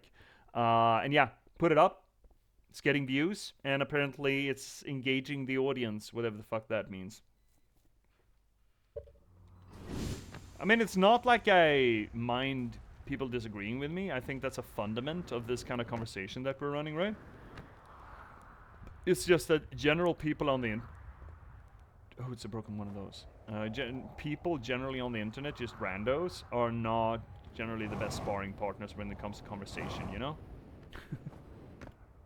They're usually not right. Oh, so we can't go down. Well, that's delightful and delectable. We about fun. Yeah, alright, these fucking eyes, could you not, sir?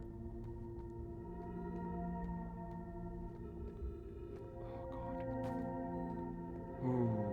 Okay, let's see. World of Warcraft had a thread about pets, and I have some Siamese called Mr. Bigglesworth, and I said for obvious reasons,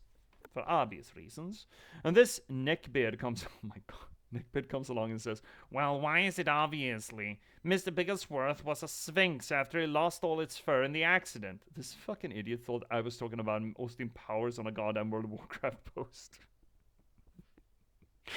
So that's the thing. Disagreeing in and of itself isn't a problem. It's the manner in how you go about it. Yeah, I think the problem is that two problems really. I bet there are more, but I think these are kind of fundamental.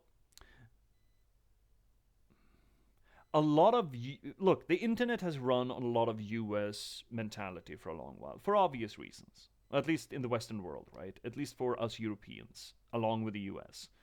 And in the US, there has been this mentality for a long time in just basic education, really, especially now, in the later parts of the 20th century and moving on, that arguing and debating is all about winning. It's not about learning. That's a problem in and of itself. So most people on the internet being trained on, what is essentially an American medium, it is. To some extent, in shapes and forms at least. have, by osmosis, by cultural osmosis, also kind of been trained into that mentality. That when you argue and debate, you're supposed to win, not exchange ideas and come to some sort of joint conclusion or grow. Here's the thing though, when you win an argument, what is this? Hi, that's so Mac Daddy. Hey, buddy. What is this? Yeah, I'm bad talking. Sing mode is 3K. Fair. That's not gonna stop you. This is Sparta.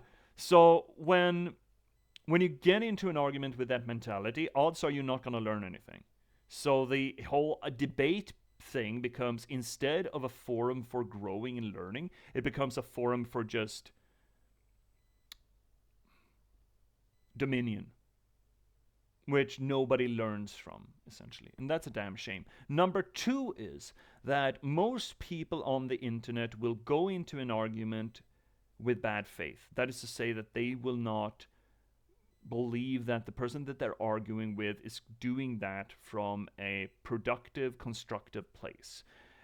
The assumption is that the person you're arguing with, that you're talking with, is doing it to, again, conquer, dominate, or just be an asshole.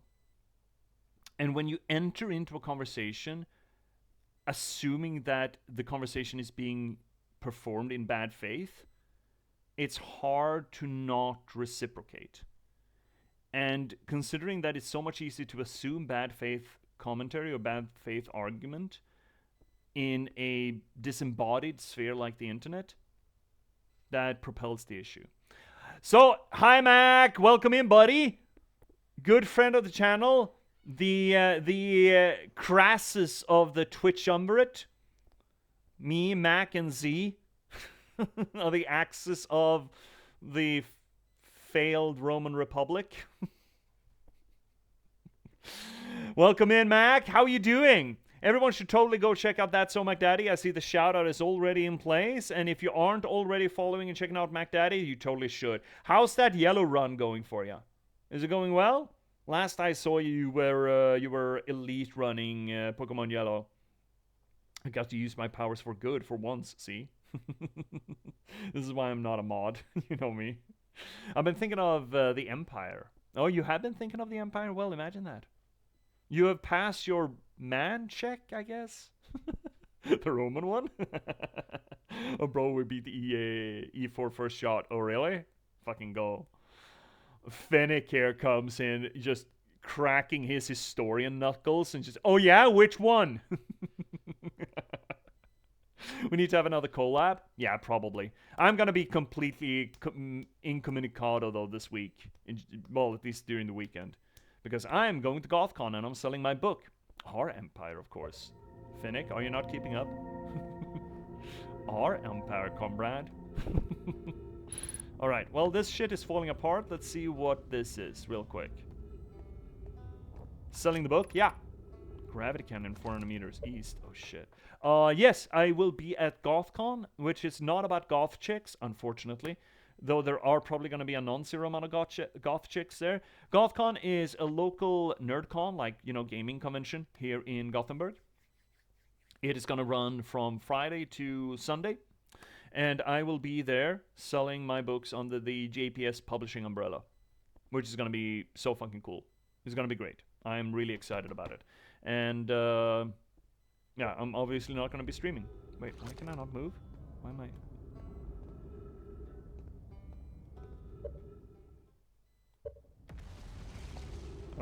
there we go. I don't know what happened there. Oh! This could be useful. Well, that was deeply unpleasant. I made it this far, though. Guess that's the part to focus on. Not how I'll eventually... Oh, God. I have to get back up that path. Anyway. Now, this place sure is something. Looks like the Hanging City is north from here. And east is a gravity cannon. I definitely want to see that. And another thing, though. I'm detecting oxygen from somewhere below. Which is good, since I, used up a lot of my supplies screaming during the trip from the surface. As soon as I stop dry heaving, I'll going to head further down below so I can refill my tank. This is relevant to our interests.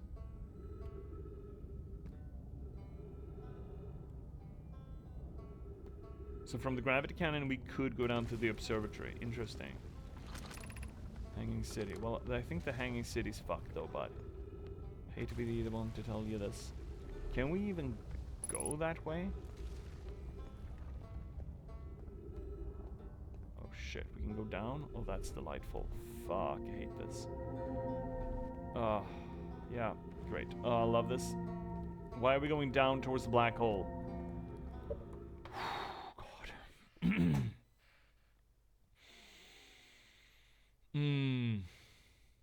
Not enough goth chicks, yeah. Right, like BTGG goals within sight, and then dashed. Yeah, just fucking yeeted. Just ran away. Just smoke bombed this place. Okay, why are we going down? And why? Oh god, that's... oh, we're here, okay. That's not where I wanted to go. And that's just gonna yeeted us into space for fucking out loud. Okay, I guess we're walking up again.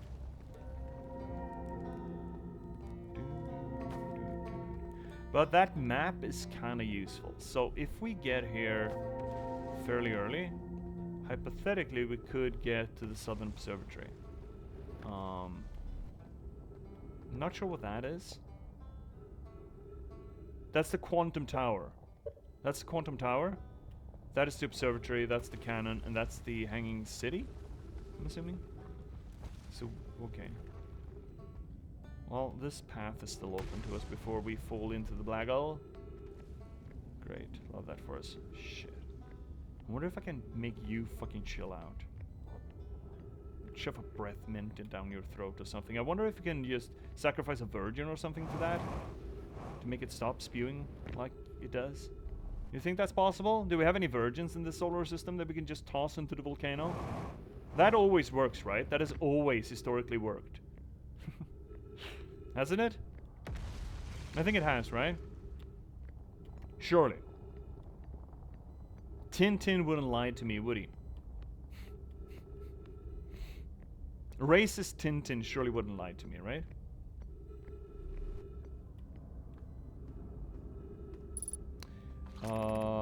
School district, Meltwater district, Ice Shrine district, Black Hole Forge district. Oh, okay. And we are now then in Meltwater district, okay? Cool. 100% success rate, absolutely. Thank you, Fennec. Thank you for validating that. Yeah. Good. Then I'm not completely off my rocker here. Great. Love that for me. Oh, God. Okay. What is... Oh. I love this. Love all of this. Okay. Ship log updated. To what? Black hole forge controls. Oh. Oh, hi. Is that good? I don't know if that's good. Is that good? Where are you going? Just up? Oh, I'm sure that's good. Shit. No idea what we're doing here. Hello, friends. Ash Twin Project requires a powerful, highly advanced warp core. How should we obtain it? I don't know. Black holes or something? something black hole, something? Ooh.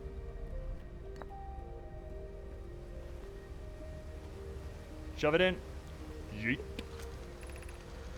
Solution 2. We could craft a new advanced warp core inspired by the vessel's warp core. I would very much like to craft such a powerful core. More relevantly, I believe the Black Hole Forge crew and I could recreate the basic design. I feel like you made too big of a black hole here, bud. This is the safest path for our clan. This is the safest path. Is this the safest path? The best one? Our goal is worth the risk. Is it though? Is it though? Is it really though? Is it? Is it though? We've tried for so long to find something that I and others have totally said this before. So many people keep saying this. I now believe that it's impossible to find. So it's completely impossible, yeah. So everyone says this. Everyone says it's impossible to find. If that search for the eye is a futile one, we should choose an option with the least potential for harm, which means that we should build a wall. And the greatest challenge here, I think, is we don't have the design for such a powerful core, or any of the original crafters for the vessel core. No, but Poke was apprenticed by Anona, who created the original design, and our Black Hole Forge is adept at crafting similar cores. I believe that I can be of use here. The vessel's warp core was created before my time, but Anona explained many of its design to me. Abandoning the vessel's warp core and its casing means losing valuable knowledge. This is true. However, it is knowledge we have little hope of recovering. It would be best to relearn, I think. Is there a third one of these? Oh god, my toes. Ah, here we go. Perfect. Get it.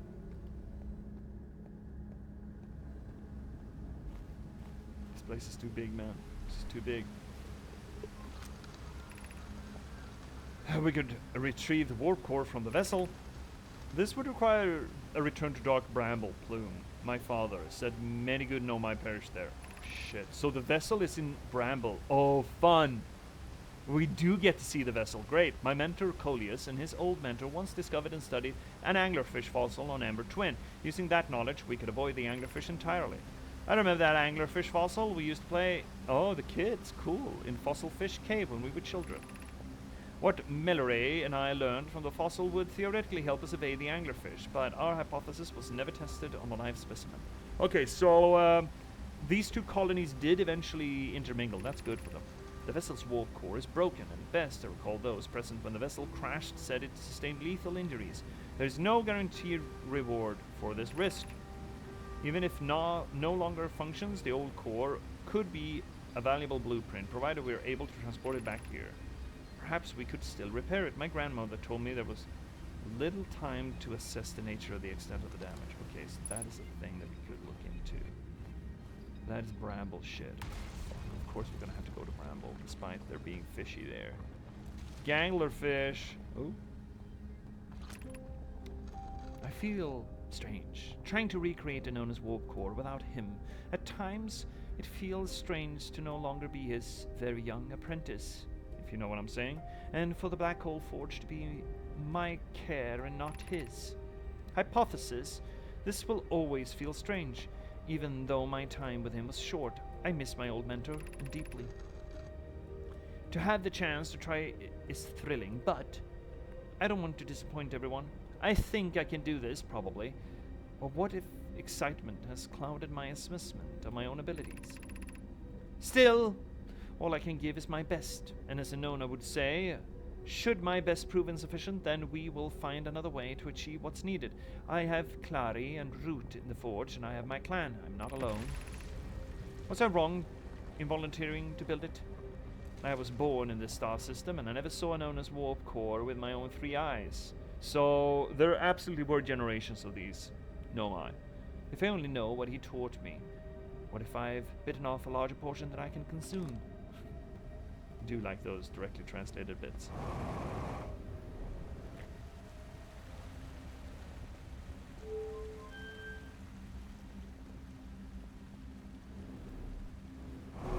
Whee!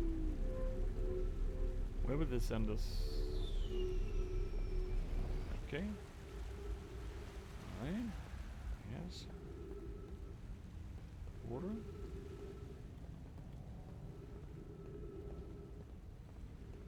Whoa, shivers. Jiminy crickets! Everything is fine. Why up here though? Ooh, hole. I see hole. Chad, how do you feel about holes? Oh, okay. I mean, that's a shortcut, I guess. Hypothetically? Hypo. Something not dissimilar from a shorty? Great, I guess. No, not fleshy holes! Finnick has trauma from fleshy holes. Man, we really need to do a Signalis run. An informed Signalis run. Do you imagine how fucking cool that could be, Finnick? You and me going through that with an informed perspective of it. I think that'd be a really cool stream.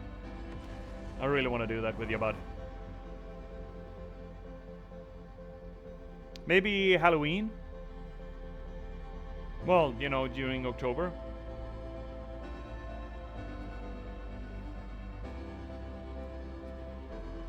Yeah, and the Freebird games. Yes, the Freebird games too. Shit.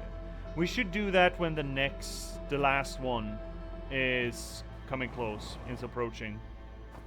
I feel. Time it. Whoa! Cockles! Everything's fine. Oh, I'm hearing bad. Oh, heck. You know what? Let's go into the black hole. This is gonna save us. See? Absolutely saving us, by the way. Let's just back away from the supernova. Just backing away from the supernova. Just backing away from the supernova. I'm sure this is gonna save us. I'm sure this is gonna be enough. I'm sure this is gonna be enough. We're just gonna float into deep space and everything will be... What are the... Oh, it's probably just... Oh, shit. Oh, no.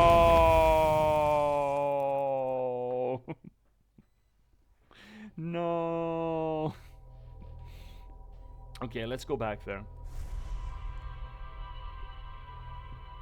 Oh. Is there any... Finnick, is there any time frame for the last Freebird game? Not the last Freebird game necessarily, but the last of the that series of games. Nope. That moon just is there now. Oh, it's not there anymore because I probably looked away from it. All right, friends.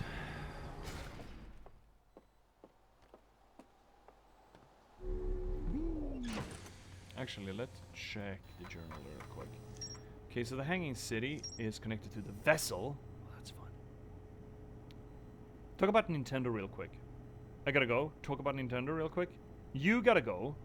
Should I talk about Nintendo real quick? I don't know what to say about Nintendo other than they don't know how to price... Or they actually do know how to price their games, so they don't? I don't even know.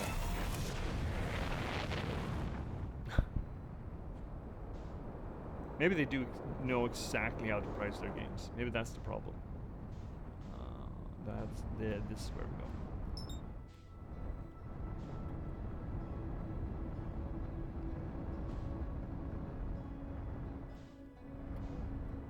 Let's hear it, Finnick.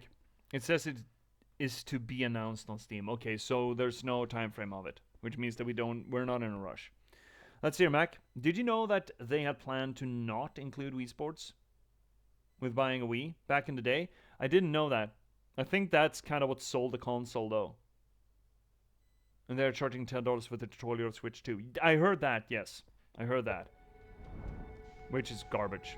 Real fucking garbage. But then again, Nintendo has been special when it comes to their game pricing, you know? But it is a damn shame. It's a damn fucking shame. Oh, Jeep is coming in hot! We're fine, right? Yeah, everything's fine. Oh shit, we're bouncing. Did we break anything? No, surely not. Of course we didn't break anything. Everything is fine. I think we broke something. Did we break something? Headlight? Landing gear? Oh, heck. We broke something. Yeah, I did hear that.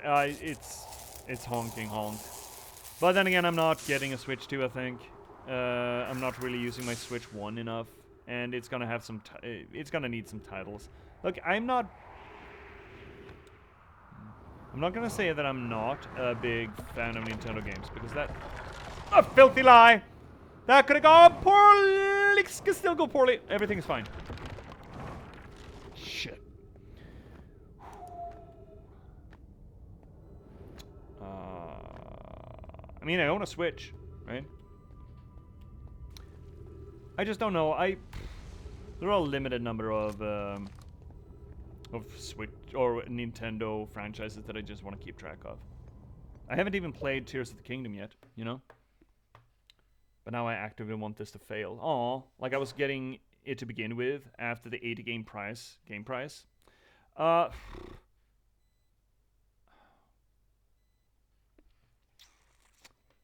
Look, the AAA gaming market needs to die. And that includes, unfortunately, Nintendo. It needs to die hard and make indie gaming the norm? Well, indie gaming, but you know, this kind of not smaller scale necessarily, because you don't need to do smaller scale just because you're indie. Just fucking look at Baldur's Gate 3, which is not indie, but it's not quite AAA either. And again, it had Hasbro bankrolling it, so it's a little bit different, but still. You know, the Ubisofts and the EAs and the Activisions and the, unfortunately, also Nintendo is part of the problem with its pricing structure, for example. That shit needs to die. And specifically with Nintendo, that's a bit of a shame, because I do like Nintendo Blizzard as well. Yeah, I do think so, Finnick. I think those big gaming companies that are run from a point of market value, gaming developers that are run by publishers, that power structure needs to die. Unless you're your own publisher, which still has problems. Look, publishing is a filthy business. No matter where you go, but it has gotten real fucking bad in the gaming industry, as far as I understand. Well, as far as I observe it, you know? And seriously, since I started streaming, I've tried out so many games from indie devs. I actually would say I prefer them. Yeah, gaming, like mechanically, storytelling, maybe not graphical fidelity, but then again, that's kind of a niche parameter, I think, actually. Indie gaming does everything that AAA gaming does, but better, but maybe not in one whole package. Now, I'm not saying that there aren't AAA game titles that I enjoy. I mean, Red Dead 2, I really enjoyed. I still haven't finished the pre-Ragnarok God of War, but I did like what I played. You know, there are AAA games that I approve of, I like, but the power structure of publisher game developer that the AAA gaming industry has bred, that shit needs to die. I haven't played anything past 2021 that I liked. Pokemon Violet, yeah. Yeah, that I agree with. Look, it's I understand that it's not this a simple thing, right? It's not just, oh, big company bad, though it is part of big company bad. But it's just that power structure between publisher and developer that has become parasitic in the AAA industry. That shit needs to die, and it is going to kill itself with what we're talking... Well, we're taking the Switch 2 and Nintendo's behavior towards that as an example. It's a good example of it. They're not exclusively at fault here, but the idea of releasing things at such a high price point and arguing that developing games these days is so fucking expensive, and then whining when indie studios, Larian Studios, do it better than they have ever done, because it sets an I quote, an unreasonable benchmark moving forward. The AAA gaming studios whined and bitched, and I don't like using that word, but I will do it here, when Baldur's Gate 3 came out, because it set unreasonable standards. That gamers shouldn't be taught to expect such high quality. And sure, Baldur's Gate 3 is this Blue Moon kind of circumstance. That is the perfect storm kind of thing, when it's a studio that still has a developer that still has, you know, a fair bit of its own flexibility to it. It had a perfect casting. It had Hasbro bankrolling it. It had, for once, a successful early access campaign. Had a lot of goodwill, and it delivered. And it keeps delivering. It's sort of a perfect storm. It's like CD Projekt Red with Witcher 3 kind of thing, which is also Witcher 3 was an indie project. That publisher is the developer, CD Projekt Red. So, and progressively, sorry, I'm going off on a rage tangent here. Progressively, we see more and more from the AAA industry. We just see them trying to regurgitate the same thing but worse over and over and over again, and expecting us to pay more and more and more for it, and trying to invent more and more parasitic monetization schemes for it. Now I'm gonna read back up. I'm sorry. I needed a fucking Needed to rant. Needed to get it off my chest. Let's see here. Starting off with Z. Finnick, my issue with the World of Warcraft X-Packs, that you are playing that high price tag and then still need to pay monthly sub. That's fucked. Yeah, and all the expensive shit on the online shop, Finnick. I think that either of the expansions should be free or we do not pay for every month. Yeah, the subscription model is kind of weird to begin with, but again, it could work if it's free expansions and the game is free. You just have to pay the subscription, but doing both, kind of heinous. Let's see. Yeah, okay, that's true. When I said base, I meant the lowest option available for expansion packs. Because now there are 3 levels. That's fucking weird. That's just split. I guess World of Warcraft is the only game that can afford to split its audience like that. Oh yeah, that's correct. And the separate cost for Classic as well. There's a separate cost? Wow. Subscription is the new way to win. They knew that in 2002. Look, I don't mind a subscription fee to a service. However, it is going to put me off on it because it's going to lock me into that gaming environment. And I don't think that any game is going to be able to do that again. I did subscribe to World of Warcraft for a while. I mean, I did for like 2 years. And then I subscribed to EVE Online for a long time. Like 5, 6 years, I think. Relatively speaking for gaming. And EVE Online is still rolling, right? But I think as the...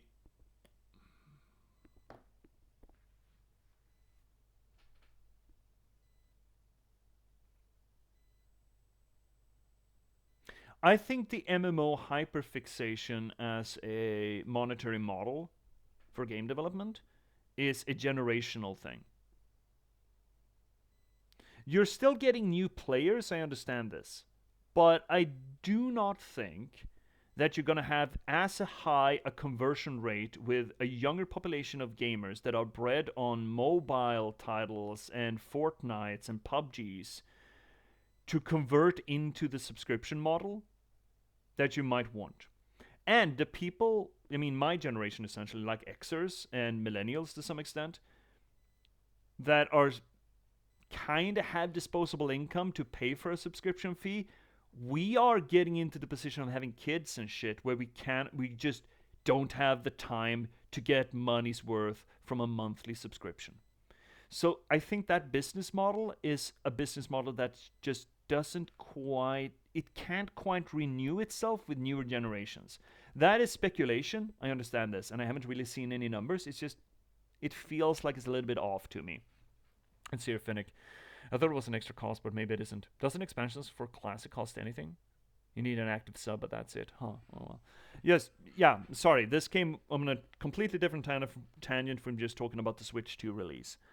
But yeah, I do think that barring the fact that it is hyperbole, which I understand that it is, and we don't like hyperbole generally, but I do absolutely think that the AAA gaming power dynamic needs to die. And that is a damn shame, actually. For some of them. Oh, how are we gonna unfuck ourselves here? This way, I suppose. Ooh, I don't like this. Where are we even going? I don't know where we're going here. Hanging City? Oh, that's a rock. Something fell that it past our head, it did. This is the Hanging City, right? Surely. Can I just jump onto you?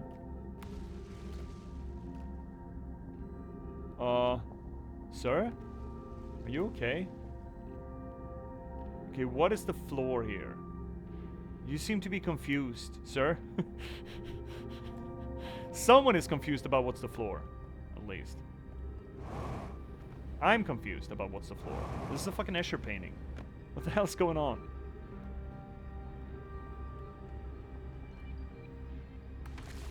Okay, so that's the thing that we could lift, and that's Ghost Matter. I don't like that. We need to go somewhere to lift that.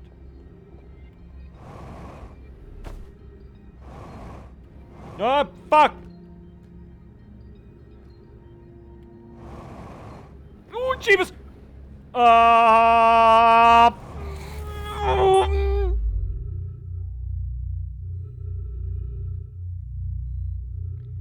Ground control to Major Tom.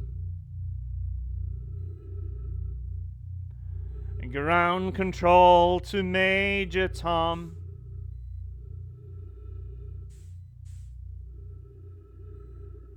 Take your protein pills and put your helmet on. This is ground control to Major Tom. You really made the grade. Oh, right, we can do this. We can take this. We can take this. We can take this back. This is not going to be worth it, by the way. We should totally just... You know what? Let's just send a scout into the sun.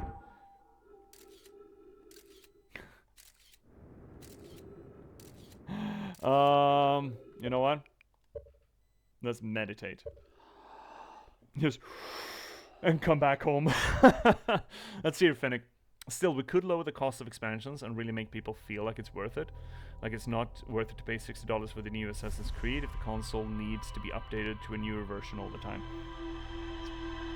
Assassin's Creed has its own issues. For a long time, Ubisoft wanted to make yearly Assassin's Creeds, and that was around the Unity era. I feel like franchises is also one thing that we need to... Look, franchises are only a thing because publishers find them easier to sell. That's why we have franchises, like Assassin's Creed. Now, Assassin's Creed is maybe a bad example because it actually is a cool gimmick to revisit, you know, historical places. But as a general rule, franchises is not a developer thing, it's a publisher thing. Activision tried to make World of Warcraft expansions yearly as well, which is not possible. Yeah, it's just too much. I think that comes from, do you know some of the best-selling games in gaming? Does anyone know what they are? As a category of games, like a genre of games. It is, I'm running on old information, but I still think it is correct.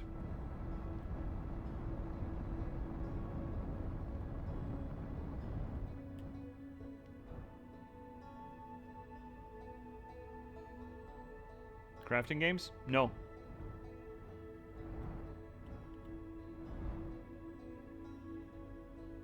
But again, my information may be old on this part, but this is a bit of a trick question.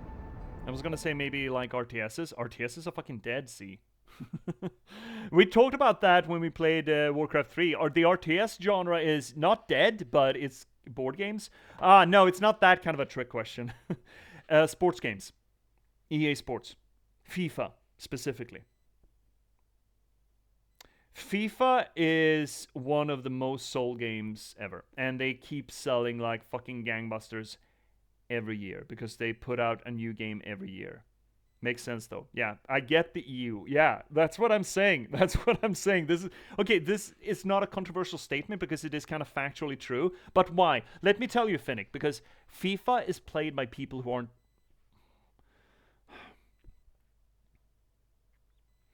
The FIFA of gaming is what crime, thriller, mysteries are to books. People who aren't into literature still read a bunch of fucking crime fiction. Where's me drink? Thank you, Mac. Cheers. And people who aren't into gaming still play a lot of FIFA. And they buy the newest FIFA all the time. Crime fiction is literature, though. Yes, it is. It is. It is. But you're... Okay, yeah. I'm not talking about hard categorizations.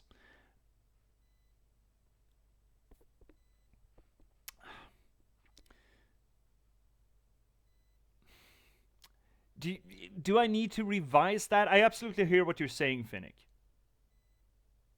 J.P.S turned down the delay. I did. Someone gave me shit about it. It's dumb of me to say that people who exclusively play FIFA and buy that new every year aren't gamers, but, you know, they're not part of this vernacular.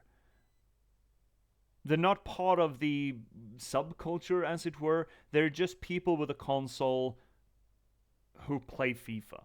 And that sells gangbusters. They don't give a shit about the business models. They don't give a shit about the publishers. They just want the next FIFA. And they will always buy the newest console because it's going to have the next FIFA. And that shit sells. And EA has profiled themselves of giving out the next year's FIFA, which more often than not is just an updated roster. Not just, but almost an updated roster. That is the big cash cow of EA. And has been since the inception. Electronic Arts made its bank on sports games.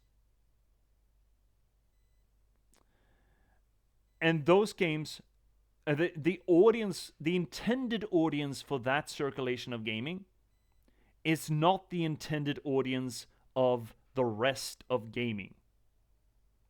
If I'm making myself better. Of course it's a Venn diagram. Absolutely there's a Venn diagram. Fuck. I can sit down with a bit of Madden. I like Madden. I think it's fun.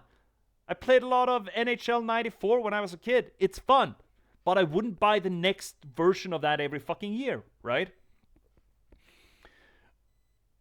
But I believe that a lot of other AAA publishers, mostly, are looking at that cash cow of EA, that FIFA, that Madden, and just, if we could get people to just fork over money, ham over fist, like that, for our products, for our Assassin's Creeds, for our World of Warcrafts, fuck.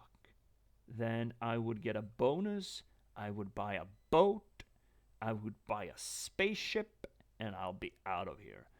And I think that a lot of the publishing decisions that we see in the AAA gaming industry that we concern ourselves with, like, again, Activision, Ubisoft, whatever the hell, you know, are informed by the desire to have what EA had, or have still.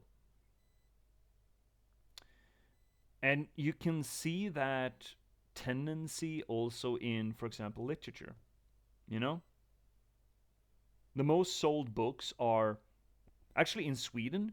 Some of the most successful indie authors just churn out like 20 books a year by just running them through an AI generator, splattering on a little bit of color on it at the end, and just churning it out. It's garbage, but people gobble it up. And I would argue that you can absolutely see the same sort of corollary relationship as we, our subculture, what if you want to call it that, have with the FIFA players, the exclusive FIFA players, that I, as a person who enjoys reading books and read a lot of weird shit, and, you know, everything from Robert Jordan, Tolkien, Sanderson, to N.K. Jemisin, to Scott Hawkins, to, you know, more eclectic shit, that I have to do with the people who just buy the latest crime thriller every month. They consume so many fucking books, but they essentially consume the same book all over again, over and over and over and over. The same way as the FIFA players. They consume the same game over and over and over and over again. And if you manage from... Where's me drink? Thank you, Shay. Is this a shut up? I also... I'm not even going to say it. I think that is still considered from a publisher side, from a capitalistic side. That is the holy grail of publishing. No matter what you publish. If it's games, if it's books, if it's movies, if it's whatever. If you can tap in and control that sort of market, or be able to have turnover in that market, you're done. You don't need to work again. I have so many thoughts concerning this, Finnick. Yeah, I'm running my mouth off here a little bit harsh. I am using hyperbole, and I'm going a little bit of the extra length. I'm doing a live version of a column here. So I understand that the details, but I think it is food for thought and worthwhile in that regard at least. But I'm just going to ask, what about mobile gamers? And that is another category, I would argue. I'm not saying that gamers are exclusively divided in the FIFAs and the R culture, whatever the fuck that is. There's obviously mobile gamers as well that have never touched a console or a PC and still play a lot of fucking games. And there's a lot of fucking money to be made in that. But even that market is run by what they internally call whales that can just fork over hand over fist money. Oh, let's hear, Mac. I need to write down a book about an adventurer meets a goblin and they fall in love. There's gotta be porn of that, Mac, already. And that is a corollary conversation, Finnick. That is a parallel conversation, really. Because we have seen game developers, AAA game developers in the main sphere, if we're going to call it that. It's probably not true, because I don't even think that what we consider main gaming is where the biggest market share is. I think that is FIFA and mobile gaming. But you have seen publishers in the AAA gaming sphere trying to use the business model of mobile games because they see how much money they make. Loot boxes, man.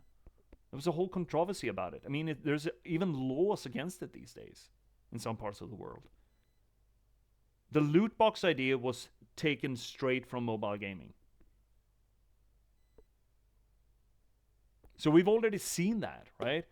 It's the same sort of conversation, just with different details. I would highly recommend that we take this conversation, we continue on with this conversation, but on the Discord. Oh! We came in so fucking hard. We came in like a wrecking ball, and now our ship is all fucked up. Oh shit, we came in so fucking hard. Oh, I don't think we've come in harder in our life.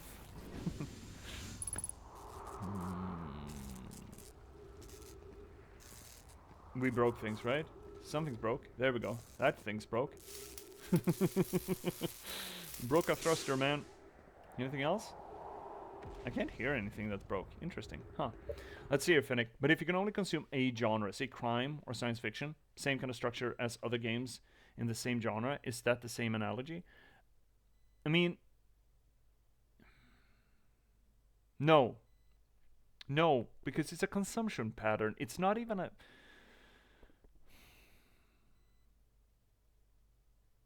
I don't think it's about genre. I think it's about the way you interact with a medium. And that, if you get that exclusive with your interaction, it becomes a genre conversation, but it's not really about genre. I think the people who, for example, just get the latest FIFA are people who are big into sports, just football fans. They have a FIFA because when they can't watch a game, they make a game. Mobile games, people who grew up on these fucking things, and just this is the natural environment for them to interact with media. So they watch movies on this, they watch TV shows on this, hypothetically they read books on this, and they play their games on this. It's just that they are not comfortable with a PC, they're not comfortable with a console, because they never had that, or they never wanted it, or they never had the opportunity to interact with it. And now, I mean, PC is a little bit intimidating for people who have only ever worked with this, right? It's also a generational issue, right? So I don't think it's about genre. I don't even think the whole, if we're moving this entire parallel conversation to literature again, I don't think it's about genre there either. I think it's about comfort food, essentially. It's like people who only ever eat at McDonald's. It's not that they love McDonald's, it's just that they only conceive of McDonald's, I think. They don't know how to interact with other pieces of literature. They just know how to interact with that specific set. I think. Again, big, I think energy on this. Big, white, middle-aged, cis man having opinions. Think on this. So take it with a grain of salt. And I hope there's some grain of truth to it. And again, I'm treating this entire diatribe as a column. So be mindful that I am shooting loose from the hip for effect here to some degree. So take it as food for thought rather than gospel. Let's see. I've been reading a heck of a lot of romance books over the last 3 years. I can absolutely agree that half of it is the same tropes over and over again, but I love it. Yeah, and that's fine, you know? I'm not... This entire conversation started with shitting on AAA, the AAA gaming industry, that they just want to recreate what FIFA is doing, because FIFA is still the biggest selling market in gaming. I'm not shitting on the people who enjoy their FIFA. I don't. And I don't really consider them being part of the interaction with this media in this way. I wouldn't be, oh, you got a PlayStation 5 and you only have FIFA and maybe NHL on it. I wouldn't start talking to them about... Congratulations! Congratulations! Hi, Meta! Congratulations! Congratulations. Congratulations! Congratulations! Congratulations. Congratulations. Congratulations. Congratulations! Congratulations. Congratulations! I wouldn't start talking... Hi, Meta, by the way. Welcome in, buddy. I wouldn't start talking to them about the latest World of Warcraft expansion. You know? Because we're not part of the same subculture. We're not part of the same conversation. For the exact same reason that I wouldn't start talking about Dostoevsky with someone that I see reading the latest bestseller crime fiction, you know? My response to someone with a PS5 and only FIFA. Congratulations. You know, again, I'm not shitting. That is... I think there's an argument to be said if you only stick to that one consumer product over and over and over again. I think there is something to be said that a corporation is using you to milk you for money. But if you're getting something out of it, if you're getting enjoyment out of that, then who am I to say how you should spend that money? I can think that the corporation is acting like a piece of shit without thinking that you're necessarily enabling them. Because again, if you get enjoyment out of that, that's fine. And again, see, you're picking up your romantasy, is that the term for it? You're bringing up your romantasy. It's not even a guilty pleasure. I don't like that term. Enjoyment. But again, you read other stuff as well, right? It's not like you're exclusively locked into that genre. So, ads are coming in, by the way, and that's fine. That's gonna have to be fine. Let's see here, Finnick. But you are catching them in that moment. They might have read that book previously. Yeah, absolutely. I know there are people who only read the same kind of book or writer or whatever, and that writer produces the same book over and over again with other bells and whistles. That category of reader exists. Now, of course, it's not a binary truth, Finnick. There's a Venn diagram of this stuff. For example, C is a big fan of romantasy and agrees that it's the same trope over and over and over again. But again, C reads other stuff as well. So it's not necessarily exclusive. There are people who are exclusive to it, right? I'm not going to say that everyone who plays FIFA exclusively owns FIFA. But there certainly are people who exclusively buy a console, the latest console, just to play fucking latest FIFA and never play another game in their lives. And I do think that both literature publishers and gaming publishers are looking at that market and just absolutely fucking frothing at the bit, you know? Yeah, there's no guilt over it. I own my preference and other people's opinions be damned. Good. And again, I'm not shitting on the preference. I am commenting on the market salivation around that sort of consumption pattern. Let's see here, Meta. I technically, those companies are making money whether you enjoy it or not. Yeah, they are.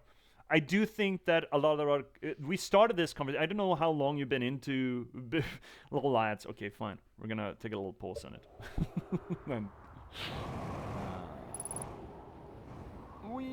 And we should finish this off soon. Are we going back this way? Yes, we are going back this way because we fucked it up. We biffed it. Yeah, we are absolutely going back this way. Gentle. Gentle. Gentle. Let me get on the solid shelf. Thank you, sir. Whoo-wee. Letting the ads run. Fucking ads. Lol ads. I kinda like that. Maybe letting you catch up after I, you know, just absolutely monologue this shit.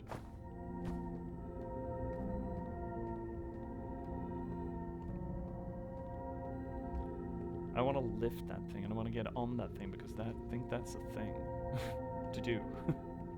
It's obviously a thing, but what kind of thing is it? Nope, shit, going the wrong way. Ah, beep, boo-hoo, that's almost another trip down the black hole. Ooh-wee. All I heard was Meta and then suddenly The Last of Us. Some lotion came barely into my head.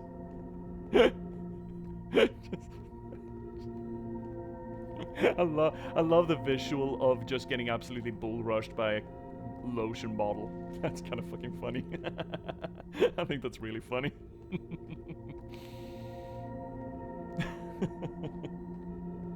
Yeah, we're gonna pause the conversation for the last 30 seconds of ads then. But we are kind of coming up. I mean, we are coming up on the 4-hour mark, so. What? I fucked it. I fucked it so hard, chat. Oh, come on. No, no, no, no! I fucked it. Oh, I biffed it. Oh, shittles. Oh, no. Oh. Is that the way we're going? I think that's the way we're going. Oh.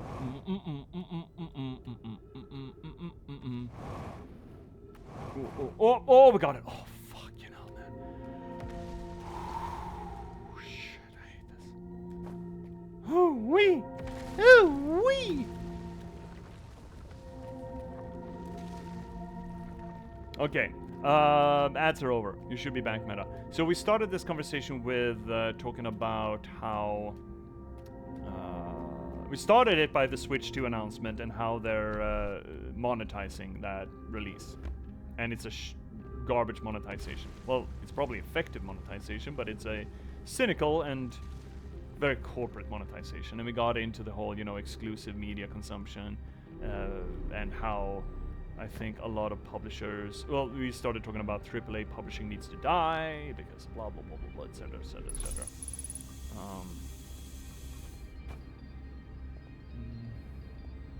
I don't know where to go.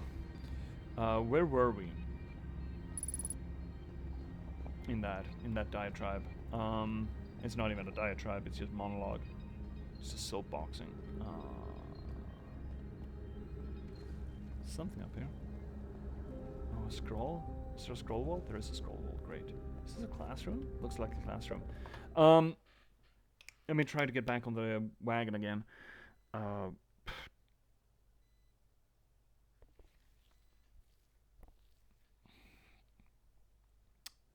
Look, if you're consuming that singular media and just feeding the engine, I think that's not great for you, but who am I to judge, right? I think it's beneficial to expand your horizons a bit. But then again, if you know that I like the thing, I'm absolutely the kind of person who just, you know, I figure out the best dish at a restaurant and I exclusively eat that dish. So I can absolutely understand of just, you know, glomming onto the thing that you love, and if you really love that, just stick with it, you know? But when we're talking about art, I think it's beneficial. If we're looking at what art is supposed to do, it's not just supposed to entertain. It's also supposed to challenge, it's supposed to let us grow, it's supposed to let us, you know, expand how we think about things. And that purpose is best served by expanding your horizons. Not exclusively, mind, but expanding your horizons is part of it.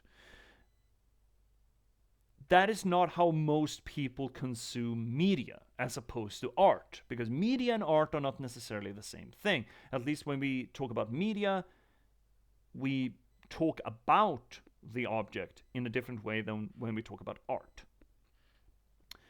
When we talk about art, I do think there's value in expanding your horizons. When we're talking about consumption of media, you do fucking you. You know?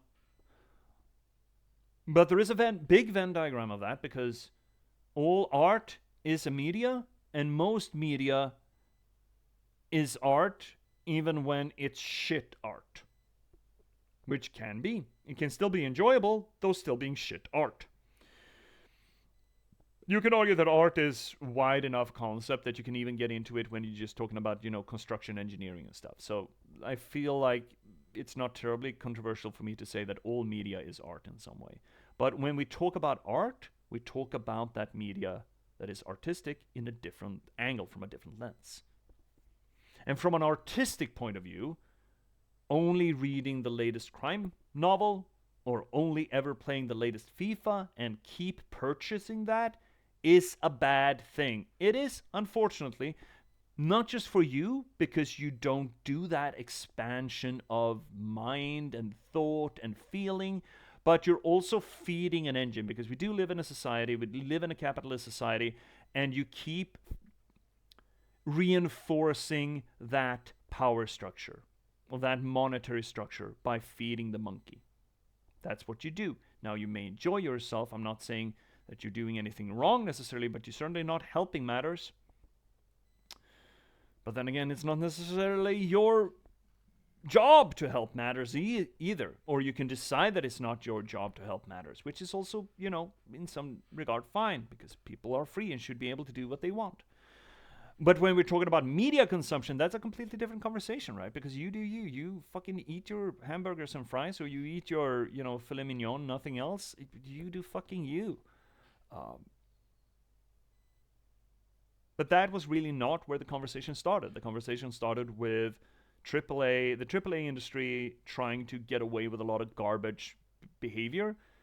And that comes from the predatory or almost parasitical structure of publishers who don't make games, they market games and sell games, have too much control over the developer to the point of actually owning the developer.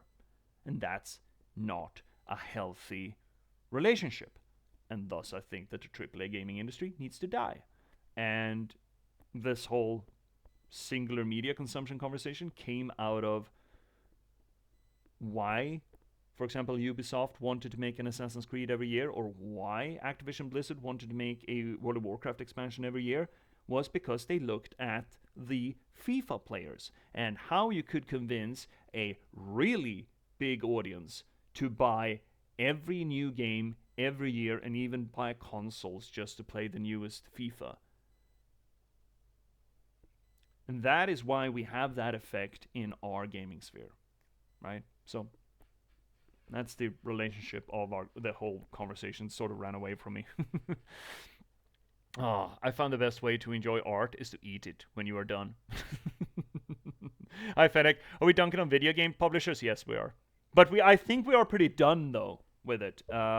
I think I've said most of what I wanted to. Oh, child's writing. I think I've said most of what I wanted to say about it, and it got a little bit soapboxy, and that's not really this forum, even though, again, it literally is. I guess, technically.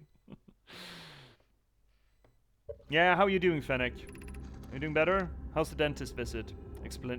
Lami, explanation of festivals. All the Nomai clans from all over the universe meet in one place to share what they've learned in science and art. It's called a festival. Don't forget, festivals happen every 10 years. At some festivals, one clan's big discovery can mean all the Nomai get to advance too, like Anona's warp core, which made it so everyone can warp long distances and explore more. Each clan has a festival envoy to show their most interesting work. Our envoy is Thatch. A single festival could last a long, long time. We can't go because we're stuck here, but Felix says we used to go too. Oh, okay.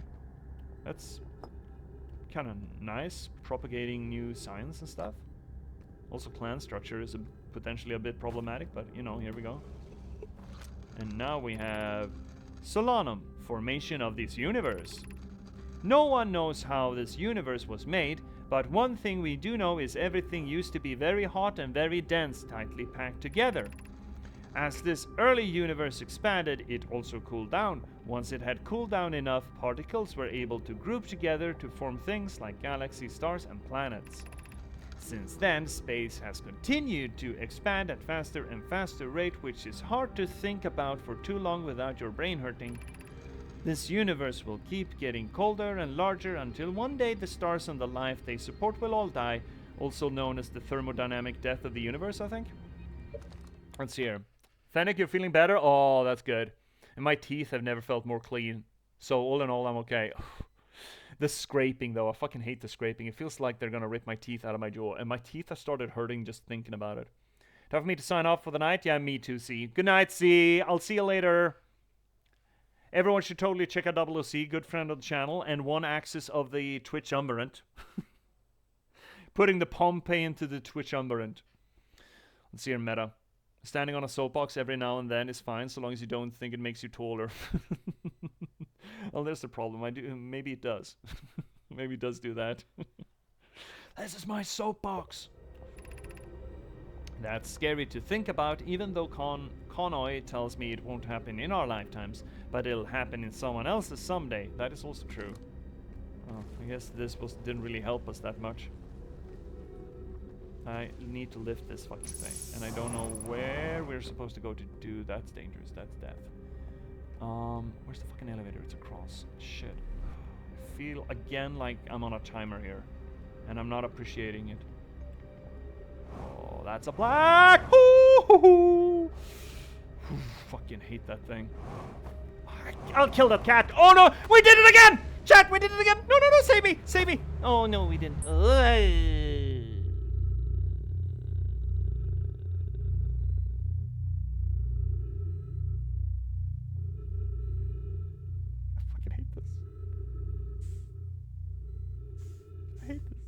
So fucking bad.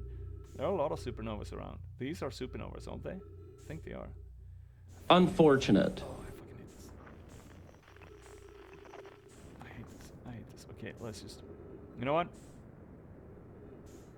I'm sure... You know what? Let's head. Just it's gonna be better out here. Let's just distance ourselves from this whole thing, okay? Let's just go away. This away. I think we're done with this universe.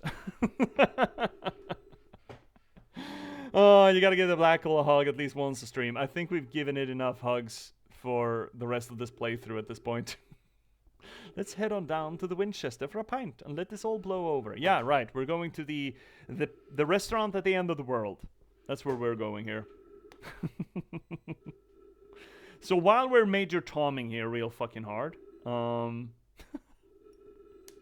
let's talk about what's, well, let's actually sign off, you know? This is a great way to sign off, I think. Ground control to Major Tom? Yeah, I'm doing the outro spiel. Is that okay, Houston? Houston's fine with it. Great, fantastic. So, thank you everyone for joining us tonight on this little channel of the universe, the internet, and all things Twitch, where we try to apply the game literary science to the games that we play. We don't just do this because it's fun, because we do think that it is fun. I think it's fun at least, and hopefully you do too. Otherwise, I don't think you'd be here. We also do it because it elevates the media, because it does, which I think is a good thing. But we do it also for solipsistic reasons. You see, narratology and storytelling are not just passing fads of mine. Actually, I'm realizing that this is not going to be terribly helpful for us moving forward with the outro spiel, so let's just swing ourselves over here and get some background music instead. I'm doing it for solipsistic reasons, because you see, I'm an author. I'm a writer. I've been doing narratology and storytelling and this shit for like 10 years. I've written 9 books in that time and a bunch of other stuff as well, ancillary material. But most recently, you could read me in The Patchwork Sovereignty, a noir thriller set in a post-apocalyptic Nordic folklore verse, which I think is pretty fucking cool, and I hope you will too. The book itself, think of it as a low fantasy folklore version of LA Confidential or Chinatown, and I highly recommend you check it out. It's available pretty much everywhere you get your ebooks or print-on-demand copies, but if you want some help to get your hands on it, there's a link, handy-dandy linky down below. If you want to read something else of mine, or something more, why don't you check out The Last Box instead? A cyberpunk thriller about the spontaneous eruption of sapiens in a random slug of a gaming code and the people who are unfortunate enough to have to try to reconcile with that fact. Also think it's a rather cool book, and I think you should check it out. It does a few things different than most other AI media, and I rather think it's a well worth 2 cents in the whole transhumanist debate. So please check it out. It's also available pretty much everywhere you get your ebooks or print-on-demand copies, but if you need any help, there's a handy-dandy link down below. If you want to read something of mine that's a little less lengthy than a full-ass novel, third link down below will get you to my online archive. If you want to join this growing community here on the channel, fourth link down below will get you to our Discord. If you want to give a little bit of a kickback for the work that I do here, well, of course, you have the infrastructure of Twitch itself. Don't forget to spend your Bezos buck if you have a Prime subscription. You have also a free Twitch subscription to your content creator of choice, which is essentially just taking money out of Bezos' pocket and giving it to a content creator. You don't need to spend it here, but you totally should spend it because it's essentially Robin Hood doing action. It's good, regardless. Or, for that matter, I mean, most importantly, really, buy a book. Buy my books. ABBB, baby. Always be buying books. Read the books. Review the books. That really fucking helps. You don't even know how much that fucking helps. Or just refer the books. Put them into the hands of someone who might like them. All of that. It's all about distribution, right? All about getting these things into the hands that might enjoy them. But if you don't want to do any of that, or you already have, and you still want to give a little bit of a kickback for the work that I do, well, fifth link down below is going to help you out with a link to my Buy Me a Coffee page. Now, that being said, Twitch chat, I'm gonna get to you. Don't you worry none. I will deal with you later. But before I do, I want to talk to the other people in the room. Hi, YouTube. Thanks so much for watching, YouTube. I do appreciate you, despite what these liars in Twitch chat might tell you. I always loved you. And don't tell Twitch chat this, but you were actually my first love. Yeah, you're my favorite child. Don't tell Twitch chat. That's real kicking the knackers, bro. Don't tell Twitch chat. Thank you so much for watching, YouTube. It is a delight to have you here. You don't have to wait until Wednesday to see us next. You can just click on whatever's hovering around my head and it will let you on to more material because there's so fucking much material on the YouTube archive that you can just, binge on. So please do that. I would recommend something, but there are a bunch of good stuff. So until you do, click on something here. Thank you so much for watching, YouTube, and good night.